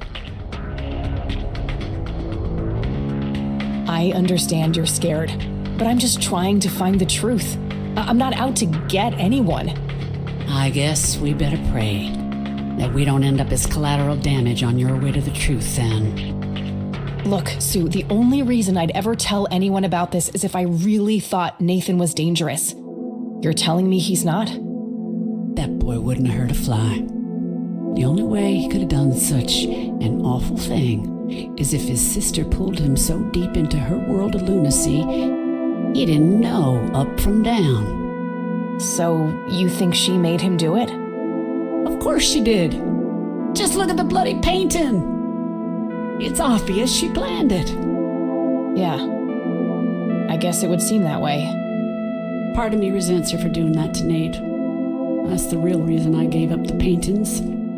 They were nothing but painful reminders of when Lily's misery was front, left, and center. But still, she was my little girl, and I miss her so much. But Nate's all I have now, and I'd rather die than let anyone take him from me. I can help, Sue. I'm sure there's more to all of this. My grandfather knew too, but someone or something got to him when he came too close. You and him are really alike, you know? People say that. Where is Nathan now? I just want to talk to him. He took a boat out on the lake. There's this place where he and Lily used to go. An island. Okay, how can I get there? There's another boat down on the dock. A bit shabby, but you can probably fix her up. I'll give it a shot. I'm gonna walk out of here now, Sue. Go, before I change my mind. I'll talk to my boy if you must, but don't come back in here. I don't trust myself right now. You take care of yourself, Sue.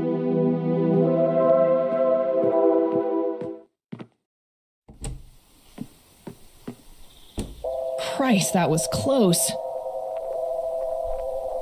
Oh, what's this?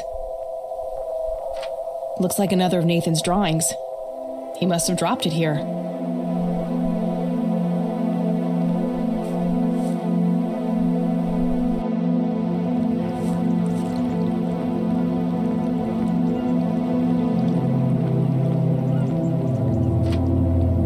Sad-looking thing. I'd be surprised if it even floats.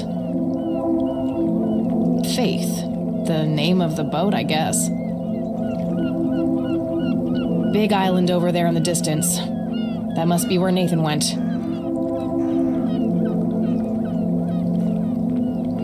This boat must be what Sue was talking about.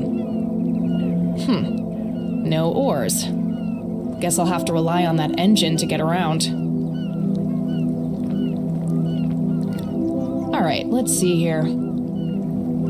Oh crap, the tank's empty. I'll have to find some kind of fuel for that, which means that I need to get my hands on a gas can first. Looks like one of the spark plugs is busted too. I'll take that with me. Hopefully I can find a matching replacement plug somewhere.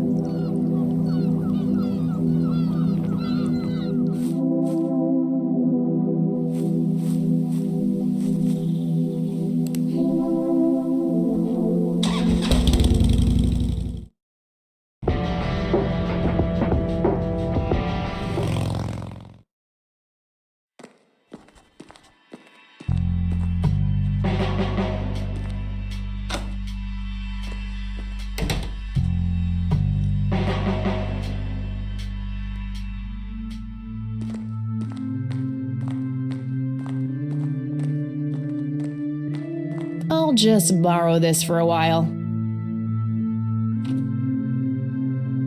Rats. Feels empty. I'll have to get gas elsewhere.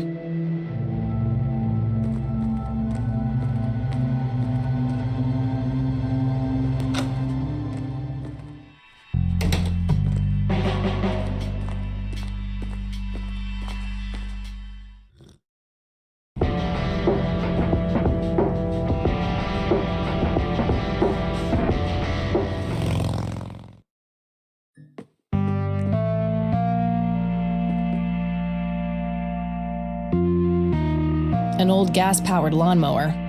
Looks like it's in pretty good shape.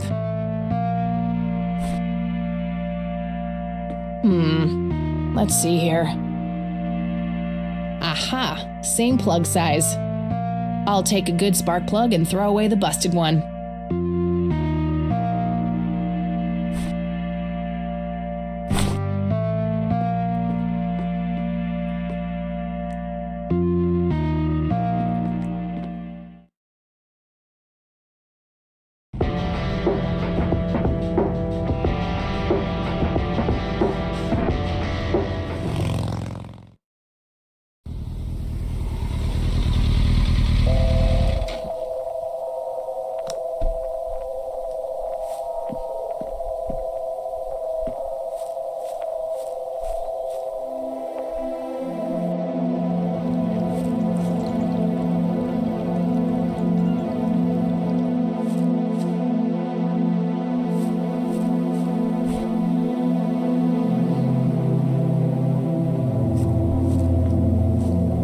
Okay, girl, time for you to do your part.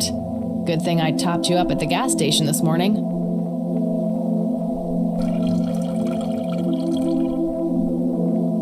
Okay, that should be enough.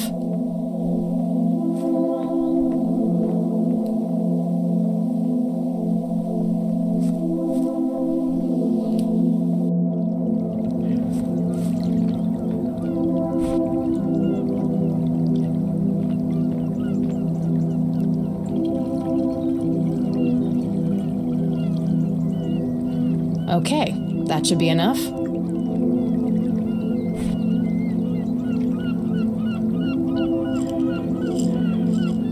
All right, moment of truth.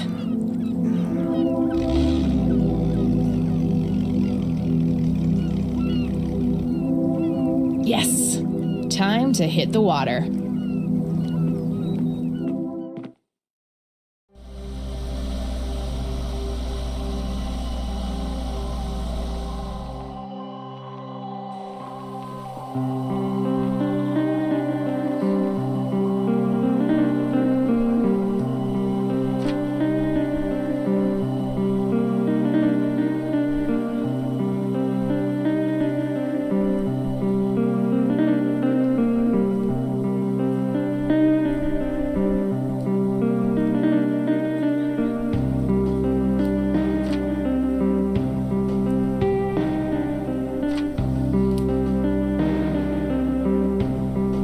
Now that's a big tree. Good choice for a treehouse. I don't see any low branches, so it doesn't look very climbable. Nathan! You up there? Go away! No girls allowed! Well, that went great. Hey, Nathan! Go away! No girls allowed!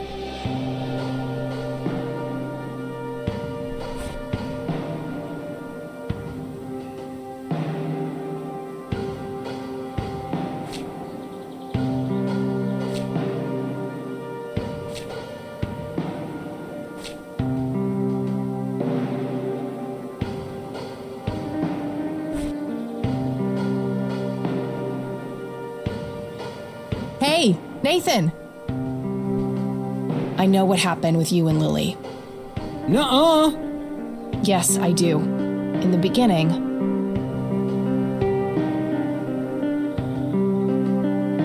you and your sister were happy and carefree. You both enjoyed drawing. Then, one day, you met the strange floating lights in the forest. After that, Lily became angry. She wanted you to do something. And then, Lily started painting scary things. In the end, something terrible happened. And Lily drowned in the lake. No, it didn't happen like that. Crap. I don't think I got it right. Hey! I know what happened. No. Yes, You and your... Then... You met this... After that... Lily started painting... And then... Lily became angry. In the end... Something terrible happened. I had pruny fingers. Yeah? It's hard to hear you up there, Nathan. Can you come down? Okay.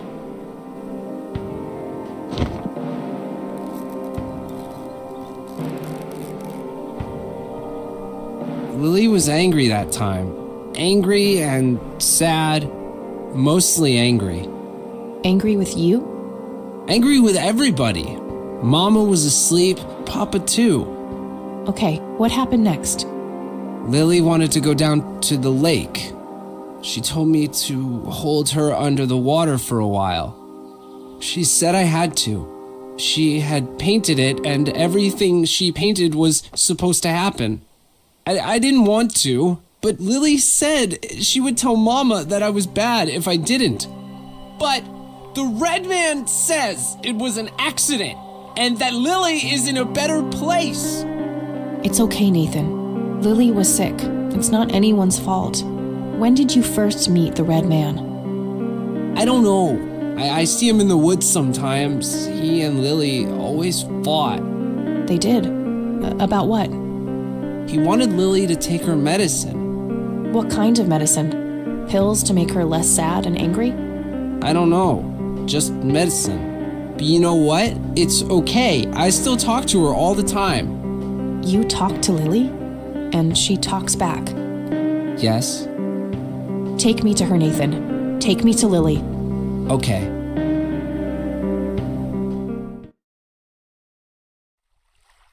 So, what are we waiting for? Shh! They're close!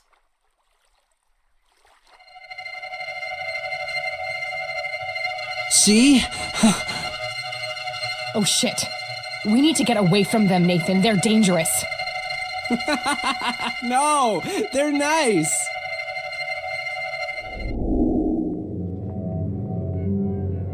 Poor little Mender met her end, witnessed so much she couldn't comprehend. Claimed by the lake, she screamed to her god, struggled for air as she twisted and clawed. But all was in vain, and her cries went unheard. 'Twas a heartbreaking theater of the absurd. You could just clap, you know. No appreciation for the performing arts. There. You're being dramatic. Is it all those secrets piling up behind your face? No pain, no gain. At least that color looks good on you. Well then, it's always a pleasure, Bill. Jesus. Wakey, wakey! They're gone now. You know what, Kathy? What? I'm hungry. All right, Nathan. Let's get you home.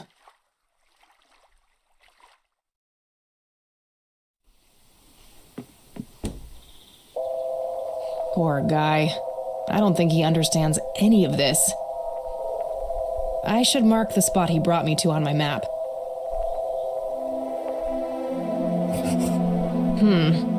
2 points can make a line, but that's not really a proper shape yet.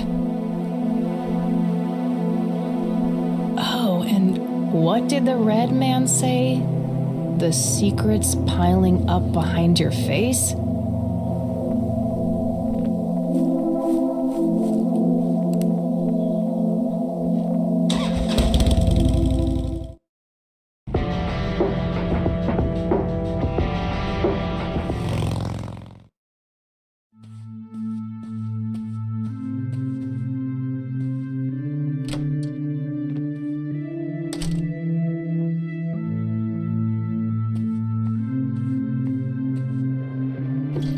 Hidden safe. There's also a poem here written by Father Bill. I copied it to my notepad. The code to the safe must be hidden somewhere in this poem. Father Bill mentions his wife and children. Maybe there's some connections to his family?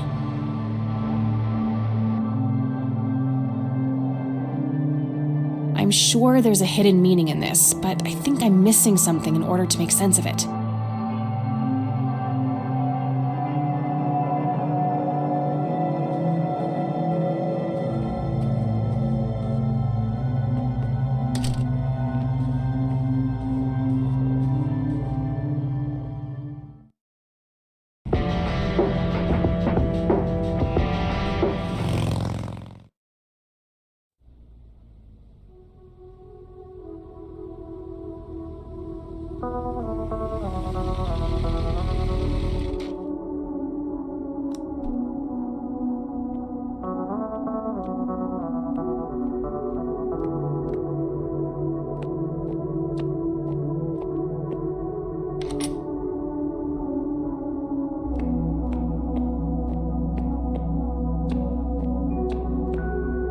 In the text, Father Bill's family members are used as reference points. Could he be referring to the physical layout of the graves?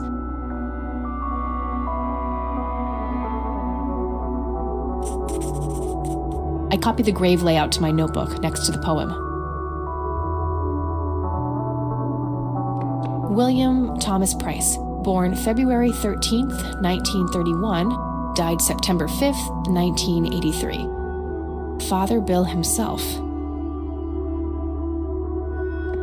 Henrietta Ann Price, born April 22nd, 1933, died May 4th, 1981. Father Bill's wife? Ernest Edward Price, born December 20th, 1898, died May 8th, 1973. Agatha Price, born November 13th, 1899, died July 17th, 1979. Barbara Price, born July 19th, 1921, died January 4th, 1979. Arthur Price, born April 11th, 1918, died December 4th, 1982. Joshua David Price, born June 8th, 1961, died October 21st, 1983. Isaac's brother, perhaps? Isaac Jeremiah Price, born March 3rd, 1959. The death date is left blank.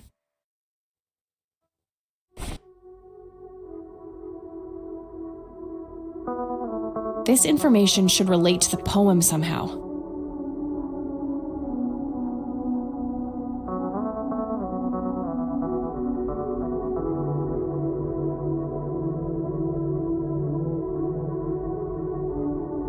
Of course, the sign of the Lord. Some of the graves can form the shape of a cross.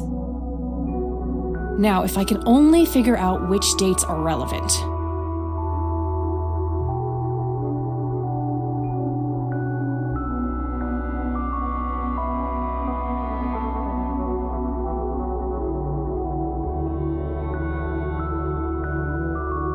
Yes, that must be it. 3 dawns mean 3 births, and they're all adjacent to Father Bill's grave. I'm sure I'm close now. I just have to somehow narrow down these to the correct number of digits.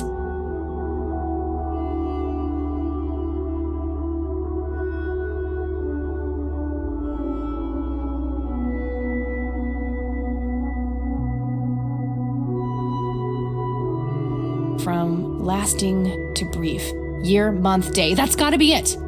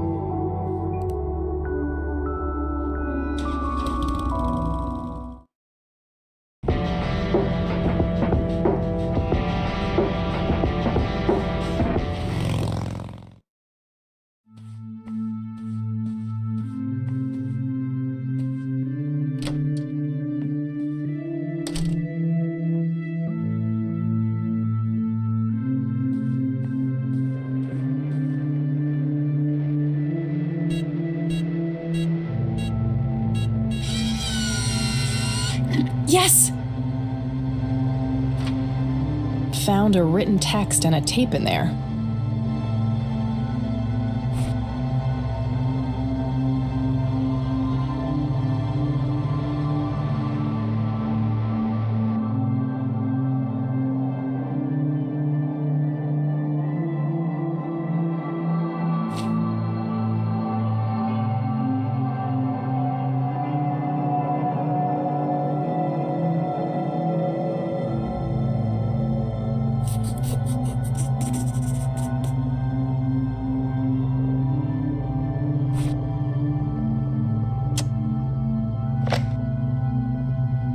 This is William T. Price. My visions concerning my sons are troubling. I've watched them become corrupted with pride, turning their backs on the very foundations of our faith. I've seen great sins committed, unholy acts of intimidation and violence, outsiders brought to hallowed ground with neither reverence nor ritual. These are dark dreams indeed. I pray that they never come to pass, lest my soul shall weep tears of blood. The mending is not only a gift, it is a sacred duty, but it must begin in the heart of a true believer. Someone who yearns for change and possesses the dedication and perseverance to achieve it. We shan't forget that in his infinite wisdom, the Lord chose his angel, the Crimson One with no name, as guardian of the Holy of Holies. Only he is poised to understand the struggle of those who are lost, the broken, and the guilt-ridden. Be grateful for his sacrifice, for his existence is one of meek servitude. To have no name is to have a shattered spirit. Now I will speak directly to the mender, the one filled with passion and indomitable purpose. I implore you, mender, trust in your fiery heart and save us all from the darkness. May God be with you. Geez, Father Bill was nutty. He was right to be worried about Isaac, though.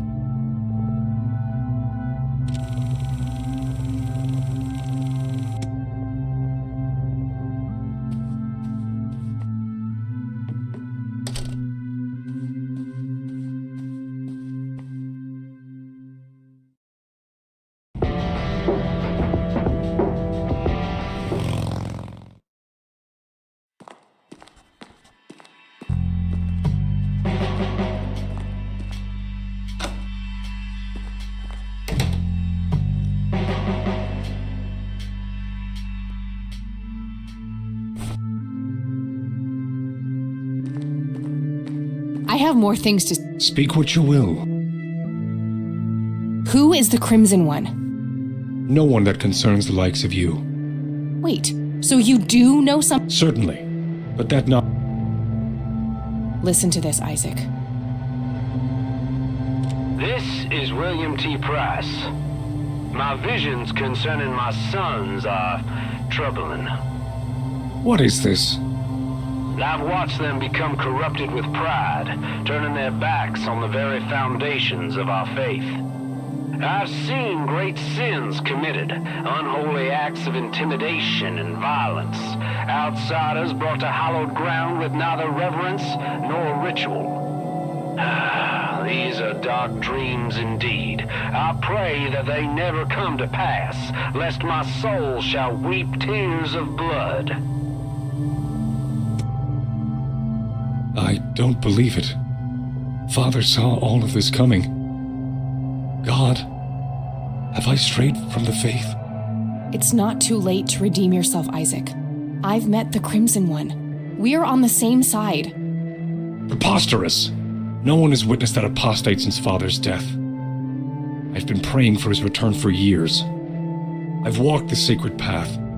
I've been atop of the cliff where the holy lights first graced Father's presence, yet they elude me, and so does the Crimson One. My faith never faltered, but in his absence I have had no choice but to assume the divine work myself. You believe that you are carrying out the work of the Crimson One? Don't think I can't hear that mocking tone of yours. I will speak of this no longer. So Father Bill saw the lights on a cliff. Was he talking about Parowan Peak? Probably worth going there and having a look.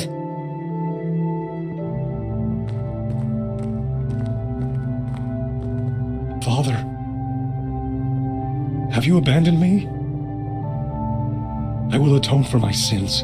I swear it. God, have mercy on me.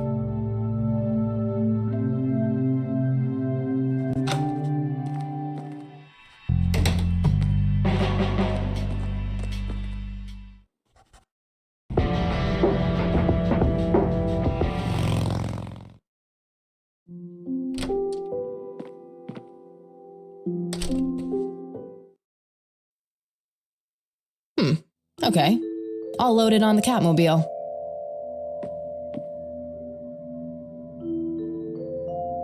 All right. I'll have access to the metal detector anywhere now.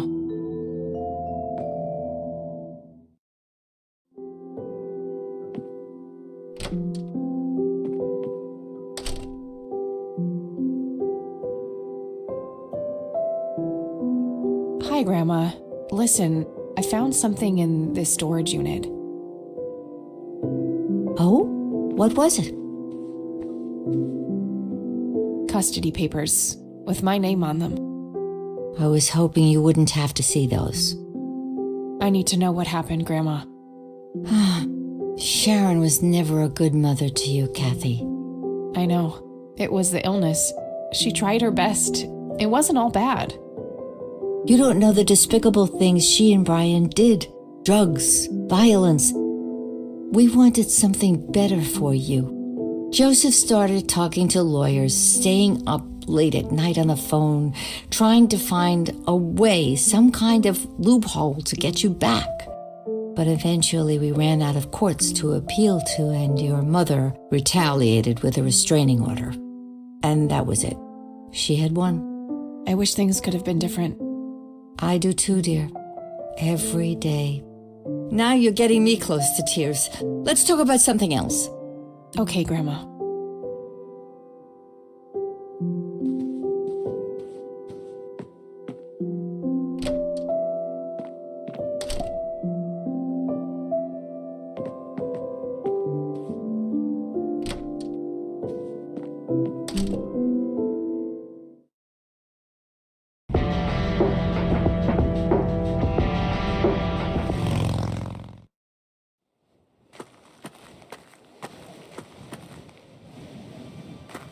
Oh, good. A sign. I was worried I'd miss this huge-ass cliff.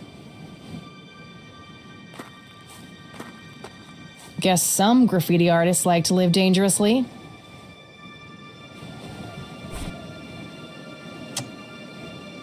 All right, let's see here.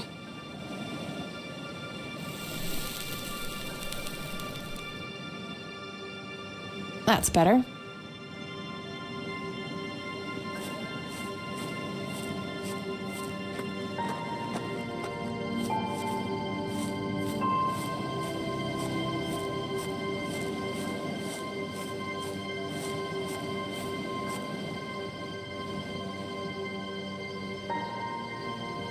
Wow, what a view.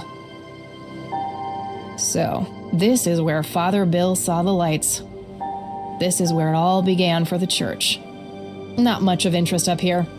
I guess I'll just mark the point on my map. Wait. It's a triangle. The lights were spelling it out all along. And there's the center. That must be where I'll find answers.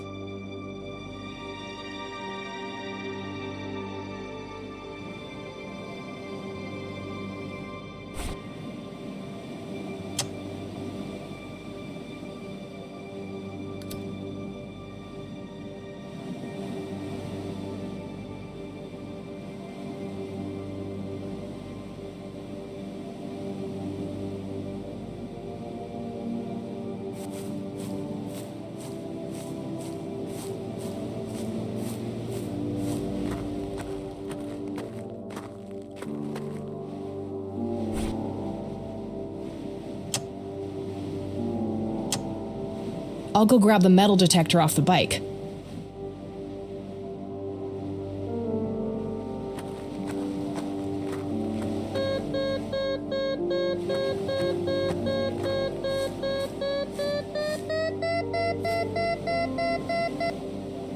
Got something. I'll mark the spot on the ground. I'll go and put this back on the Catmobile.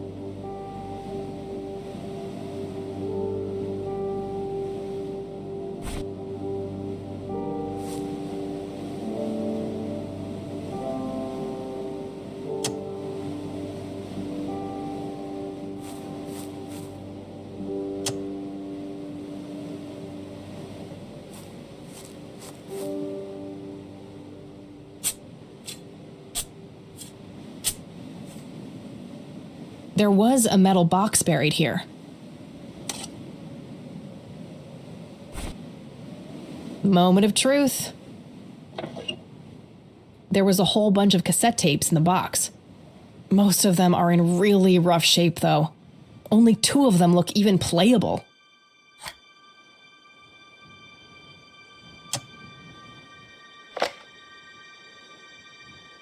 August 6th, 1981. I've come to understand that the environment in the source is formed by the mind that inhabits it. That's essentially how the so-called mending operates. I also believe that certain objects in the real world can survive the transition. These things are made of strong materials, often metal, and can potentially be used to create a form of a discrete pathway. However, to do that, an item must be innately imbued with a mutual significance for both subjects. A shared truth.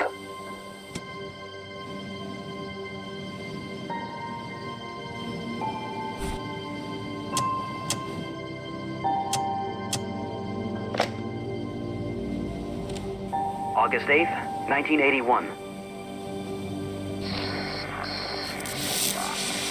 Along the outer perimeter, I've determined that some kind of endothermic reaction is taking place. So it's important to be observant of changes in temperature. Find the source. By severing the link, perhaps I can save them. Jimmy and all the others. Reoccurring dream.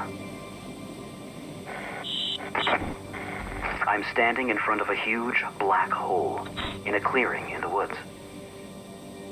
There's a man dressed in red, urging me to jump. I'm afraid to, but I take the plunge anyway. For some reason, I don't think I have anything to lose. As I'm falling, I reach for the parachute cord, but to my horror, there's nothing there. That's when I wake up.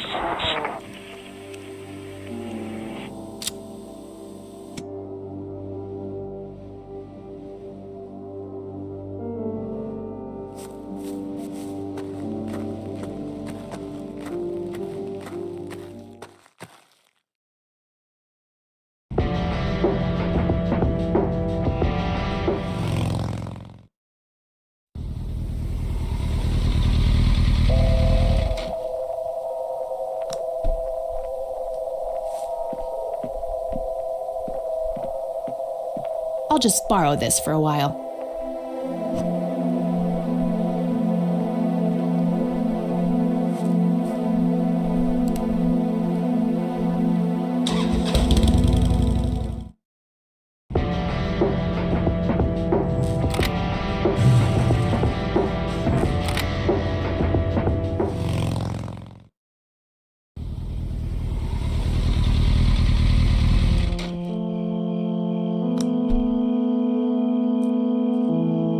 All these trees look the same. It's hard to find the exact point on the map.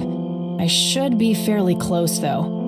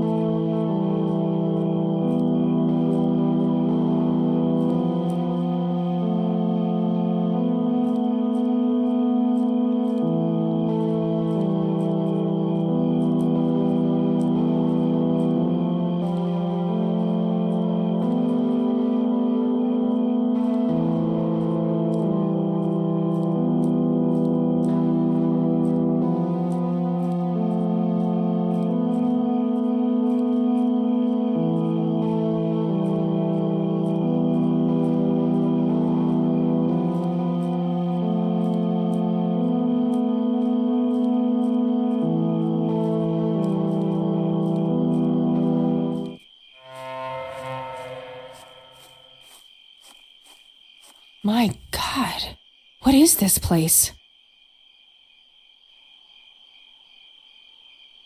Met her end. Someone left this message here for me.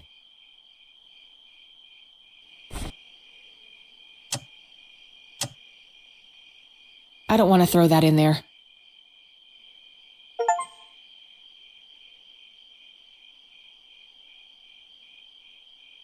Met her.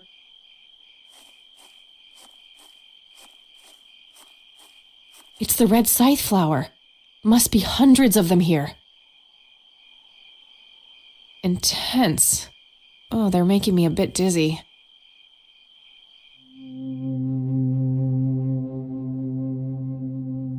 Greetings.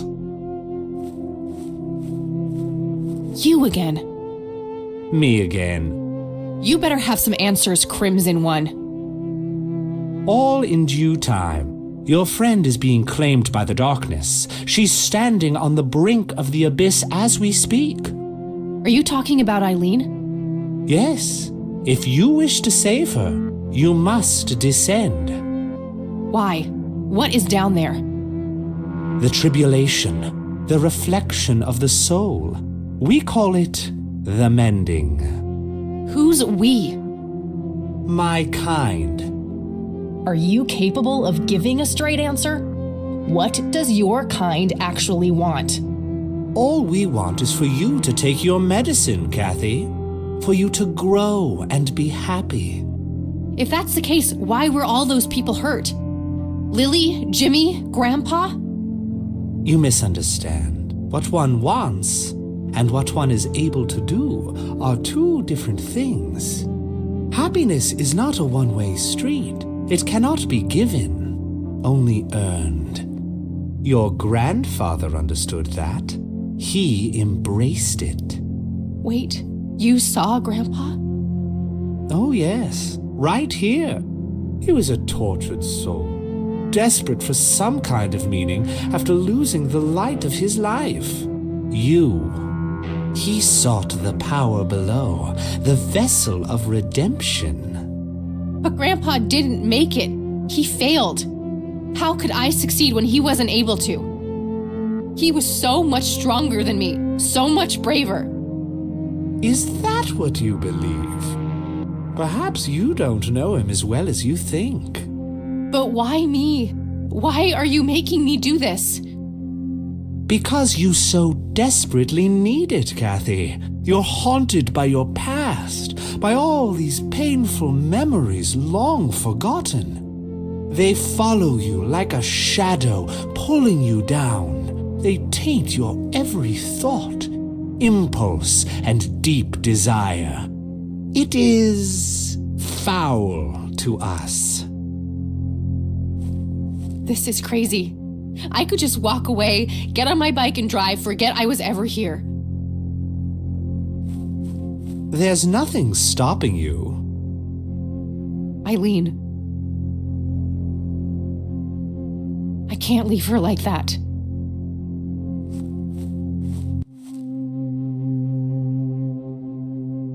Perhaps she'll be the one who breaks the cycle.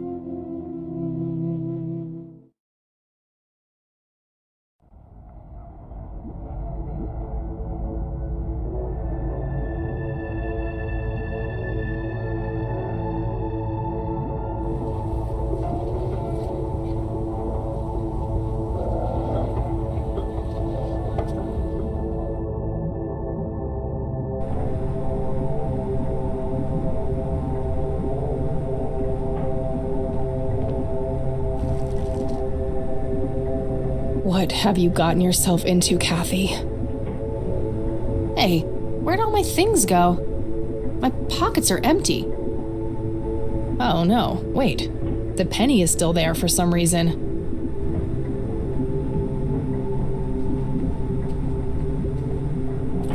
There was a pen hidden inside.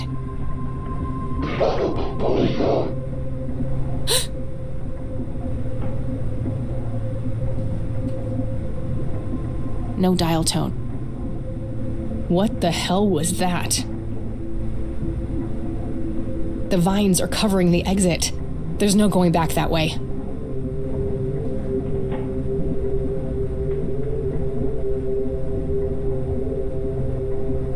Looks like Grandpa and Eileen have both signed already.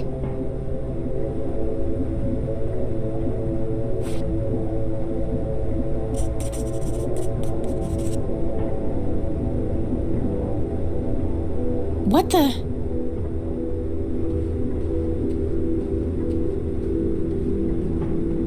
You're not supposed to be here. Who are you? You look just like me. I should ask you the same thing, imposter. Do you like what we did to Mom? Don't you just want to kill her sometimes? I know I do. Mom? She's here? You don't know anything, do you? Now, I'd love to stay and chat, doppelganger, but I have more important things to do. Ta-ta.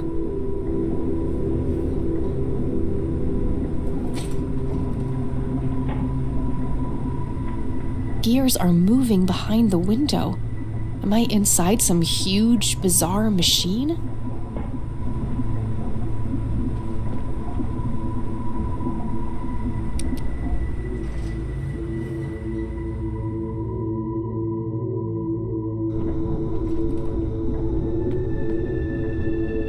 I don't even want to think about what happened there.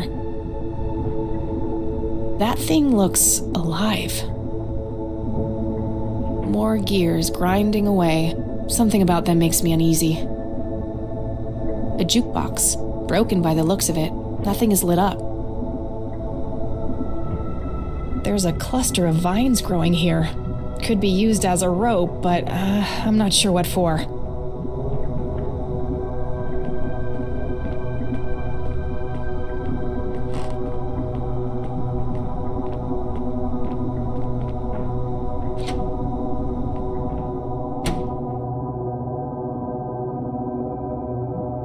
Oh my God. Mom? You're here? There's some blood on this wall. It's too tough. I might need something sharp to get it open.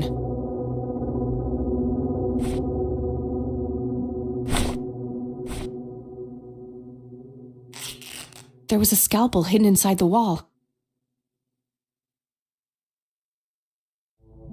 Mom, can you hear me?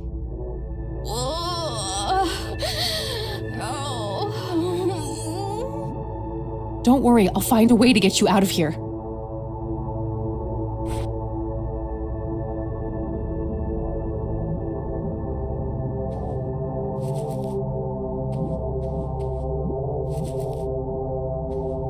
There you go, Mom. Are you okay? No!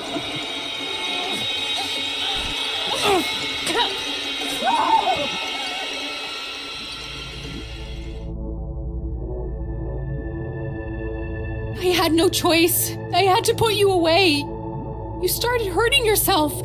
You started hurting me. I forgive you.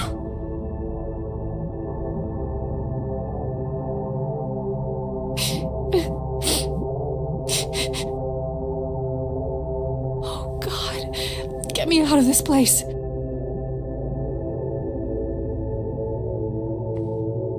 There's a weird scarab thing in there.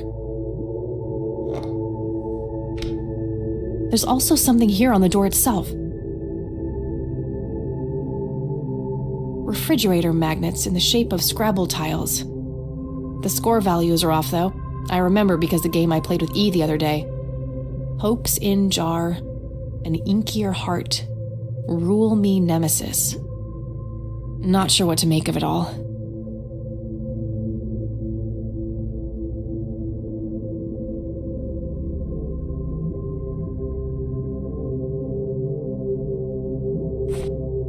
It's the red scarab I found in the refrigerator. When I shake it, I can hear something moving inside. It has a hard shell. I'll need something heavy to break it.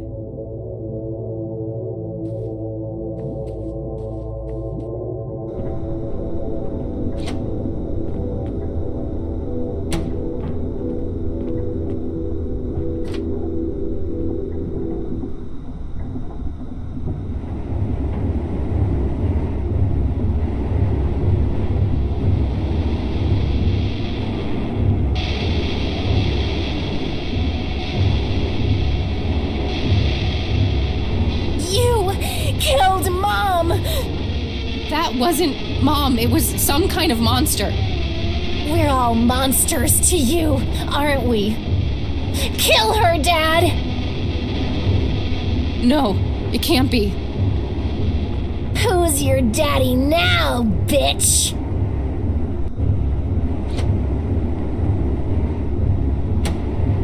Stay away from me.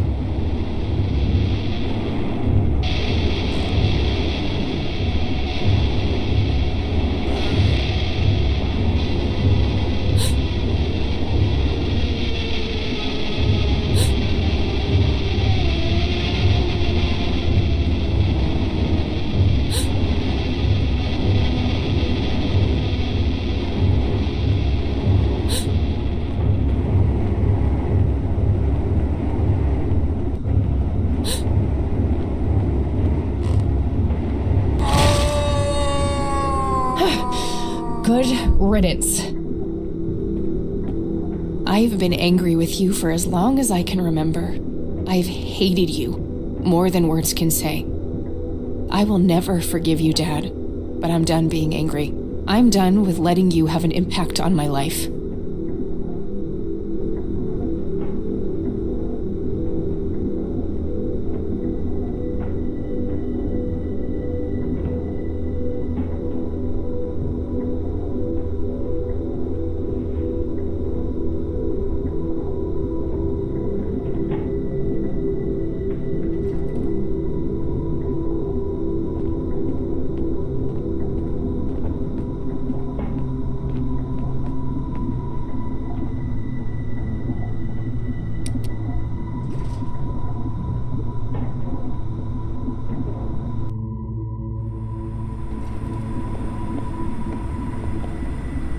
More gears grinding away. Something about them makes me uneasy. Nothing in this place appears to be tuned. The chain looks broken there.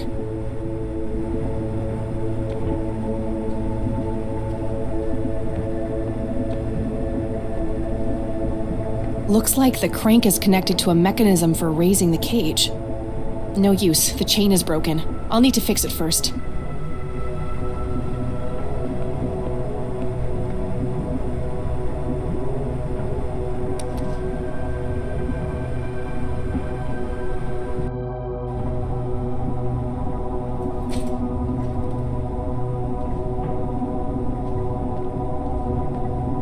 There are 2 padlocks here. One requires a key, the other is a combination lock.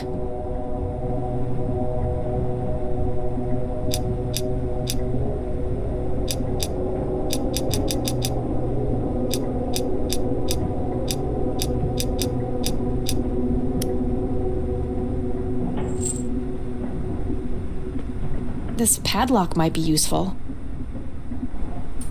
I don't think I need to use the chain itself for anything right now.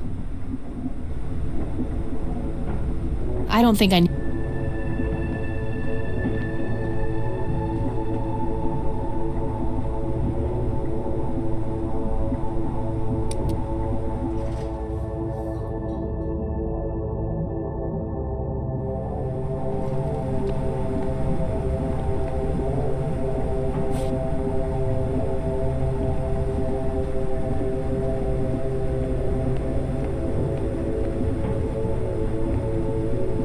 That should work.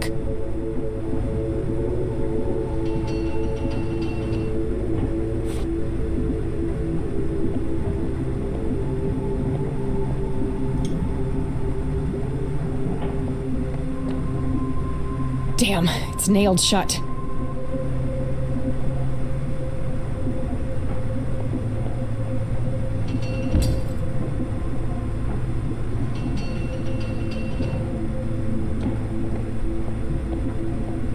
There was a key hidden inside the scarab.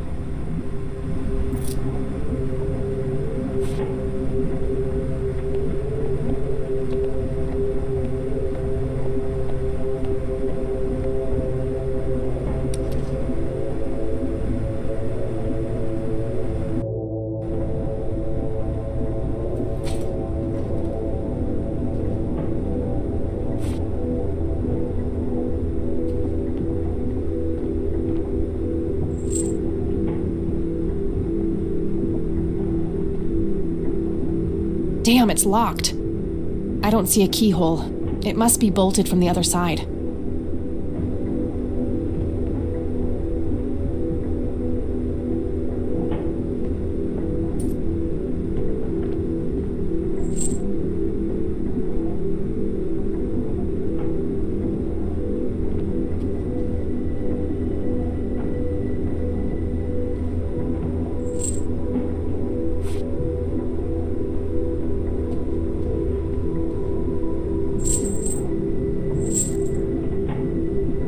All right, we should be good to go.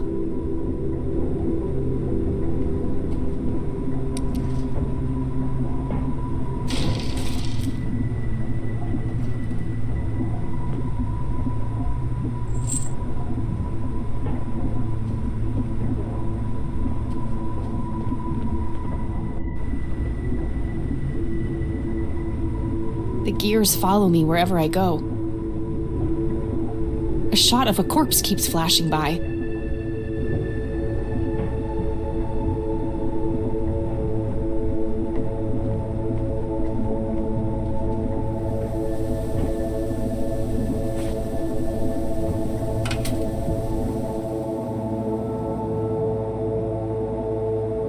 No, it can't be.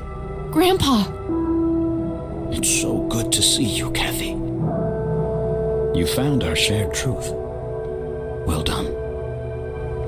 Is it really you? You've been here for all this time? It hasn't been that long from my point of view. I've missed you, Grandpa. I wanted to come back so many times. I know you did. I've been watching you every step of the way. I found out how you tried to get me back from Mom and everything. I just wanted you to be safe. I wanted what's best for you. Can I get you out of here somehow? I don't know how all this works. I'm afraid that's not possible. Upon my death, I knew I was finally free. I felt myself pulled away from here. But then I saw you on that screen. I chose to remain until we could meet one last time. What is this horrible place, Grandpa? I feel like I'm dreaming, but I'm not. I don't even know what's real anymore. I can only give you my pointless theories, which range from everything between divine punishment and a mindless force of nature. What truly matters is not what it is or where it comes from, but what it does. It takes each of our fears, every source of guilt, and turns them against us. When I came here, I had hubris.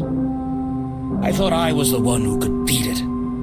I thought I could kill it somehow. Like all those men I butchered in the war. I was wrong. So, it's pointless. We can't stop it? I believe there is a way. The red flowers, Kathy. I've come to understand that they anchor this realm to the real world. When you make it out of here, you need to destroy them. You need to burn them all. If I'm right, this place will be ripped away. But if I do that, what will happen to you? Don't worry about me. I'll just go where dead people go. There are worse things than dying, kid. Believe me. But I just got you back. I can't bear to lose you again. You don't need me, Kathy. You never did. You're stronger than you'll ever know. I'm so proud of the woman you've become. This is so unfair. This fucking sucks. I know, darling. I know. We don't have much longer. Remember what I said, and stay strong. Grandpa! You can get through this, Kathy.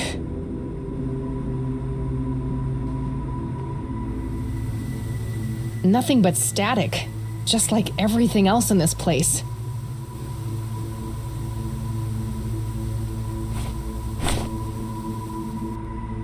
A A shot of a corpse keeps flashing by.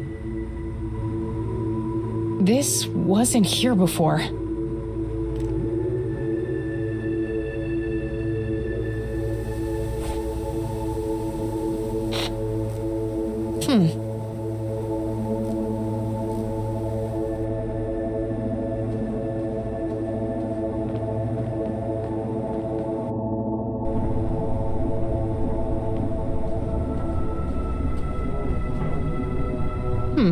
This desk does look similar to what I saw on the TV. Found a crowbar taped under there.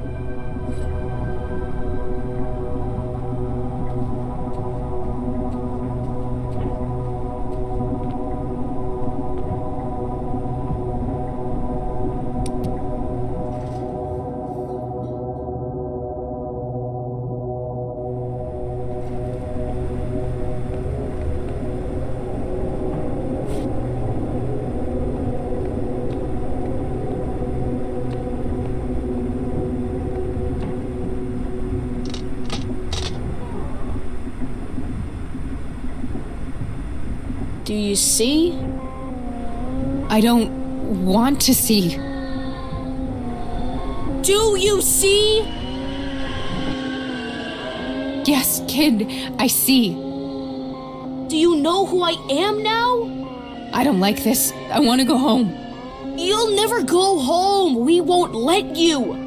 When you threw me away, this place took me in, nurtured me. Do you regret what you did?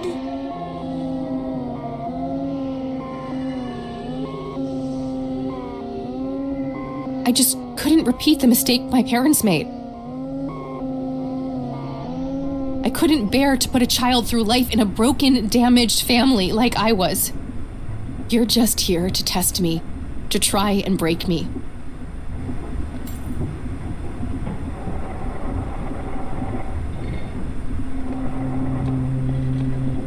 Bravo! Bravo! Is this what gets you off? Tormenting people? Watching them squirm? Oh no! Our only delight is watching you burn away the pain and rise from the ashes. And oh, how you have risen, Kathy. If you're so fucking pleased with me, let Eileen go. Oh, well, here's a little secret. Eileen Summers was never really in our grasp. Souls of her nature are like greasy little piglets to us. They keep slipping away. We are only concerned with those who truly long for our embrace. People like you, Kathy. For only what is shattered needs mending. You can fuck off. I'm not some broken thing for you to toy with. Whether you accept it or not, you are mended, Kathy. The collapse comes next. The collapse?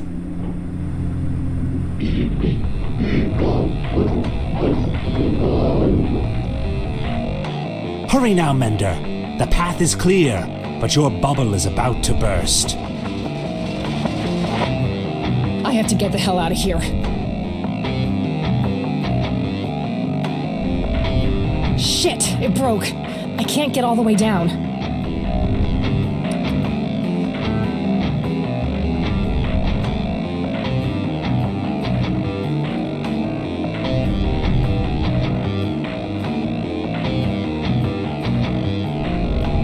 Okay, now what? I can't believe I'm doing this.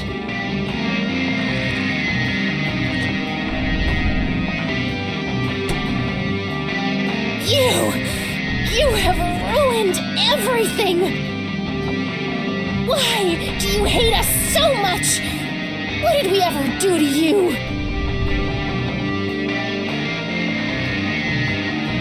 This mirror routine is getting tiring. And I'm not afraid anymore. I see you for what you are. You are nothing but a fearful little child, and there is nowhere left for you to hide.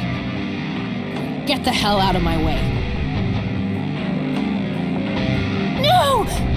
You look a bit pale. No! I am the original! I am...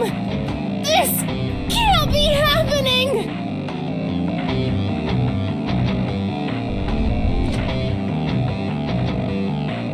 I'm speechless. That's a first. Well, here goes nothing.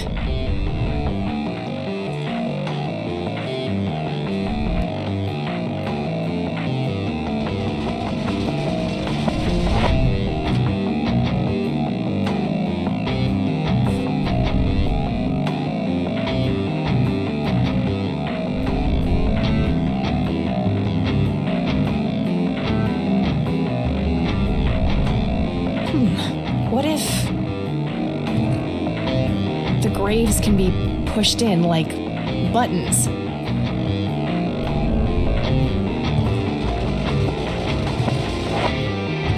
Damn. Guess I didn't push the right ones.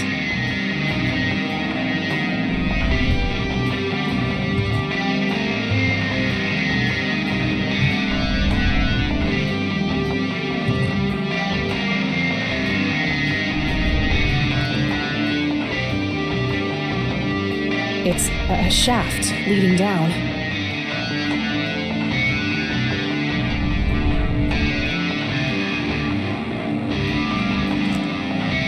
Ah, shit. Just a little bit longer, Kathy. You can make it.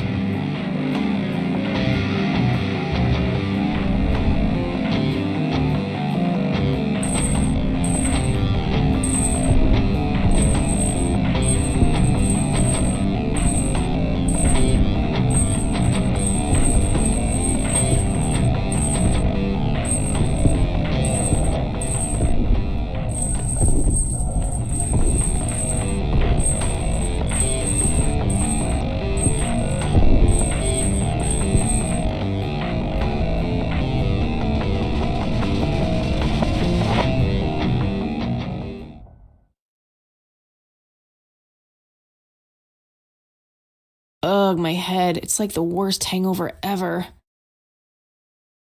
I need to stay focused. Burn them all, Kathy. Burn them all.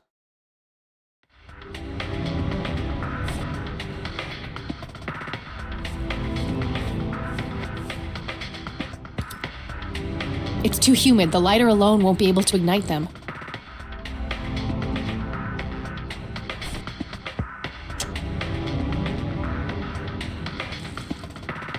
That should be enough.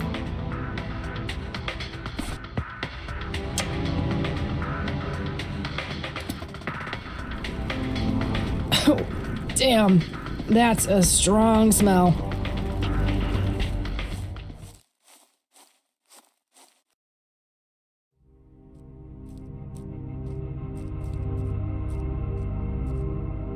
Shit. Should have stayed clear of that smoke.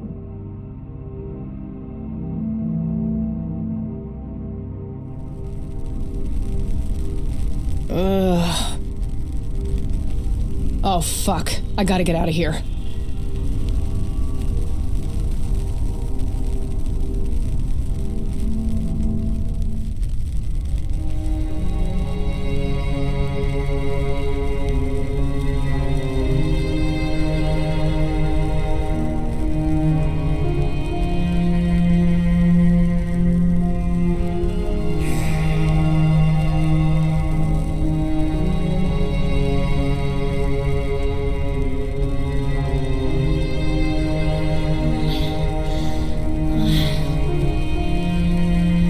Oh, thank God. There you are, girl.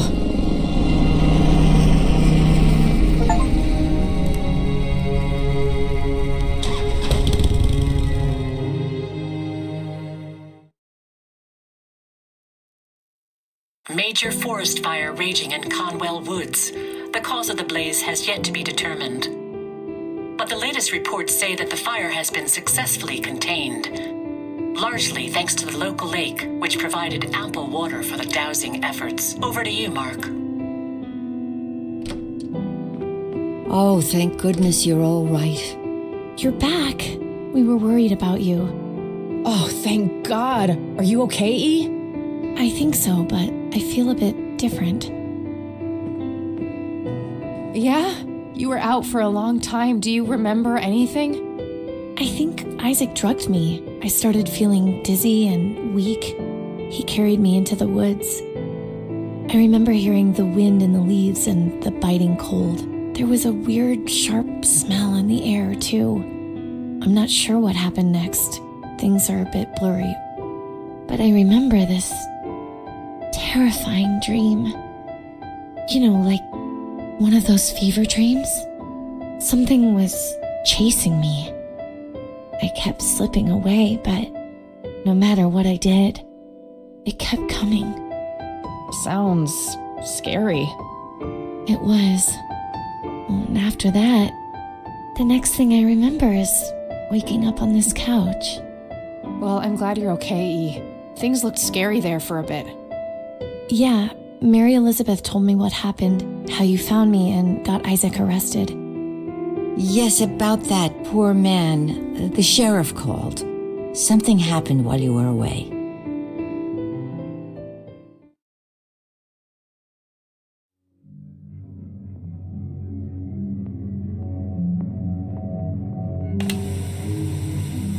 Welcome home, son.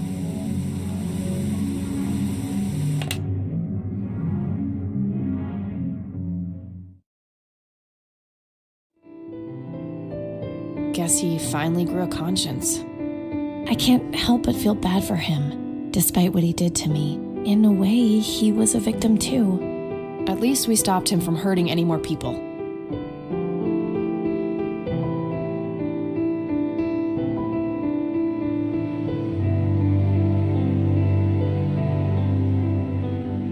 So, I guess this really is goodbye. A stupid part of me thought that if I would find the truth, I could be close to him again. It's not stupid. We all look for love in the strangest of places. It's an inseparable part of human nature. Jeez, when did you become so philosophical, E? I told you, I feel different. Yeah, me too. You know, despite everything, I think we made a half-decent team. Really? You do? Well, except for the part where you got yourself kidnapped. Try not to do that next time, okay? Wait, there'll be a next time?